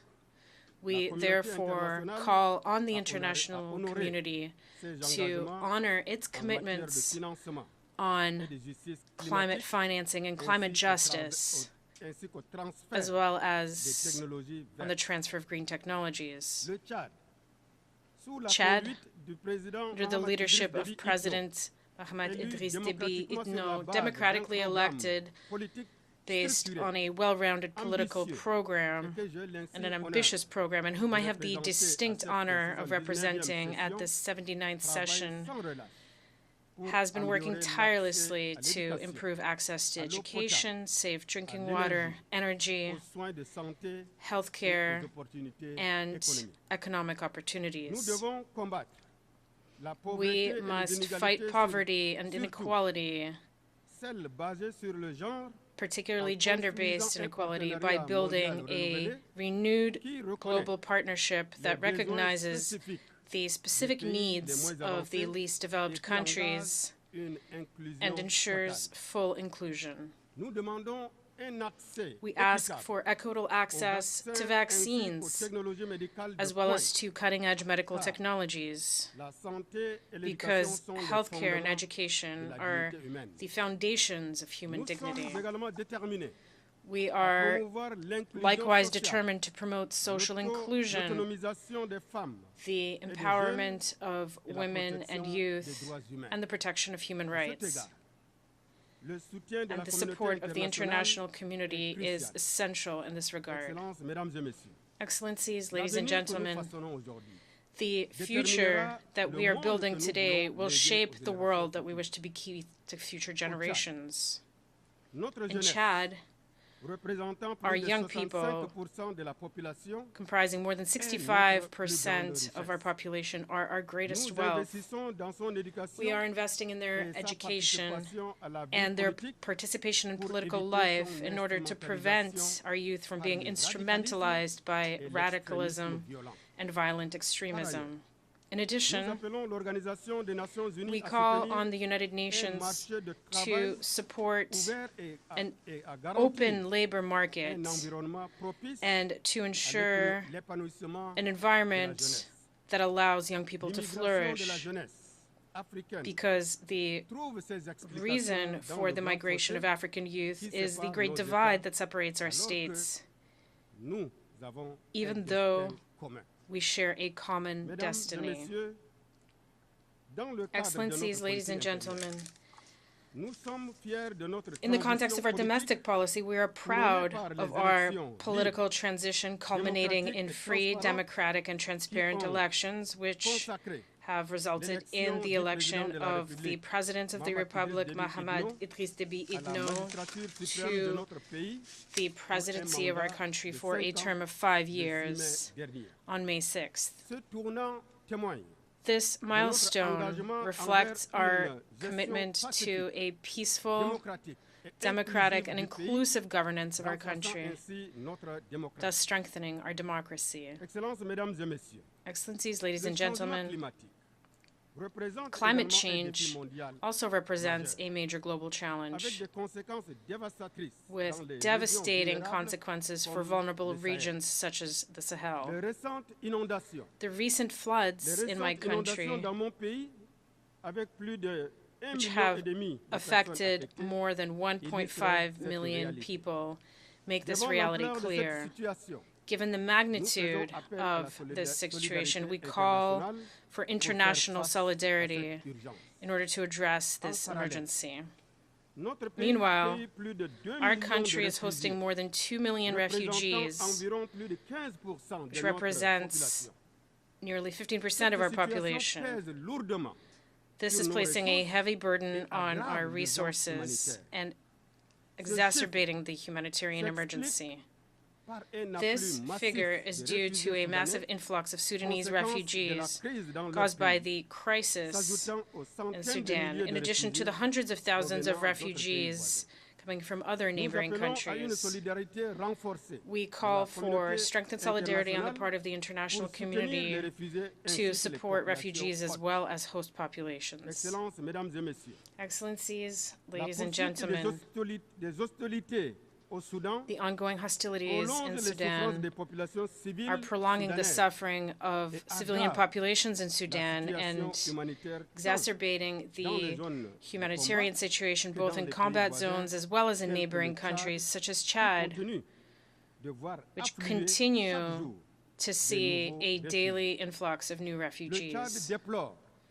Chad regrets that the numerous appeals for calls for a ceasefire have not been heeded by the warring parties. My country is deeply concerned by the continuation of clashes in Sudan, which further worsen the humanitarian situation as well as its repercussions for neighboring countries, including Chad. Chad once again reiterates its urgent call on the parties to the conflict to immediately cease hostilities and facilitate unhindered humanitarian access to the millions of victims of this fratricidal war, and we urge them to reestablish a political dialogue. Chad remains convinced that the current crisis in Sudan cannot be solved by force. It can only be solved through peaceful means, through an inter-Sudanese dialogue aimed at achieving a lasting peace. Chad reaffirms its support for all initiatives currently underway to restore peace and stability in Sudan.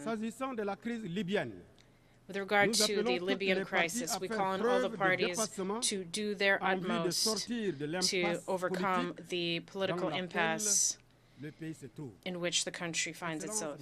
Excellencies, ladies and gentlemen, conflicts are not limited to Africa alone. The situation in Ukraine, as well as the Israeli-Palestinian conflict, underscore the dangers of this inexcusable violence, which is claiming untold innocent lives against the backdrop of incring geopolitical tensions. With regard to the Israeli-Palestinian conflict, we strongly condemn the violence and atrocities committed against innocent civilians and reaffirm our commitment to a two-state solution, as well as the inalienable right of the Palestinian people to self-determination, while calling for a peaceful solution and a negotiated solution to this conflict. The world cannot remain indifferent with a clear conscience, given the horrifying images that we see coming from Gaza and other areas of Palestine. This conflict has now spread to Lebanon, which is worsening the regional situation, and this escalation poses a serious threat to peace and stability, not only for the countries that are directly involved, but for the region as a whole as well. Chad also calls on calls for the lifting of the embargo on Cuba, which harms the country's people and hinders its development. Excellencies, ladies and gentlemen, I reaffirm Chad's commitment to the common African position on the reform of the Security Council as laid out in the Azulwini Consensus and the Sirte Declaration. We call on the sense of justice and solidarity of all nations to prevail in order to accelerate this much desired and eagerly awaited reform. Africa is asking for nothing more than the redress of a flagrant injustice dealt to an entire continent, a continent with more than 1 billion souls, a continent deprived of its legitimate place in global governance. Madam President, Excellencies, ladies and gentlemen, the path towards a future of peace, development, and human dignity is fraught with pitfalls. But it is our collective responsibility to follow that path. To conclude, Chad reiterates its commitment to the founding ideals and principles of the United Nations Charter and urges the international community to strengthen multilateralism in order to build a peaceful world, a world with greater justice, fairness, and solidarity. Thank you for your kind attention.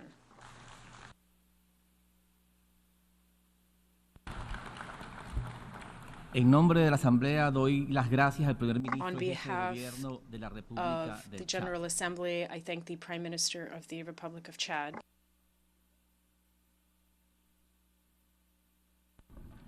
Doy ahora la palabra al excelentísimo I now señor give the floor Petr to His Excellency Petr Szijjártó, Minister of Foreign Relations and Trade of Hungary.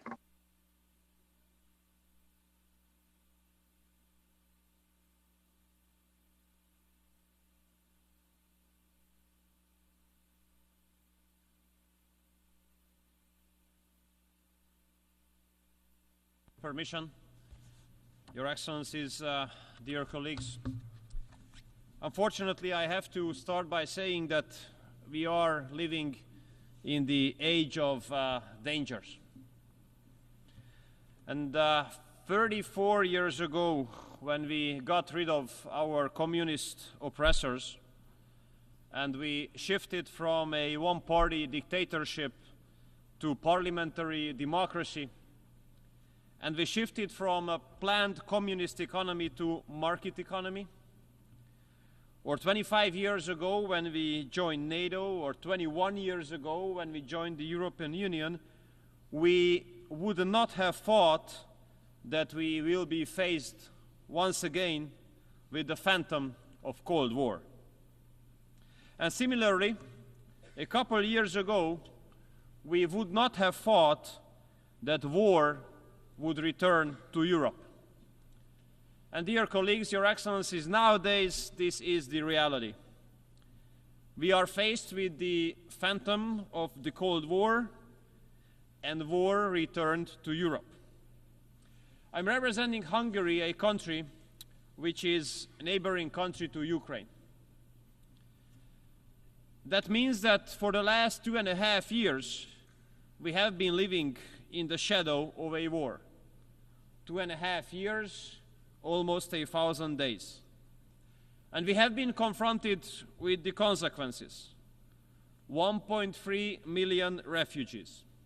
Even nowadays, there are several hundreds of schools and kindergartens in Hungary which enroll the children of the refugee families. And we have been paying a price of a war which is not our war, and for the outbreak of which we do not bear any kind of responsibility. So I do believe that almost after 1,000 days, the real question is not what we do think about the war, but the real question is how peace could be made. Or even more precisely, Mr. President, the question is, which is the fastest way to peace? Because we have to pick that one, the fastest one. Because the later peace will be reached, the more people will die, the more destruction will take place, and more families will be torn apart. And we Hungarians don't want more destruction. We don't want more families to be torn apart. We don't want to see more videos about violent conscription. We don't want more people to die, especially putting into consideration the 150,000 Hungarians living in Ukraine, a community members of which have been mobilized to the Ukrainian army. Many of them have been deployed to the front line, and unfortunately, many of them have died already. And I think that after almost 1,000 days, this is high time to make an honest stock-taking and to analyze what has worked out and what has not worked out, what the international community or Europe has made as a reaction to the war. And if we are honest to ourselves, we have to say that practically nothing has worked out what international community and Europe has done as a reaction to this war. Nothing has worked out what was based on an assumption that there might be a solution at the battlefield. We have to raise the question honestly whether weapon deliveries have made any sense. And obviously they have made no sense.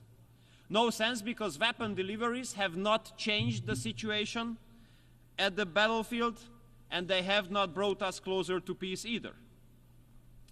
Weapon deliveries have only increased the volume of weapons on both sides of the front line, causing more casualties and causing the prolongation of the war.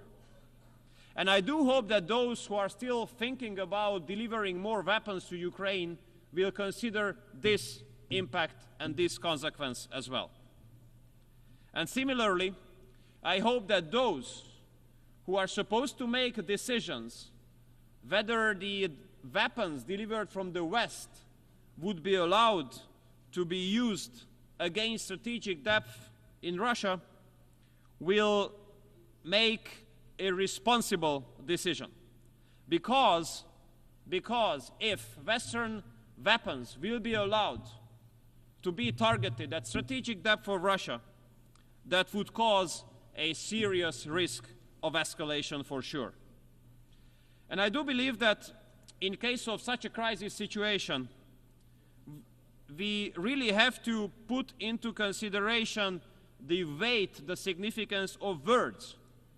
Because in such situation, words do have a much more serious significance than in peace times. And we are seriously concerned in Hungary about the open and shameless reference of possible use of nuclear weapons. So, dear colleagues, basically nothing has worked out of those measures which have been based on the assumption that there might be a battlefield solution. That means that solution must be looked after somewhere else. And if you raise the question, where should we look for this solution, then the answer is around the negotiating table. Therefore, Hungary argues in favor of an immediate ceasefire and the start of peace talks. This would be the fastest way to peace. And with this, with starting peace talks, many lives will be saved. I know it's easy to say, but very complicated to implement. Why? Because international liberal mainstream made peace as a cuss word. And whoever argues in favor of peace will be immediately attacked and stigmatized. And that's a huge mistake as well, that diplomacy is now being given a diverted definition. Many would like us to believe that diplomacy is only about talking to those with whom you agree 100%. This is not diplomacy, this is something else. This is not an achievement. Diplomacy is a capacity to talk to those with whom you might not agree, to talk to those with whom you might disagree in everything.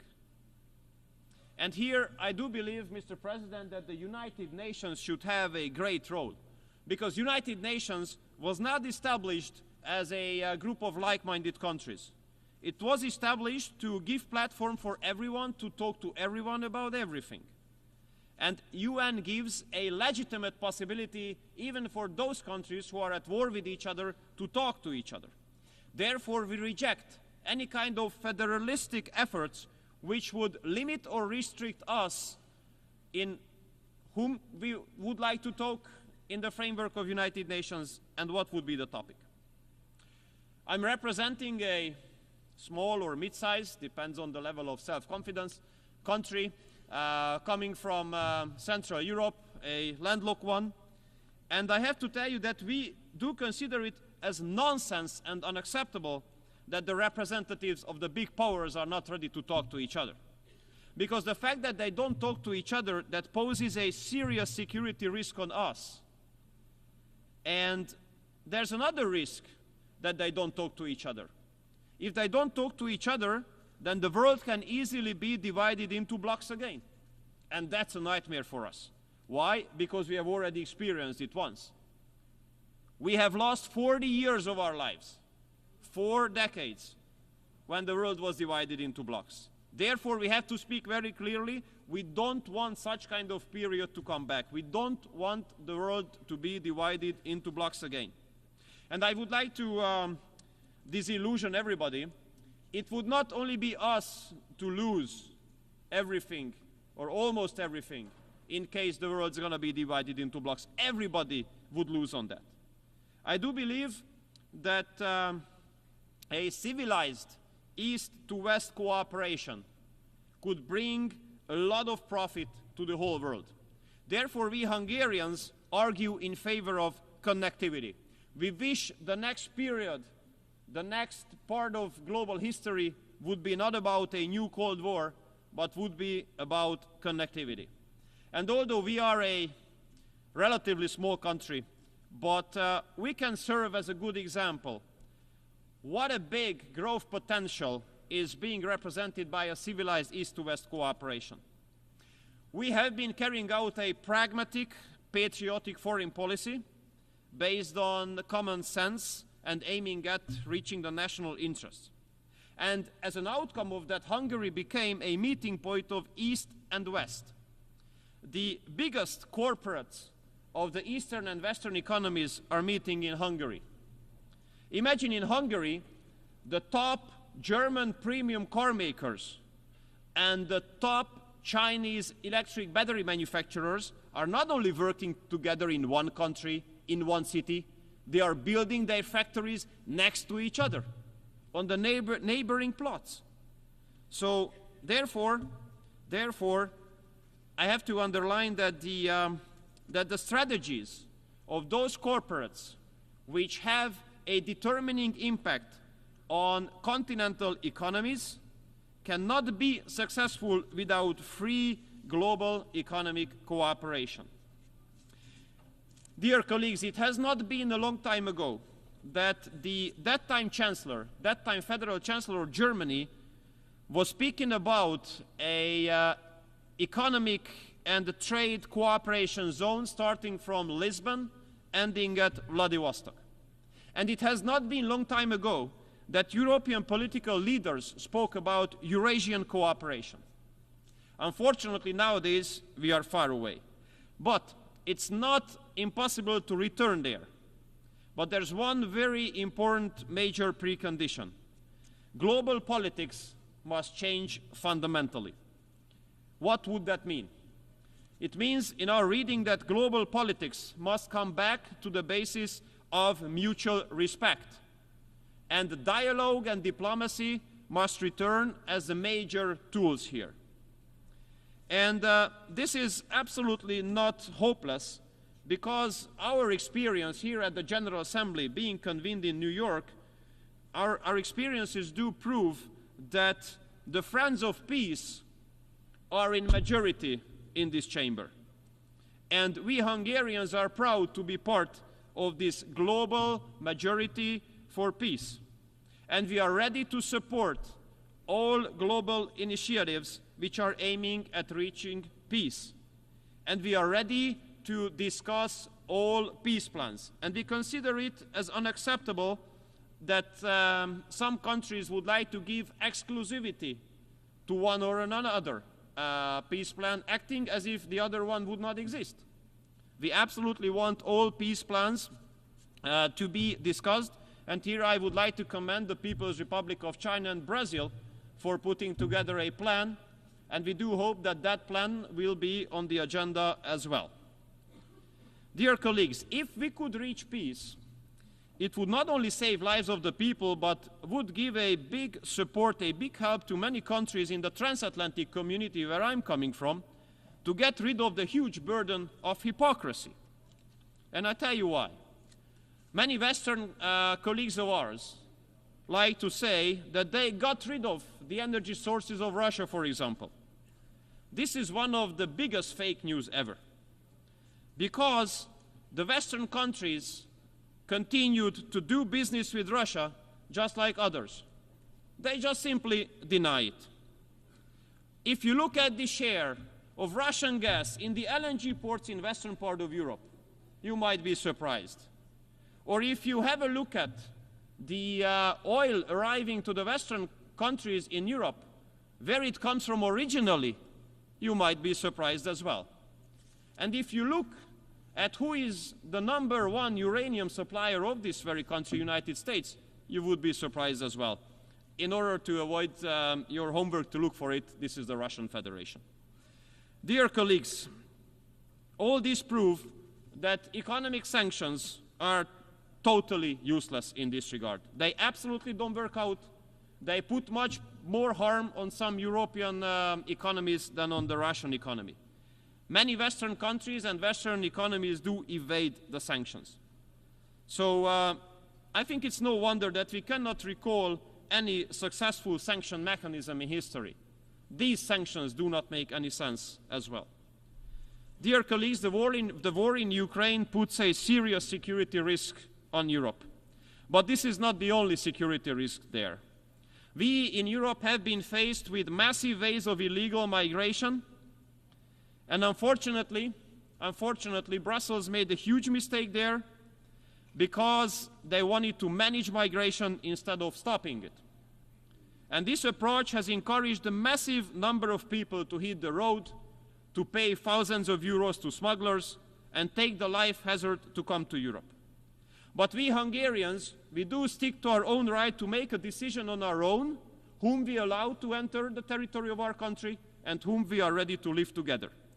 And I think, Mr. President, that UN is the best place to recall international law.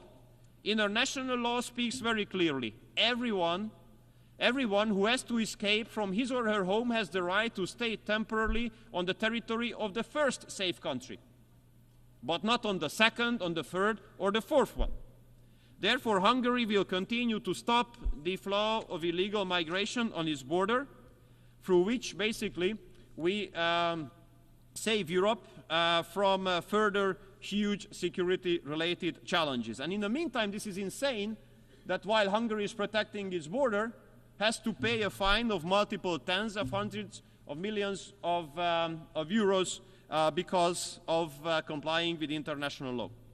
So my summary goes as follows, Mr. President. In the last 10 years, Hungary has carried out a pragmatic, patriotic foreign policy strategy aiming at national interest and guaranteeing the security of our own citizens. And we will continue to do so, as we will continue to be always honest and open.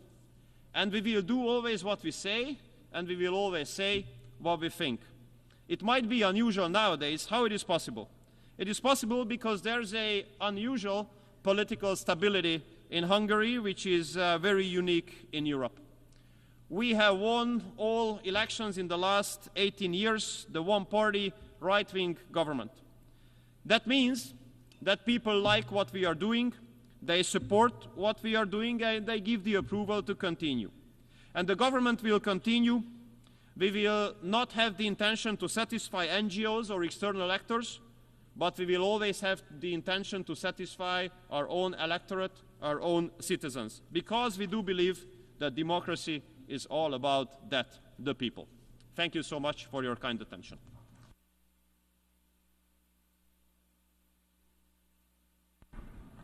Doy las gracias al ministro de I Relaciones thank the Exteriores y Minister Comercio de of Foreign Hungría. Affairs and Trade of Hungary.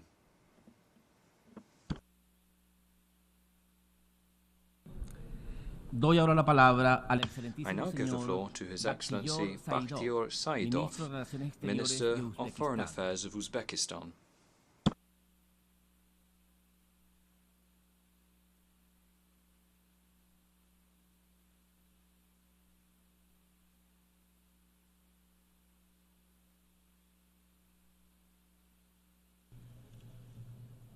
Dear Mr. President, Your Excellencies, ladies and gentlemen.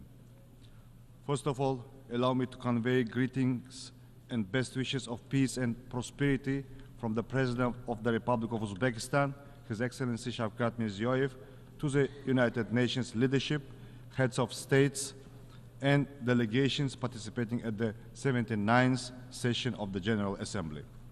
Let me also express my sincere gratitude for the opportunity to address this esteemed Assembly.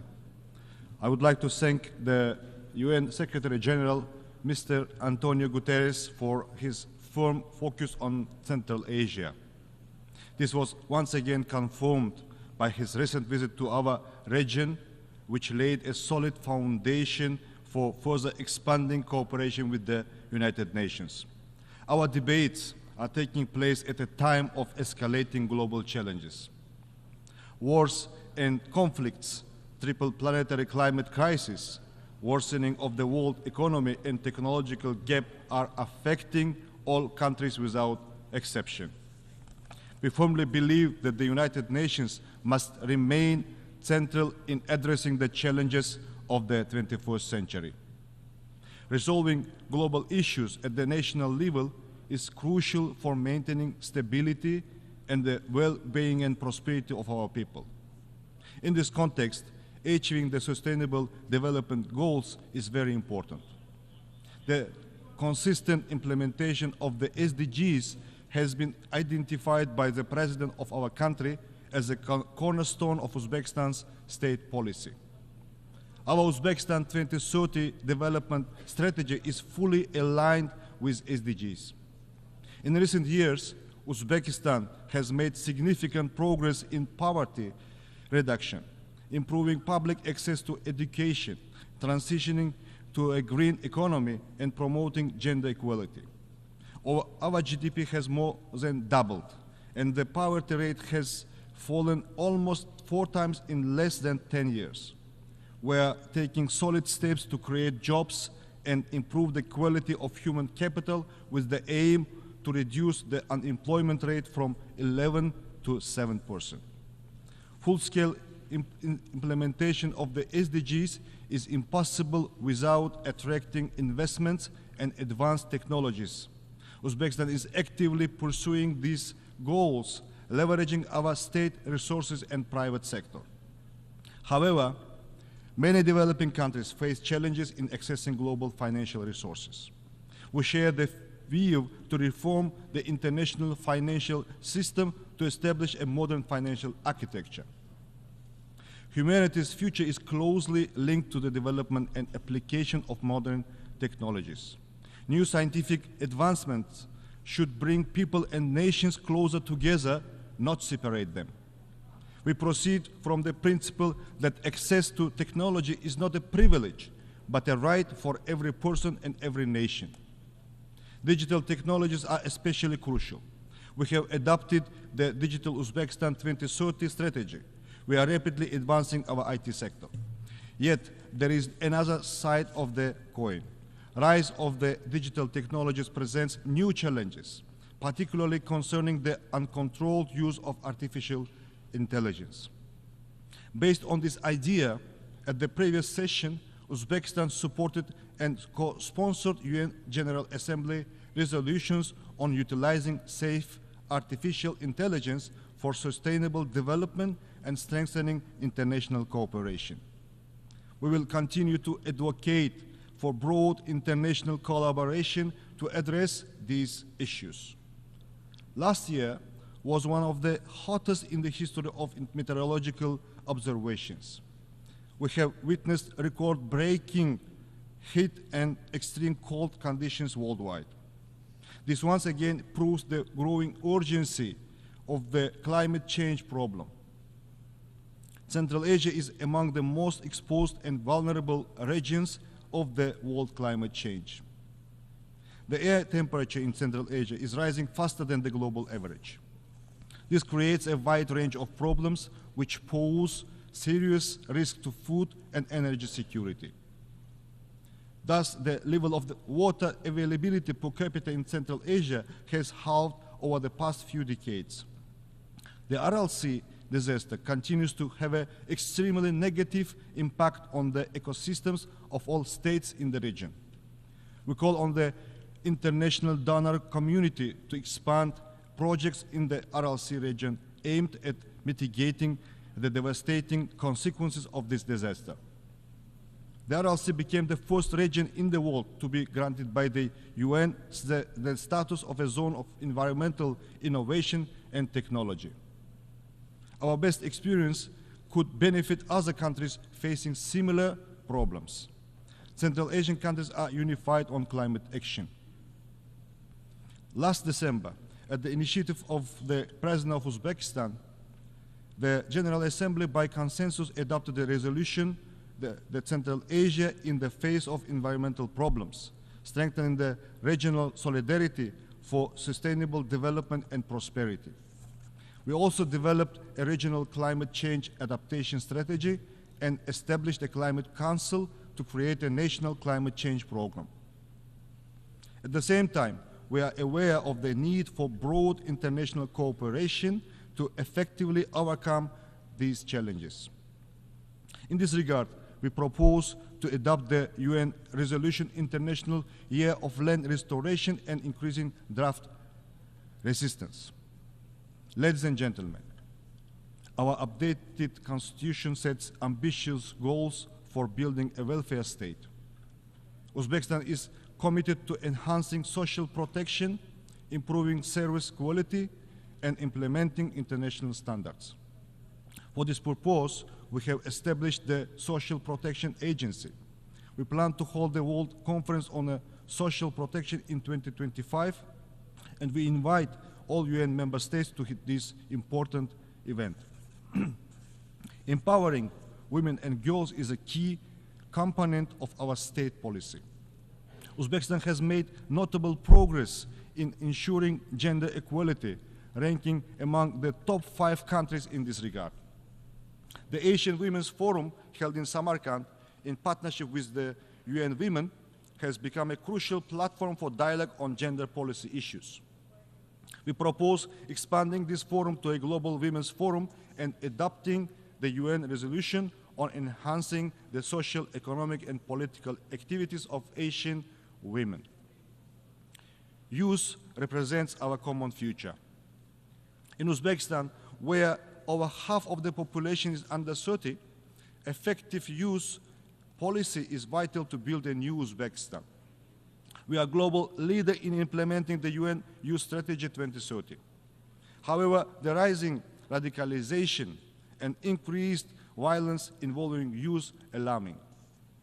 We must focus on fostering proper spiritual and moral education of young people to prevent their involvement in radical movements. We propose enhanced cooperation in this direction based on the UN General Assembly Resolution, Enlightenment and Religious Tolerance, adopted at the initiative of our President in 2018. The global threat of terrorism requires unified international action. In the fight against this evil, there should be no place for selective approach and double standards. The Central Asian states maintain close cooperation in ensuring regional security. Together with the UN Counter-Terrorism Office, we have successfully launched the Regional Expert Council in Central Asia on rehabilitation and reintegration. We appreciate the UN's assistance in developing the national strategy of Uzbekistan to combat drug trafficking and drug abuse for 2024-28. As a state party to the United Nations Convention Against Corruption, Uzbekistan welcomes anti-corruption efforts. We support enhancing the role of the UN in fostering international cooperation against corruption. In December last year, together with the State of Qatar and support of the UN ODC, we have hosted the high-level International Anti-Corruption Award ceremony in Tashkent. In recent years, our country has become an active participant of all UN processes. For the first time in our history, we have joined the UN Human Rights Committee, ECOSOC, and the governing body of the International Labour Organization. In 2025, we will host the 43rd session of the UNESCO General Conference in Samarkand, an event that will be held outside of Paris for the first time since 1985. We invite all UNESCO member states to actively participate in this event.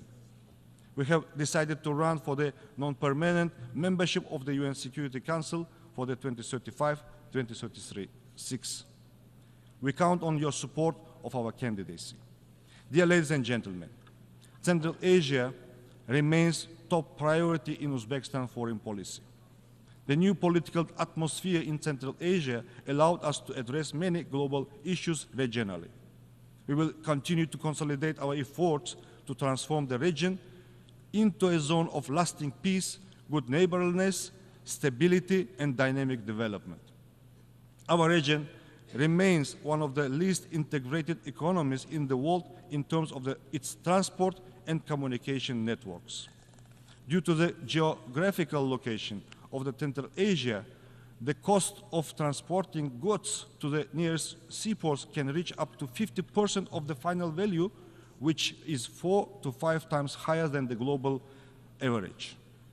Today, our region is firmly focused on connecting to major global markets and revitalizing the Great Silk Road.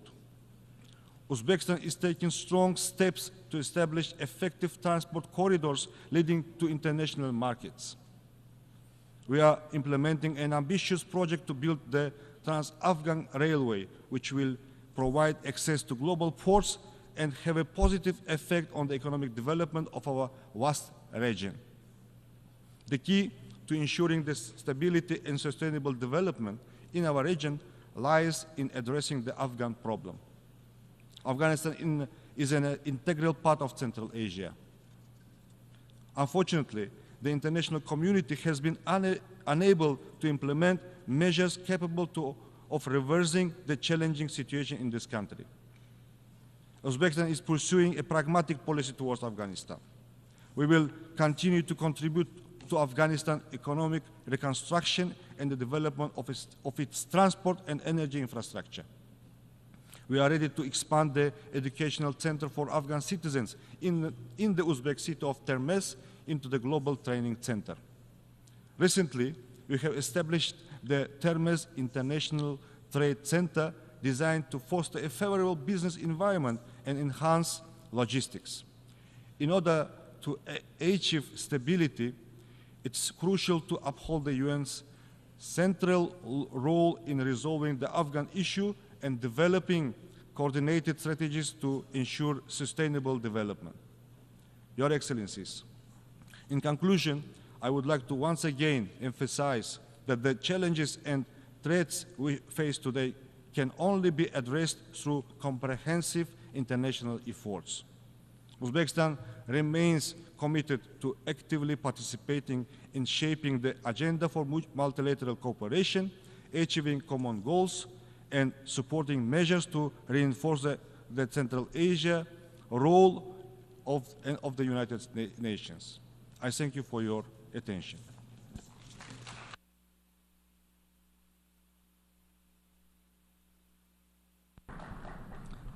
Muchas gracias al ministro de Relaciones I Exteriores thank de the Uzbekistán. Minister of Foreign Affairs of Uzbekistan.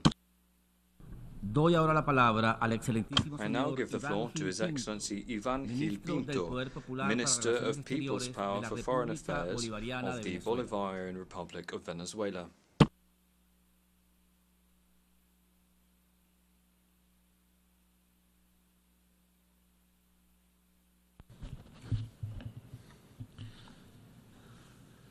Distinguidas jefas, Distinguished heads of delegation, ministers, ambassadors, Mr. President, over these last few days, we have heard in this General Assembly two narratives. One, the discourse of the oligarchs and their satellites who seek to rule the world, and another, that of the dignified peoples who fight for their sovereignty and independence. The oligarchs, led by the government of the United States of America, are attacking the Charter of the United Nations to destroy this organization from both outside and within, and have nearly achieved this already. To this end, they promote the involvement of private corporations, non-governmental organizations, and other strategies that disregard the sovereignty of states. They have called this a rules-based order. Not satisfied with this, the oligarchies resort to political expressions that we thought we had already overcome, such as fascism and Nazism. These political currents of imposition and domination promote white supremacy, racism, xenophobia, and other forms of intolerance, normalized with the support of large international media monopolies and social networks. They are placed at the service of imperialism and neo-colonialism, colonialism, ultimately supporting their plans to create tensions, fabricate conflict, and pit peoples against each other. As we speak in this assembly, bombs are falling in Gaza, where Israel has murdered tens of thousands of girls, boys, women and men who are innocent, with the complicity of the governments of the United States of America and the European Union. The greatest crime of extermination and genocide since the one committed by Hitler in the Second World War is currently being carried out. Today they intend to export their hatred and destruction to an entire region, bombing and murdering innocent people in Lebanon and Syria as they try to destabilize the Islamic Republic of Iran. This is a genuine threat to humanity and world peace. A new form of terrorism has been doled out in Lebanon, where, with the complicity of private companies, with the complicity of private companies that manage the supply chains of mass consumer technologies, it sets a severe precedent, putting global security at risk. They also bomb civilian infrastructure in that kindred country, killing innocent people just as they do in Gaza. Israel has truly become a death machine, which must be stopped at once. But instead of stopping the massacre and bringing those responsible to justice, those most powerful insist on expanding the war to Europe and other parts of the world through military blocs such as NATO. After the defeat of Ukraine in their Nazi adventure, they now intend to bring war and terrorism to Great Russia, which, as history has taught us, will always be victorious. NATO's expansion also threatens peace in South America with the installation of military bases, with the complicity of the lackey governments of Argentina and Ecuador. Hate speech promotes and fosters terrorism in its various forms. For instance, from the very territory of the United States of America, attacks, assassination attempts, destabilization and attacks against sovereign people such as Venezuela are continuously planned. To this end, they have resorted to the use of information and communication technologies, especially social media, controlled by the empire's frontmen who fabricate psychological wars aimed at exploiting feelings of hatred and destruction without control of any sort. In addition to this, there are cyber attacks on critical infrastructure, including vital utilities, banking, oil, and electoral systems, as happened in my country on the 28th of July. Mr. President, how can progress be achieved on peace and security issues when the United States of America, whose government insists on providing a framework of impunity for violators of international law, hijacks the body responsible for maintaining peace and security? From this rostrum, we reiterate our unwavering solidarity with the kindred people of Palestine, whom we support with determination in their just cause, and in all efforts aimed at preserving a clear political horizon, which preserves the viability of the two-state solution based on the pre-1967 borders. We welcome the fact that for the first time in the history of this assembly, the delegation of Palestine sits with us as another state. Today, more than ever, it is urgent that we ensure their immediate, fully fledged membership of this organization. We also wonder how the decolonization agenda can be achieved if we insist on preserving a status quo that only benefits the occupying and administering powers. Our solidarity and firm support goes out to all peoples who are fighting for their inalienable right to self-determination, to achieve full independence and to be true masters of their own destiny, their lands and their resources. It is time that the yearning of freedom of our sisters and brothers in Western Sahara, Puerto Rico, New Caledonia, French Polynesia, Bonaire and so many other territories be finally realized. realized. Venezuela has a profound anti-colonial vocation inherited from our independence struggle and the legacy of our liberator Simón Bolívar. Therefore, we embrace with determination all of these great causes, which we have historically assumed as our own. We are determined to contribute to the end of colonialism in all its forms and manifestations. Similarly, we will continue to demand the restitution of the sovereignty rights over the Chagos archipelago and the Malvinas Islands to the legitimate owners, namely the Republic of Mauritius and the Argentine Republic. Despite the betrayal of the cause of the Malvinas by the shameless Javier Milei, the brotherly people of Argentina can always count on Venezuela's solidarity and full support in this just and historic claim. President, even today, the peoples of the world are still paying the price for the misfortunes left by the colonialism of empires such as the United Kingdom, which committed crimes on all continents and is now trying to erase from our memories this with total impunity. One of them, these harmful effects, which persists to date, is the disposition of Venezuela's sovereign rights over the Guayana Essequiba. This plunder originated in the expansionist and violent policy exercised by the British Empire in Venezuelan territory throughout the 19th century, sought to impose itself by fraudulent means in 1899 via a form of arbitration that was rigged between the powers of the day. On the 3rd of December 2023, the Venezuelan people expressed themselves clearly and decisively in an advisory referendum, granting an unavoidable and clear mandate to the Venezuelan state to recover the Guayana Essequiba, a territory that represents a sacred inheritance of the struggles of our liberators. In that referendum, the Venezuelan people ratified the historic position of our country of never recognizing the jurisdiction of the International Court of Justice in this case, nor any decision it may adopt on that matter. The President of Guyana has lied on this rostrum in this connection. Venezuela only recognizes the Geneva Convention of 1966 as the only way to reach a settlement that restores Venezuela's rights over the territory of the Guayana Essequiba. Today, the United States of America and Guyana are in violation of the Joint Declaration of Argyll, threatening regional peace, security and stability through the presence of the military presence of extra-regional actors and the illegitimate granting of oil concessions in a non-demarcated maritime area.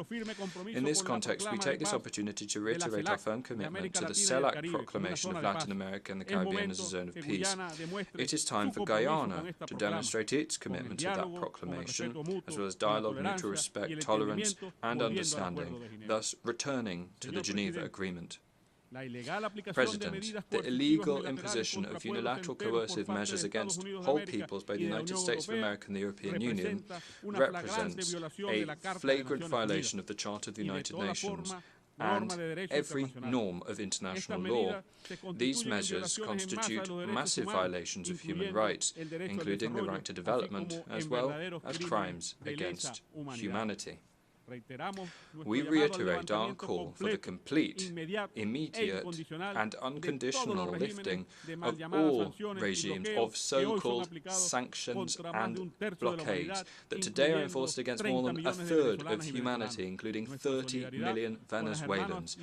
Our solidarity with the sisters and brothers in Belarus, the Democratic People's Republic of Korea, Cuba, Eritrea, Iran, Nicaragua, Syria, Zimbabwe, and so many others who suffer the effects of these criminal policies day by day. Mr. President, dignified peoples fighting for their sovereignty and independence have also raised their voices in these spaces and must be heard. Venezuela today faces the onslaught of new forms of colonialism. For several years now, the government in Washington has been carrying out a neo-colonial experiment which aims to destroy our democratic system, our institutions, our sovereignty, our independence, and the inalienable right of our people to self-determination in every possible way. This is a large-scale recolonization plan that attempts, based on a continued coup d'etat, to destroy our republic. For its execution, all options have been and continue to be on the table. Since the cruel, inhuman enforcement of a ferocious economic, commercial and financial blockade with almost 1,000 sanctions, which has cost our nation more than $642 billion in the last 7 years alone, to which we must add the losses of our state oil company, in Spanish known by the acronym PDVSA, amounting to $232 billion, and the theft of 31 tons of gold deposited in the Bank of England, as well as of other important assets owned by the Republic abroad, not to mention the theft by Argentina and the Dominican Republic of aircraft in the service of the Venezuelan state.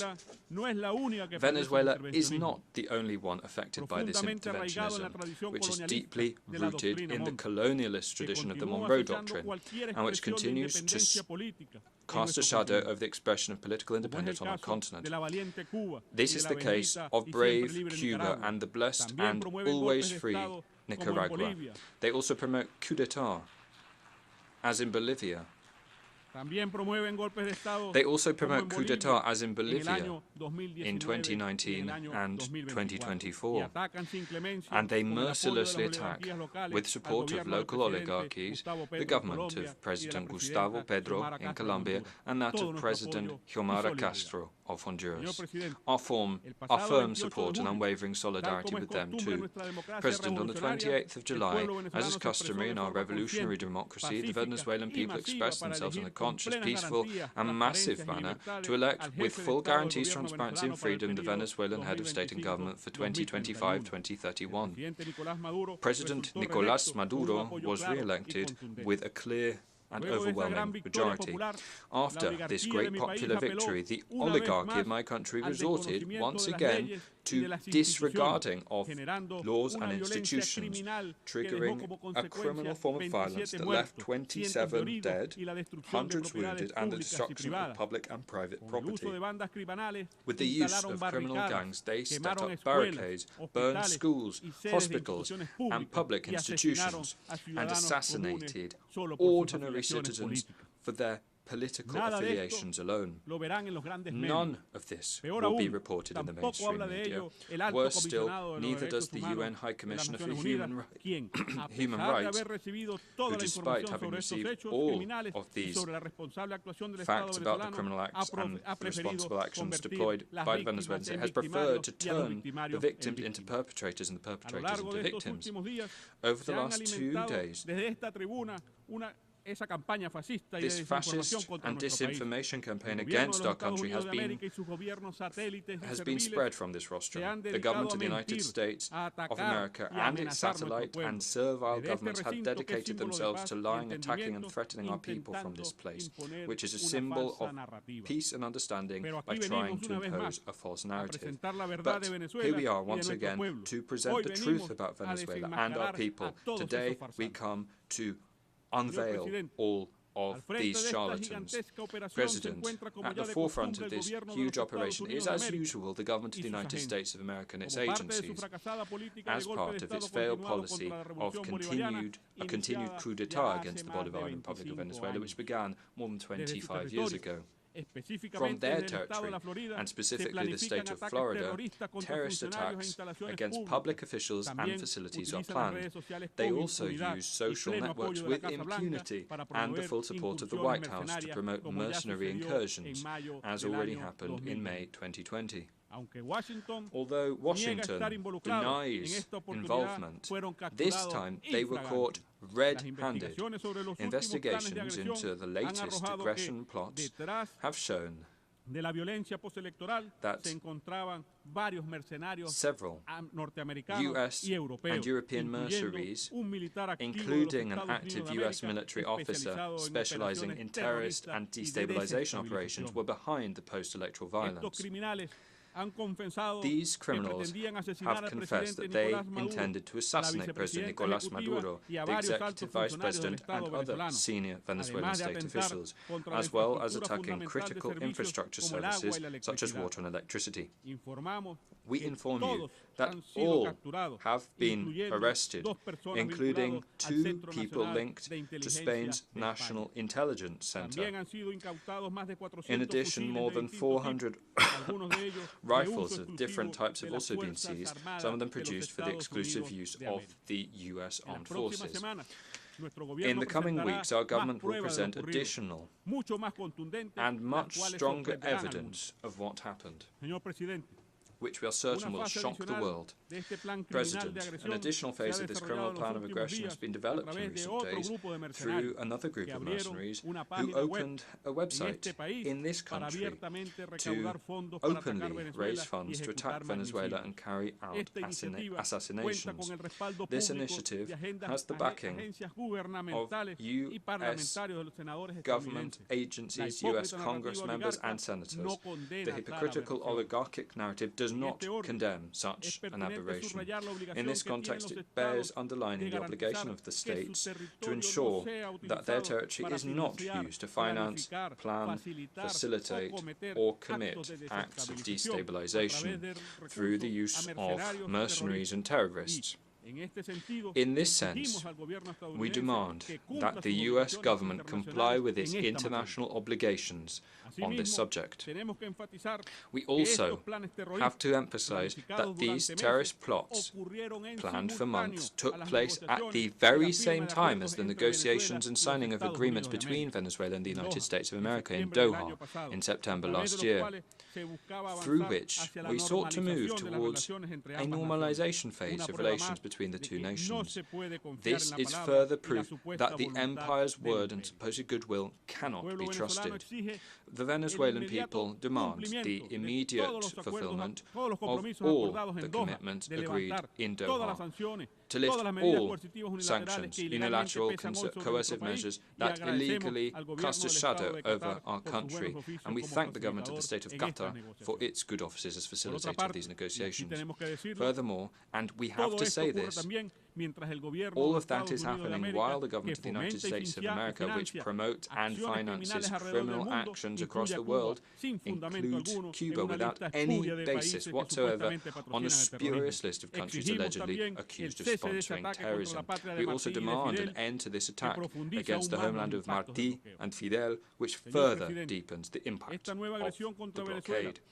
Mr. President, this new aggression against Venezuela that is still in full swing will have exactly the same destiny as all the previous ones, a resounding failure. Despite the psychological operations aimed at creating confusion, despite Washington's overt and covert operations within the framework of so-called maximum pressure, social peace reigns in Venezuela today. The plans to create violence have been overturned, thanks to the determination of our people to defend their right to live in peace.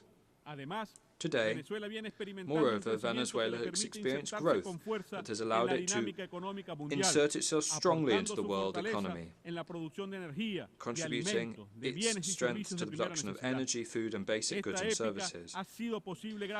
This success has been possible thanks to the determination of the Venezuelan people and the firm leadership that has managed to see down the blockade. Mr. President, at this juncture, our call to the free and peace-loving peoples of the world is to strengthen unity in the face of those who want to divide us in order to achieve their plans of neo-colonial domination.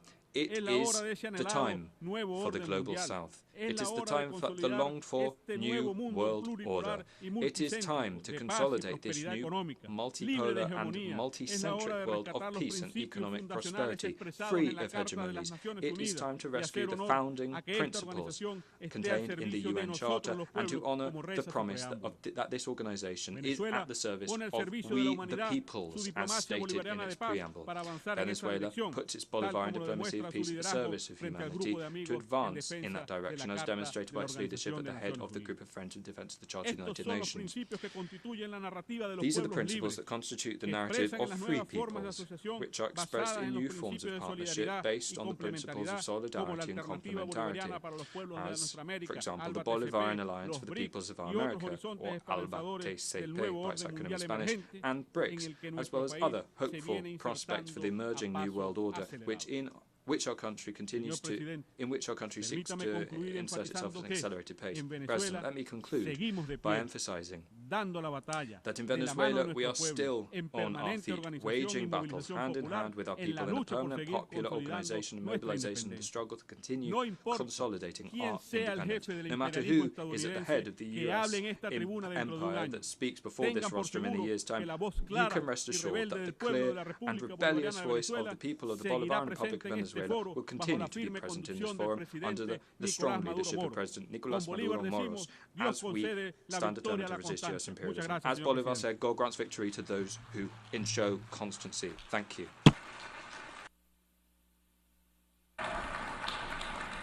Muchas gracias al ministro del Poder Popular para Relaciones Exteriores de la República Bolivariana de Venezuela.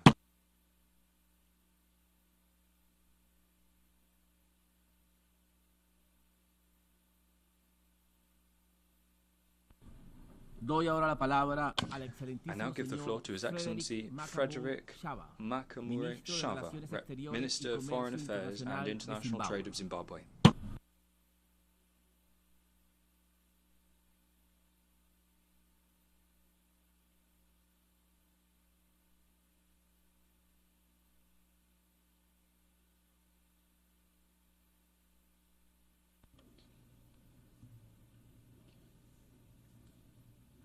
Your Excellency, Mr. Philemon Yang, President of the 79th session of the General Assembly, Your Excellency, Mr. Antonio Guterres, Secretary General of the United Nations, Your Majesties, Your Excellencies, Heads of State and Government, distinguished delegates. Allow me to extend my heartfelt congratulations to you, Your Excellency, Mr. Philemon Yang, on your election as President of the 79th session of the United Nations General Assembly. We are confident that under your astute leadership, significant progress will be made on the critical global agenda that is before us. Please be assured of Zimbabwe's unwavering support throughout your tenure. I would also like to pay tribute to your predecessor, Ambassador Dennis Francis, for his exemplary stewardship of the 78th session of the General Assembly. As the General Assembly had to contend with a number of delicate issues, Ambassador Francis worked hard, so hard, to promote compromise and the collective resolution of issues anchored on the principle of multilateralism, understanding, and mutual respect. Mr. President, in an increasingly polarized and insecure world, dialogue and diplomacy are indispensable.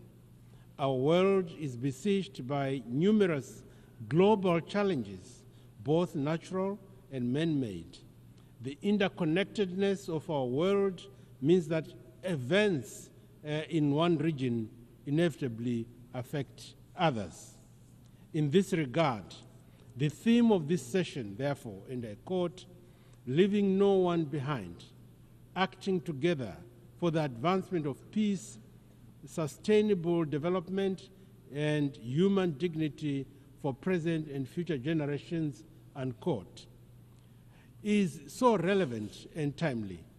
The theme is a reminder of our shared responsibility to build a world that is inclusive, a world that is just and sustainable. It is through collective action, grounded in solidarity and mutual respect, that we can advance peace, foster sustainability, and strengthen multilateralism, as well as uphold human dignity. In this spirit of unity, we must prioritize the most vulnerable and marginalized populations, ensuring that no one and no place is left behind in our pursuit for progress. Sustainable development cannot be achieved without peace, and peace cannot be sustained without addressing the root cause of conflict, chief among them poverty, inequality, intolerance, source scarcity exacerbated by climate change, and unwanted and unwarranted external interference in internal affairs of some states. By investing in education, healthcare, and sustainable economic opportunities, we can create resilient societies that empower individuals and communities to thrive. To attain this, we should commit to a renewed sense of global partnership, where every nation, large and small, continues to and benefits from our collective efforts.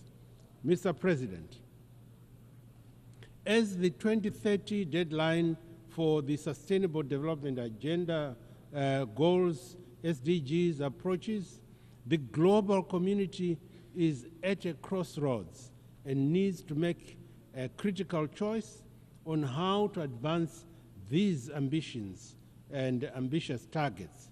Climate change, geopolitical conflicts, and economic disparities continue to pose substantial barriers to the achievement of the 2030 agenda. It is therefore essential to accelerate action, enhance funding, and foster innovative solutions. The next 6 years are pivotal if achieving the SDGs is to remain within reach. Zimbabwe fully supports the proposed SDG stimulus so as to reinvigorate the implementation of these crucial goals that we set for ourselves. In this regard, the just held summit of the future was an opportunity and indeed an opportune moment for the international community to come together to forge robust frameworks and innovative strategies to address the complex and interwoven challenges we face. We must leverage this moment to reaffirm our commitment to multilateralism, sustainable development, and the principles enshrined in the United Nations Charter. It is imperative, therefore, that we adopt a holistic approach that integrates economic, social, and environmental dimensions, ensuring that we are all inclusive as we navigate the path towards a more resilient and equitable world. The devastating impact of climate change is our common challenge that requires collective action to enable vulnerable communities to adapt while at the same time mitigating the impact. Our SADC region has been affected by the El Nino-induced drought that has created a serious food and nutrition security. In that context, the SADC heads of states and government launched an international humanitarian appeal amounting to US $5.8 billion at the end of May 2024. That figure will go up as more countries of the region complete their own national assessments. The overreaching and overarching objective is to meet the immediate needs occasioned by the El Nino-induced drought, while at the same time building resilience for future shocks, including through the establishment of early warning systems. Excellencies, I wish to reiterate our steadfast commitment to the 2030 Agenda for Sustainable Development, spearheaded by our transformative Vision 2030. This national blueprint sets forth our aspirations to propel Zimbabwe to upper middle income status by the year 2030, focusing on robust economic growth, sustainable development, and holistic societal transformation. Our strategic thrust encompasses substantial investments in critical sectors that include infrastructure development, education, modern heritage-based education 5.0, model healthcare, and modernized agriculture, pivotal for ensuring the inclusive prosperity across all strata of our society. In earnest pursuit of the SDGs, Zimbabwe has recorded commendable strides across various domains. We have implemented rigorous policies such as our Agricultural 6.0 model aimed at bolstering food security, enhancing access to potable water and sanitation facilities, and investment in renewable energy. Our comprehensive and social protection frameworks and healthcare systems have yielded tangible reductions in poverty levels and disease burdens. Furthermore, we remain unwavering in our commitment to empowering women and youths, recognizing their pivotal as architects of sustainable transformation and development. The government of Zimbabwe is advancing a devolution policy driven by our mantra, which I quote, leaving no one and no place behind. The focus is on promoting grassroots development through empowering provincial and district authorities to lead the way in fulfilling their development aspirations. Our goal is to ensure that no community, no village, no town center or province is left behind in our development efforts. As a result of this policy thrust, we have witnessed a life-changing and transformative impact driven by this bottom-up approach. Our valiant developmental efforts notwithstanding, Zimbabwe is confronted by formidable challenges in its quest to attain the SDGs. The adverse impact of the punitive, illegal, unilateral sanctions, compounded by the exigencies of climate change, present real threats and barriers to our development strategy. In this regard, we call upon all those that have maintained illegal and unjustified sanctions on Zimbabwe to remove these unwarranted measures immediately and unconditionally to allow us to continue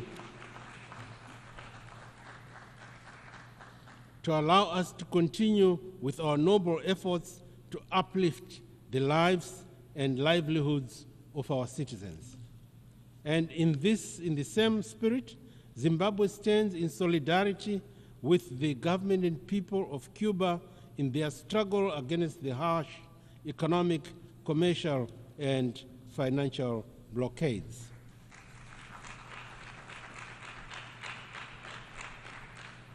We call for the immediate lifting of this stifling embargo to enable the people of Cuba to pursue their aspirations without hindrance and interference. Mr. President, my country remains committed to supporting the self-determination of both the people of Palestine and Western Sahara.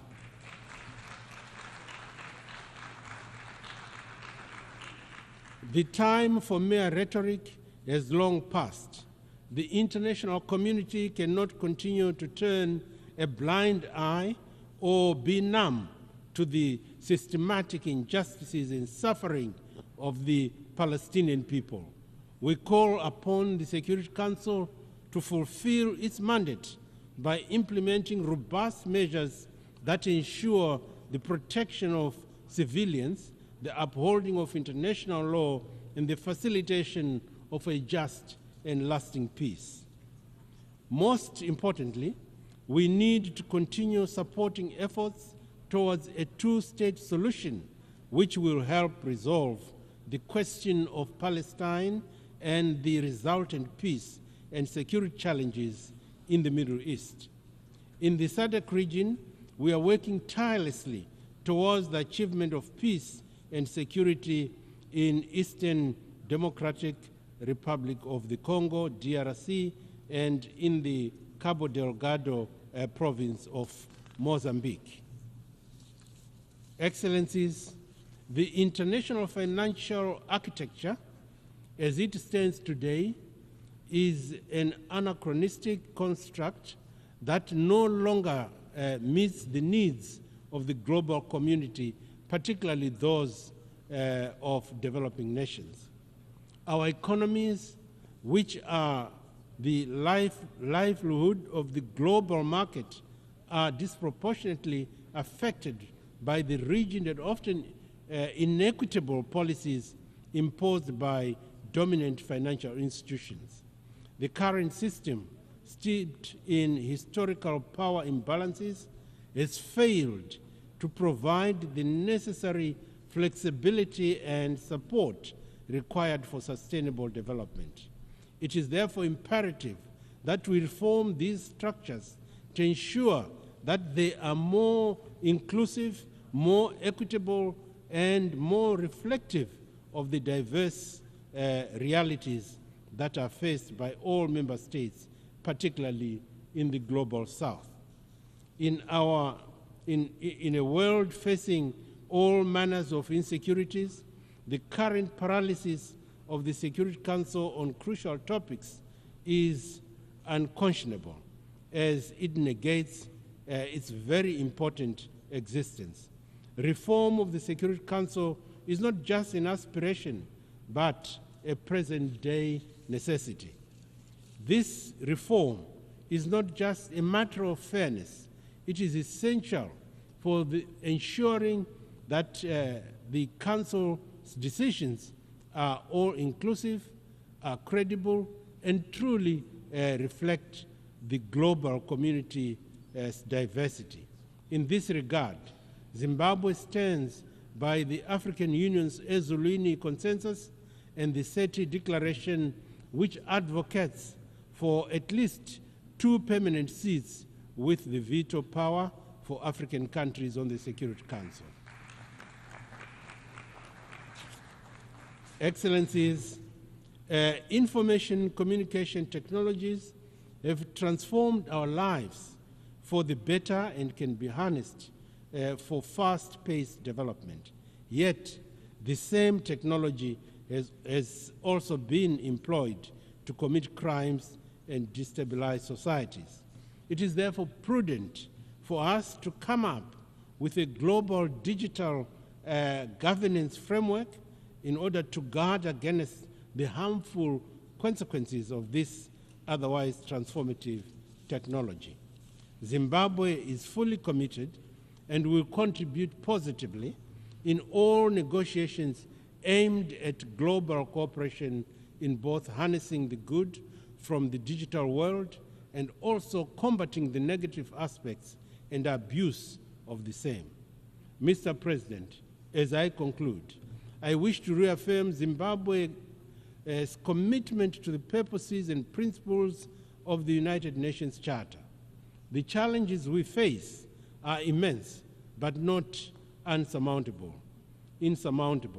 By acting together, we can advance peace, we can promote sustainable development, and uphold human dignity for the present and future generations. Zimbabwe stands ready to collaborate with all member states to ensure that our shared aspirations for a better world are realized.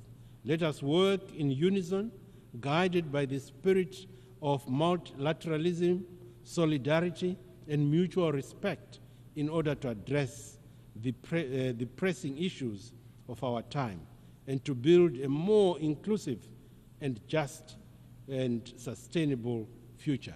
I thank you for your attention.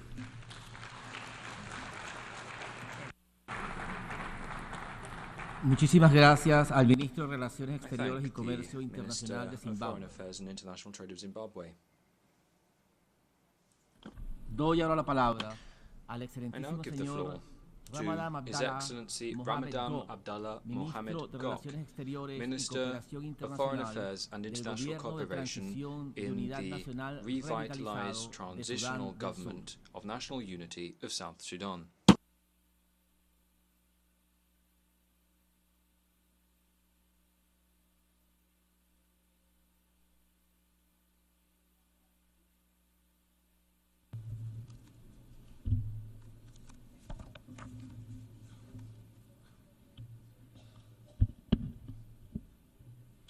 Mr. President, Mr. Secretary General, Excellencies, distinguished delegate, ladies and gentlemen, at the onset, allow me to extend warm greetings and congratulations on behalf of His Excellency Salva Kiir Mayardit, President of the Republic of South Sudan, to Your Excellency Philemon Yang on your election as the President of 79th Session of United Nations General Assembly.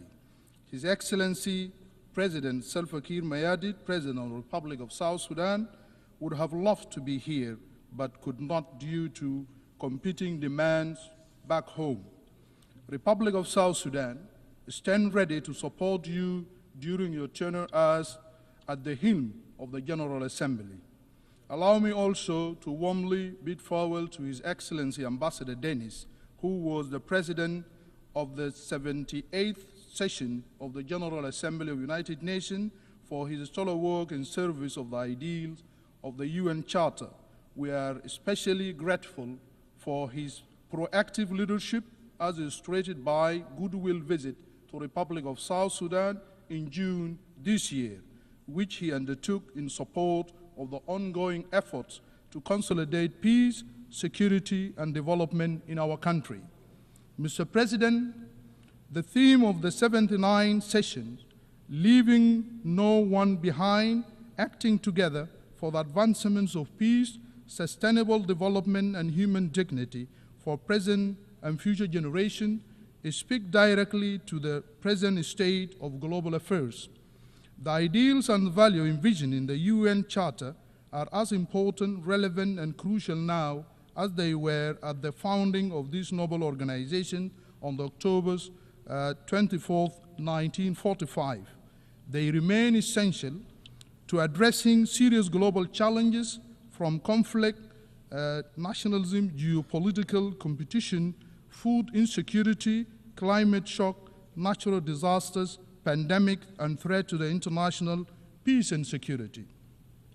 Mr. President, distinguished delegate, the revitalized government of national unity in the Republic of South Sudan, as repeatedly stated by the President of the Republic of South Sudan, His Excellency President Salva Kiir Mayardit, is fully committed to consolidating peace in our country.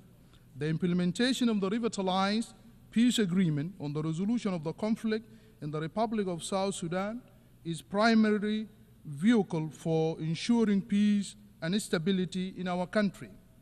Thus far, we have made tangible progress in our quest for durable peace and political stability in the country, but we have been constrained by resource challenges to fully meet key benchmarks of the agreement. Nonetheless, all the signatories to the peace accord remain steadfast in consolidating the gains made so far in the form of relative stability and joining hands to complete the rest of the outstanding elements. This unity of purpose was illustrated in the recent endorsement by the Cabinet, the Revitalized Joint Monitoring and Evaluation Commission, the RJMEC, and the Revitalized National Legislature of 24th month extension of the transitional period, paving the way for the organization of free and fair general election that will be conducted in the Republic of South Sudan by the end of December 2026. The decision to postpone the elections, as previously scheduled for, was justified by the fact that essential security sector mechanisms and election-related institutions require more time to fulfill their mandate. Mobilization of funds to complete these important tasks that are critical to the conduct of free, fair, and credible election in the Republic of South Sudan also demands more time. Most importantly, the process of constitution making covers a series of activities and require an adequate time frame for effective consultation with all stakeholders to ensure that a broadly accepted constitution is adopted in South Sudan. We therefore call on the United Nations and the broader international community to join us in ensuring that this new roadmap for peaceful transition in South Sudan is met by availing the required financial and technical support for the process. Furthermore, I am pleased to report that the revitalized government is currently engaged in robust and promising negotiation with the All-Out Group through the Tumaini Initiative under the auspices of the government of the Republic of Kenya to address all grievances and guarantee the return of those opposition leaders to the Republic of South Sudan. Mr. President, distinguished delegates, over the last year, the conflict in Sudan is a country neighboring to South Sudan, has created one of the worst humanitarian crises in the world. As stated by the United Nations and other United Nations agencies, as an immediate neighbor, we have been impacted by this conflict with about over 800,000 refugees and returnees crossing our borders on a daily basis, coming to South Sudan, fleeing from the war and settling in South Sudan. While we profoundly appreciate the efforts of the United Nations and humanitarian agencies working to elevate the suffering of the victims of this conflict, we strongly encourage support for the IGAD Peace Initiative to bring about peace to Sudan. Furthermore, we also believe that the international community's support for the victim of the war remain inadequate and unresponsive to the impact on the host communities that are also grappling with serious humanitarian challenges. Therefore, we are calling on the international community to expand their support and closely engage with the government of the Republic of South Sudan to mitigate and navigate impact of war on all victims.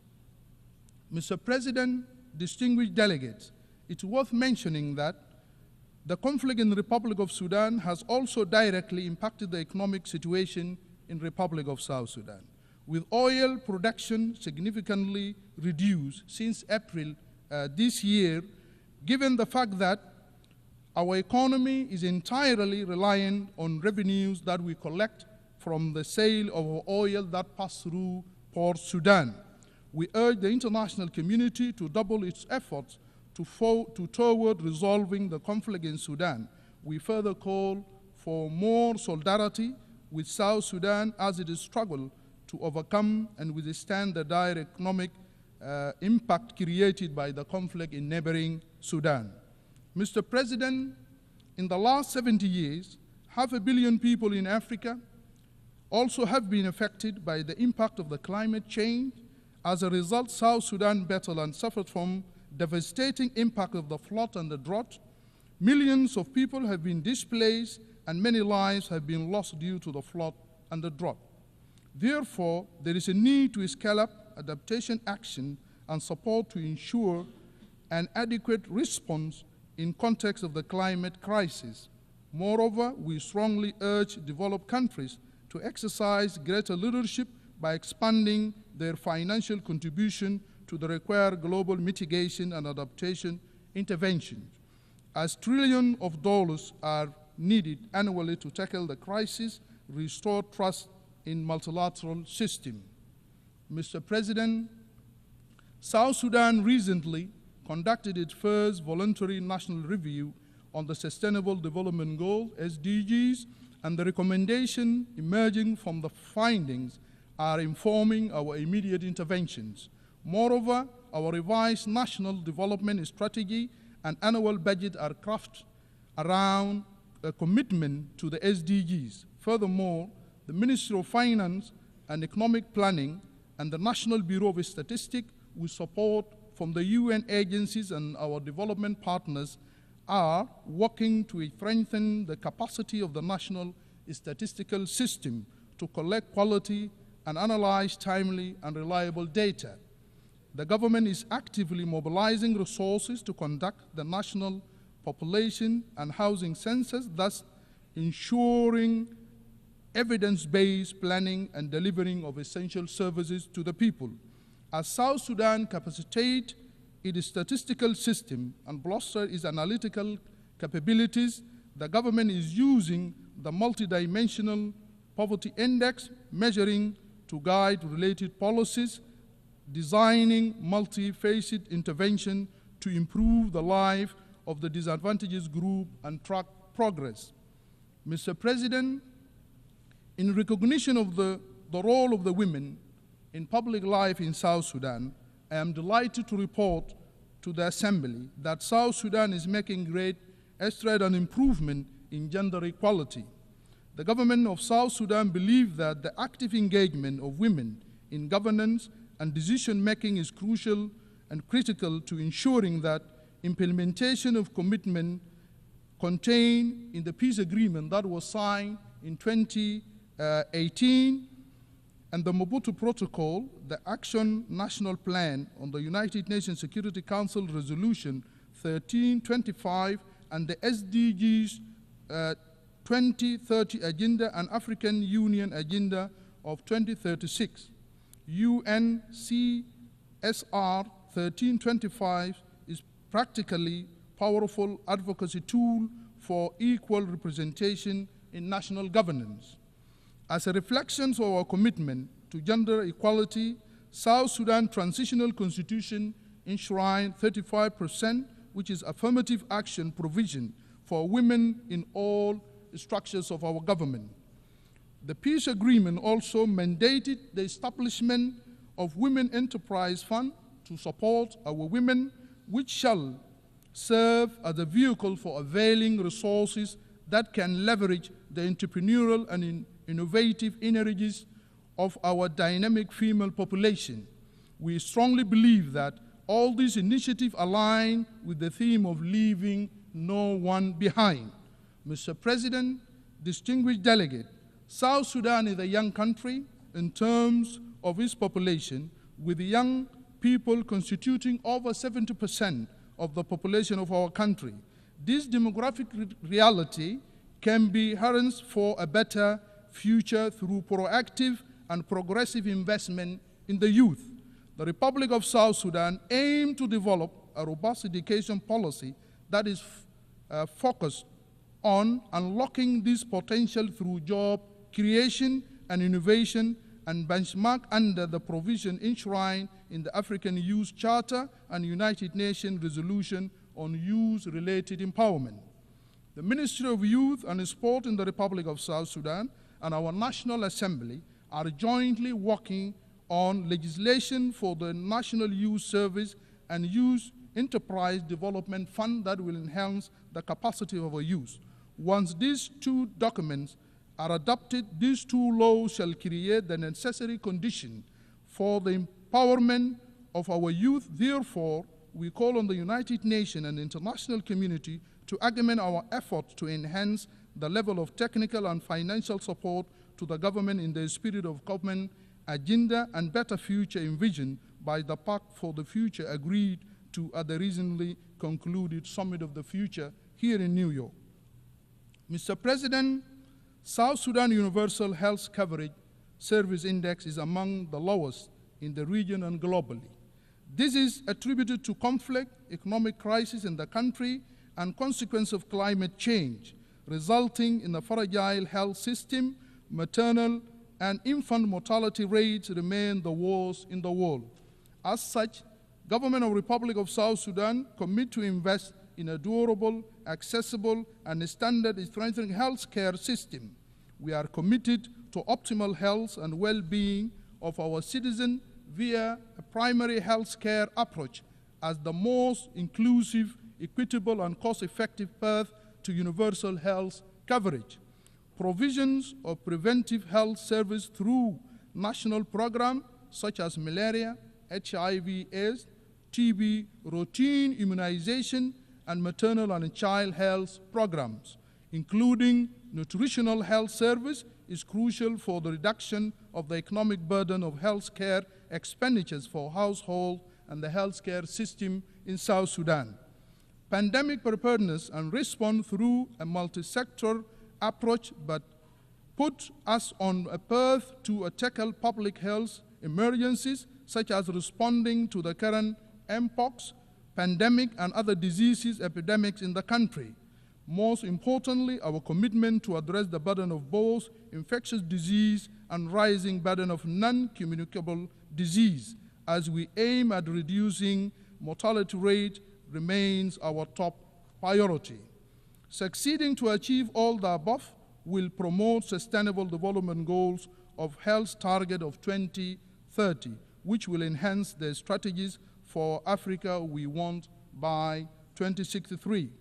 Mr. President, as part of our commitment as a country to transforming education and government of South Sudan recognize every child's right to quality education as well as addressing the issues of access, equity, and inclusion.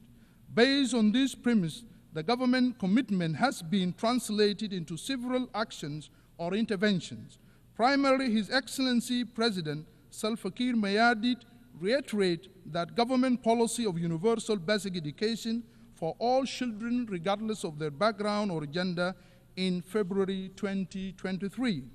This has made a considerable impact on not only in improving enrollment and retention in school, but also in combating early and forced marriages that have been compelled by many girls to drop out of schools. Consequently, we have achieved enrollment and retention of almost 3 million learners at the primary education level, almost attaining gender parity. Mr. President, as you are aware, His Excellency President Salva Kiir, President of the Republic of South Sudan, is the incumbent chairperson of East Africa Community, has constantly emphasized that need for maintenance of peace and security in the East African region. The Great Lake and the Horn of Africa is his role that is playing. The President's effort aligns with the theme of this 79th session of the General Assembly and the Secretary General call in the Summit of the Future. Mr. President, one of the main impediments of South Sudan's full realization of sustainable peace and security is the fact that the Security Council continues to maintain sanctions, individually target sanctions, and the arms embargo despite our call and the call from the African Union and IGAD for this sanction to be lifted. These punitive measures have created a negative impact, restraining South Sudan's full potential by preventing the government from maintaining effective deterrence against negative non-state actors that foment violence and insecurity in our country. Furthermore, potential investors in various sectors believe that South Sudan is under broad sanction and as a result refrain from investing in our country. As a country, we have experienced relative peace and stability for the last 6 years, and continued imposition of these punitive measures is not reflective of the progress we have made so far. Mr. President, for any meaningful peace and security to prevail in the world, we urgently call for reform of the Security Council to be fit for purpose in today's global dynamic and realities. The United Nations has been an integral element in this effort, but it has to evolve in its processes and structures to more optimally address contemporary problems. It is in this context that we join the call for expansion of the UN Security Council to incorporate the voice of the African people in an equitable way that reflects the continent's weight and relevance in maintaining of global peace and order and security. Therefore, I want to hereby state that South Sudan support the African position unequivocally that most optimal way to restructure the Security Council. The reform proposal announced recently, which grant Africa 2 permanent seats at the Security Council without veto powers, is counterproductive and falls short of the spirit of inclusive and equitable global governance that we have been calling for. This only exacerbates that current inequalities and equities and fail to achieve the elusive consensus and cooperation required at the Security Council. South Sudan therefore called for a text-based negotiation which is more viable and will lead to the Security Council with enhanced credibility and acceptance. Mr. President, in conclusion, I wish to reiterate that our appreciation for your leadership of this 79th session of the United Nations General Assembly, as well as express our commitment to advancement of peace, sustainable development, and human dignity for present and future generations. I thank you.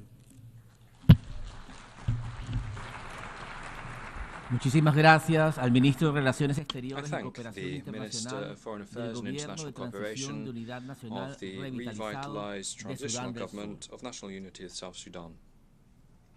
Doy ahora la palabra I a now la give the floor excelentísima señora to Her Excellency Celinda Sosa Celinda Lunda, ministra de Lunda, Relaciones Exteriores Minister del Estado for Foreign Affairs Plurinacional of de the Bolivia. Plurinational State of Bolivia.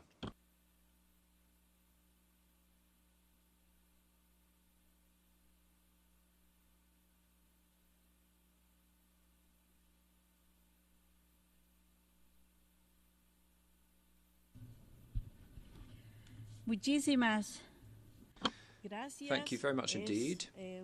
Una alegría muy grande I am delighted to participate at the 29th session of the General Assembly. Saludar al vicepresidente. I'd like to greet the Vice También, President, al inicio de mi and intervención, at the start quiero of my saludar statement I al would also presidente de la like to greet Asamblea the President General, of the General Assembly, al señor Filimón, Mr. Philemon Young, como también saludar al hermano as well secretario as my brother, Secretary General Antonio Guterres, and all delegations here present. Presidente y distinguidos President, y distinguidas colegas. Distinguished colleagues, Hoy nos reunimos en today un momento we are meeting desafiante at para la a humanidad. challenging moment for humankind. Enfrentamos uno, We are facing sino múltiples crisis not de one, amenaza but many de nuestro challenges presente y el which futuro threaten de our las present próximas and generaciones. the future of El cambio generations yet to come. climático, Climate las change, desigualdades, pasando inequalities, por la pandemia, los conflictos pandemics, geopolíticos geopolitical y la crisis de crises, la democracia, and the democracy estas crisis, crisis se all alimentan of these mutuamente, are mutually profundizando self-reinforcing, las vulnerabilidades worsening y planteando retos vulnerabilities que exigen and respuestas posing challenges urgentes which require y urgent coordinadas and de manera coordinated colectiva. solutions. We must do so La collectively. economía global The actual global está economy agudizando today las is desigualdades y el modelo becoming de fragmented. acumulación The de model of capitales accumulating basado en la capital concentración de based riquezas on en the manos de hoarding unos of pocos. wealth in the hands Han of but a few. incrementado la We have pobreza, seen a rise la in marginación poverty, y la marginalization, inestabilidad social and social de muchos instability lugares del mundo, in many places the world mientras que over. los mercados financieros Meanwhile, financial continúan markets generando continue enormes to ganancias generate para huge el 1% profits de for las the élites 1% globales. of the Y global elite. millones de personas Millions luchan of por people acceder a los struggle recursos to más access básicos. the most Esta basic crisis no resources. solo es This económica, crisis isn't only es también una economic, crisis it is ética also an y social, ethical and social que one. pone en manifiesto las It profundas highlights fallas the deep estructurales structural del sistema rifts capitalista in the y capitalist prioriza el system lucro and por encima prioritizes de la vida profit y el over bienestar life y la and madre tierra. welfare Las guerras, and la producción Mother de Earth. armas, Wars, el the inmenso production gasto of weapons, militar enormous y la military expenditure, proliferación de las armas and no the solo dissemination of desvían weapons enormes recursos doesn't que only podrían take destinarse massive al resources desarrollo away sostenible, from sustainable sino development, que también it alimentan also conflictos que fuels agravan el conflicts, sufrimiento de exacerbating humanos. the suffering of human beings.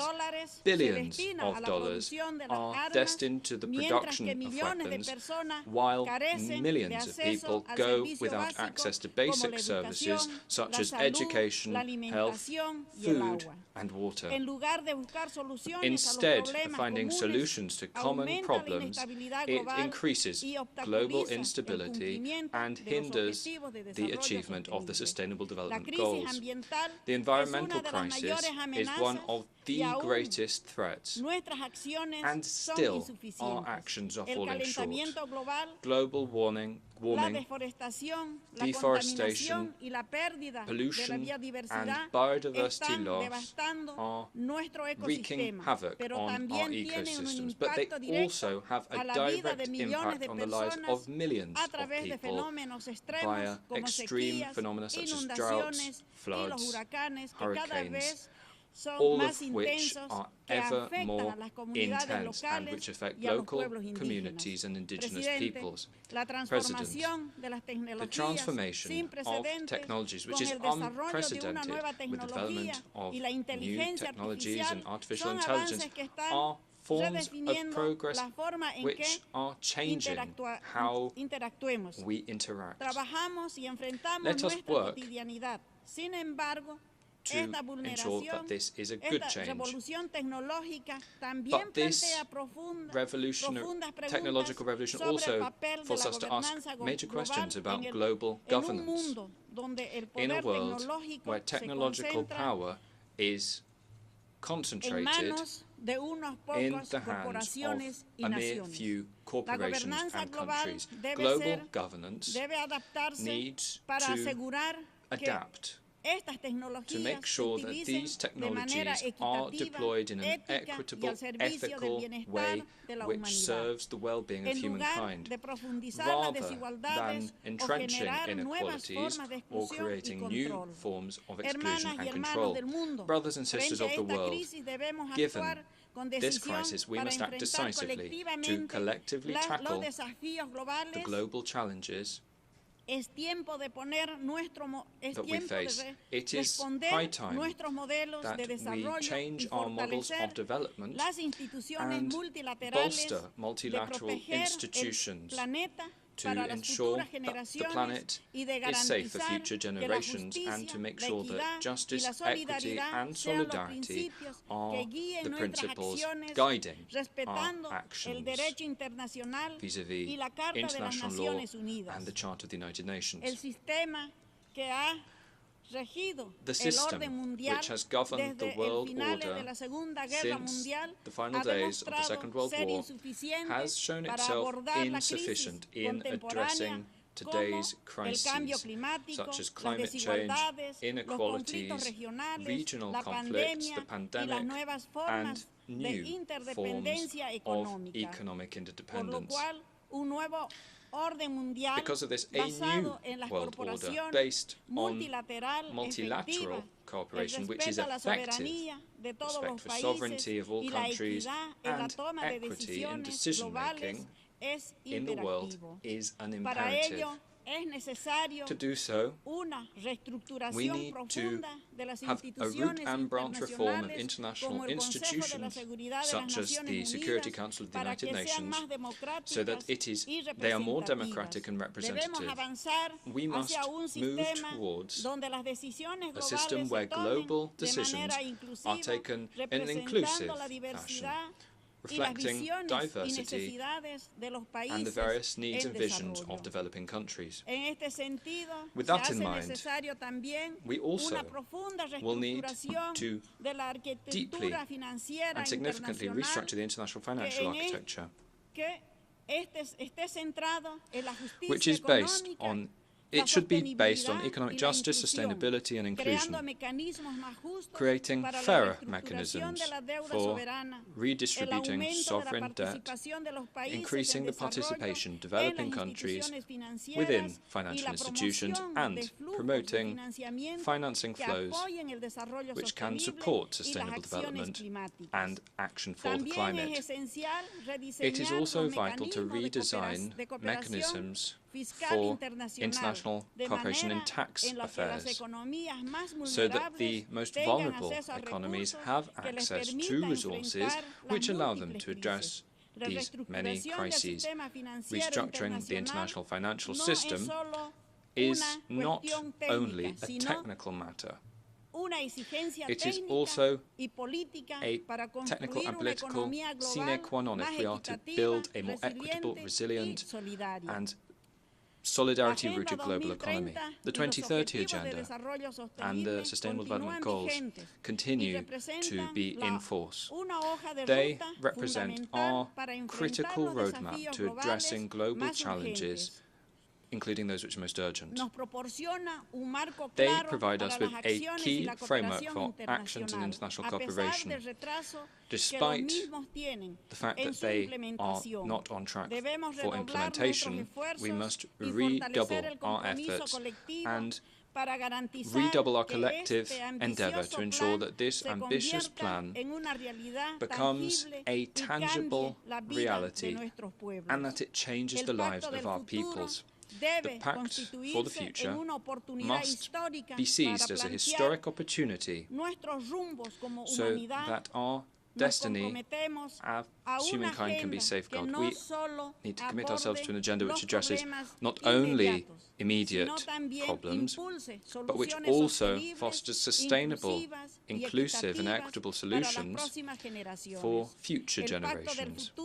The Pact of the Future can't be boiled down to a diplomatic meeting. Now it's up to us to push ahead with these decisions so that we give impetus to the Sustainable Development Goals and change the lives of all communities and cities in our nations. Sustainable development and climate change are two sides of the same coin, the same challenge, which will guide the future of our planet and generations yet to be born.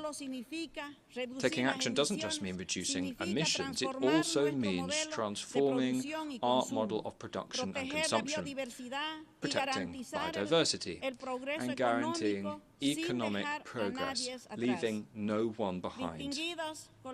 Distinguished colleagues, Bolivia recognizes the international community as a space of solidarity and cooperation under the principles of international law and the Charter of the United Nations. With that in mind, we reject unilateral, coercive measures which violate the most fundamental human rights and which hold back the development of many peoples. We stand in solidarity with Cuba, with Venezuela, with Nicaragua, and with all countries the world over which suffer unfairly from these unilateral sanctions. Similarly, we express in the strongest possible words our rejection of the illegal economic and commercial embargo by the United States against our kindred nation of Cuba. 60 years of justice have not been enough to punish those people who have valiantly seen down attempts to subject them to imperial domination. We are sure that sooner rather than later, justice and truth will prevail. This injustice is worse still when we consider that unilaterally the United States has included Cuba on the states which are deemed to be sponsors of terrorism. Cuba must be at the head of the list of countries which express the most solidarity in the world, and their people, showing solidarity, have reached all corners of the world, showing the best of their skills and showing them with humanity. For decades, Palestine has suffered from a protracted conflict which has shaken regional stability, and they have asked for their dream of lasting peace. The occupation, forced expulsions and genocide have led the people of Palestine to face devastation and destruction, creating an open prison where thousands of people live, including mostly women and children. Peace and security in Palestine will not be achieved without a genuine commitment to human rights and an end to the genocide. Bolivia reiterates its full support to the exercise of self-determination and independence in Palestine within the 1967 borders, with East Jerusalem as its capital. We hope that soon they will be a fully fledged member country of the Assembly of the United Nations. Brothers and sisters of the world, before this assembly I would like to reiterate Bolivia's commitment to the founding principles of the Charter of the United Nations and of international law. We see the UN as the highest multilateral organization created for humanity, development, peace and security, not just within our borders, but also internationally. Within that context, Bolivia once again reiterates our strong desire to abide by all decisions and resolutions of the judicial organs of the international system. Along those lines, Bolivia attended the International Court of Justice in The Hague in a trial linked to sovereign access to the Pacific Ocean. In that connection, the Court urges Bolivia and Chile to continue with dialogue and exchange in a spirit of good neighbourliness to address matters linked to a sovereign form of access to the Pacific Ocean. The solution to this has been recognised by both parties as a matter of mutual interest. The court issued an appeal to both countries, asking them to resolve their issues on the basis of discussions, so that Bolivia can have sovereign access to the Pacific Ocean, which we had during our Declaration of Independence, as recognised by that very court in its relevant ruling. My country stands ready to engage in dialogue when our counterparts decide to follow suit. We believe that this is a right of the Bolivian people. Bolivia calls upon the international community to protect and support indigenous peoples who have been the guardians of biodiversity and ancestral knowledge. At present, we face challenges which have been exacerbated by various crises. It's important to recognise the contribution they have made to climate action, as well as their knowledge, which is fundamental, proposing to us a new model of development so that we can live well in harmony with Mother Earth. Similarly, within this chamber, allow me to share with you our concerns about the negative reputation enjoyed by the coca leaf, which to indigenous peoples represents part of our community and culture. Furthermore, we propose that we continue to make headway towards the promotion of gender equality policies and social policies, with a focus on decolonization and ridding ourselves of the patriarchy. This will allow us to revolutionize social relations which have been perpetuated under the hallmark of gender inequality and oppression of our sisters.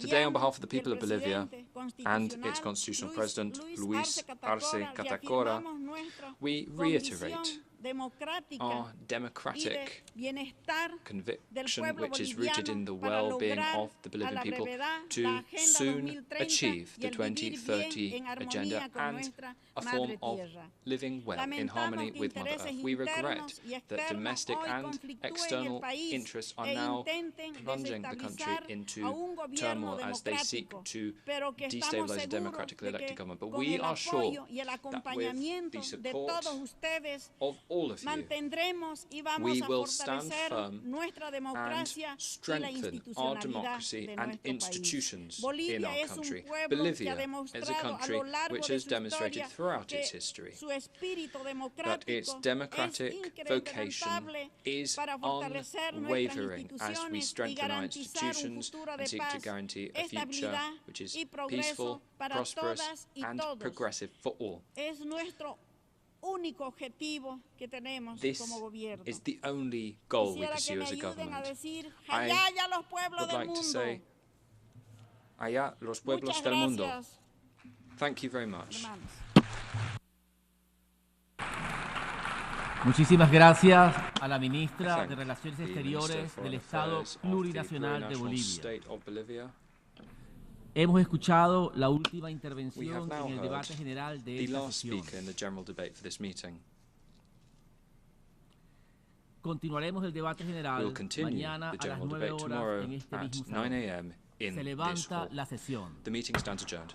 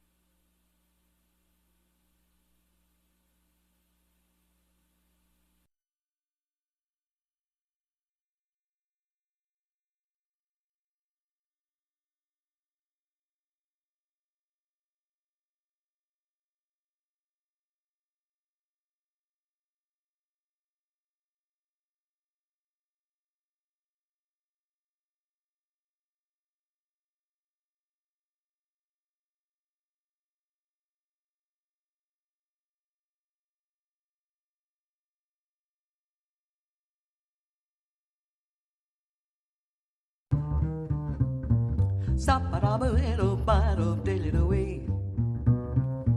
Saparabaero-baro-diddle-oo. Splop-dweed-up-ba-doo-de-doo-da-ba-doo-boo. Sa-doo-de-boo-doo-boo-doo-ba-ba-ba-ba-doo-day. Sa-doo-de-doo-day-day-ba-ba-yoo. Sa-doo-da-doo-day-ba-yoo. Sa-doo-de-doo-bay. Sa-doo-ba-ba-ba-day.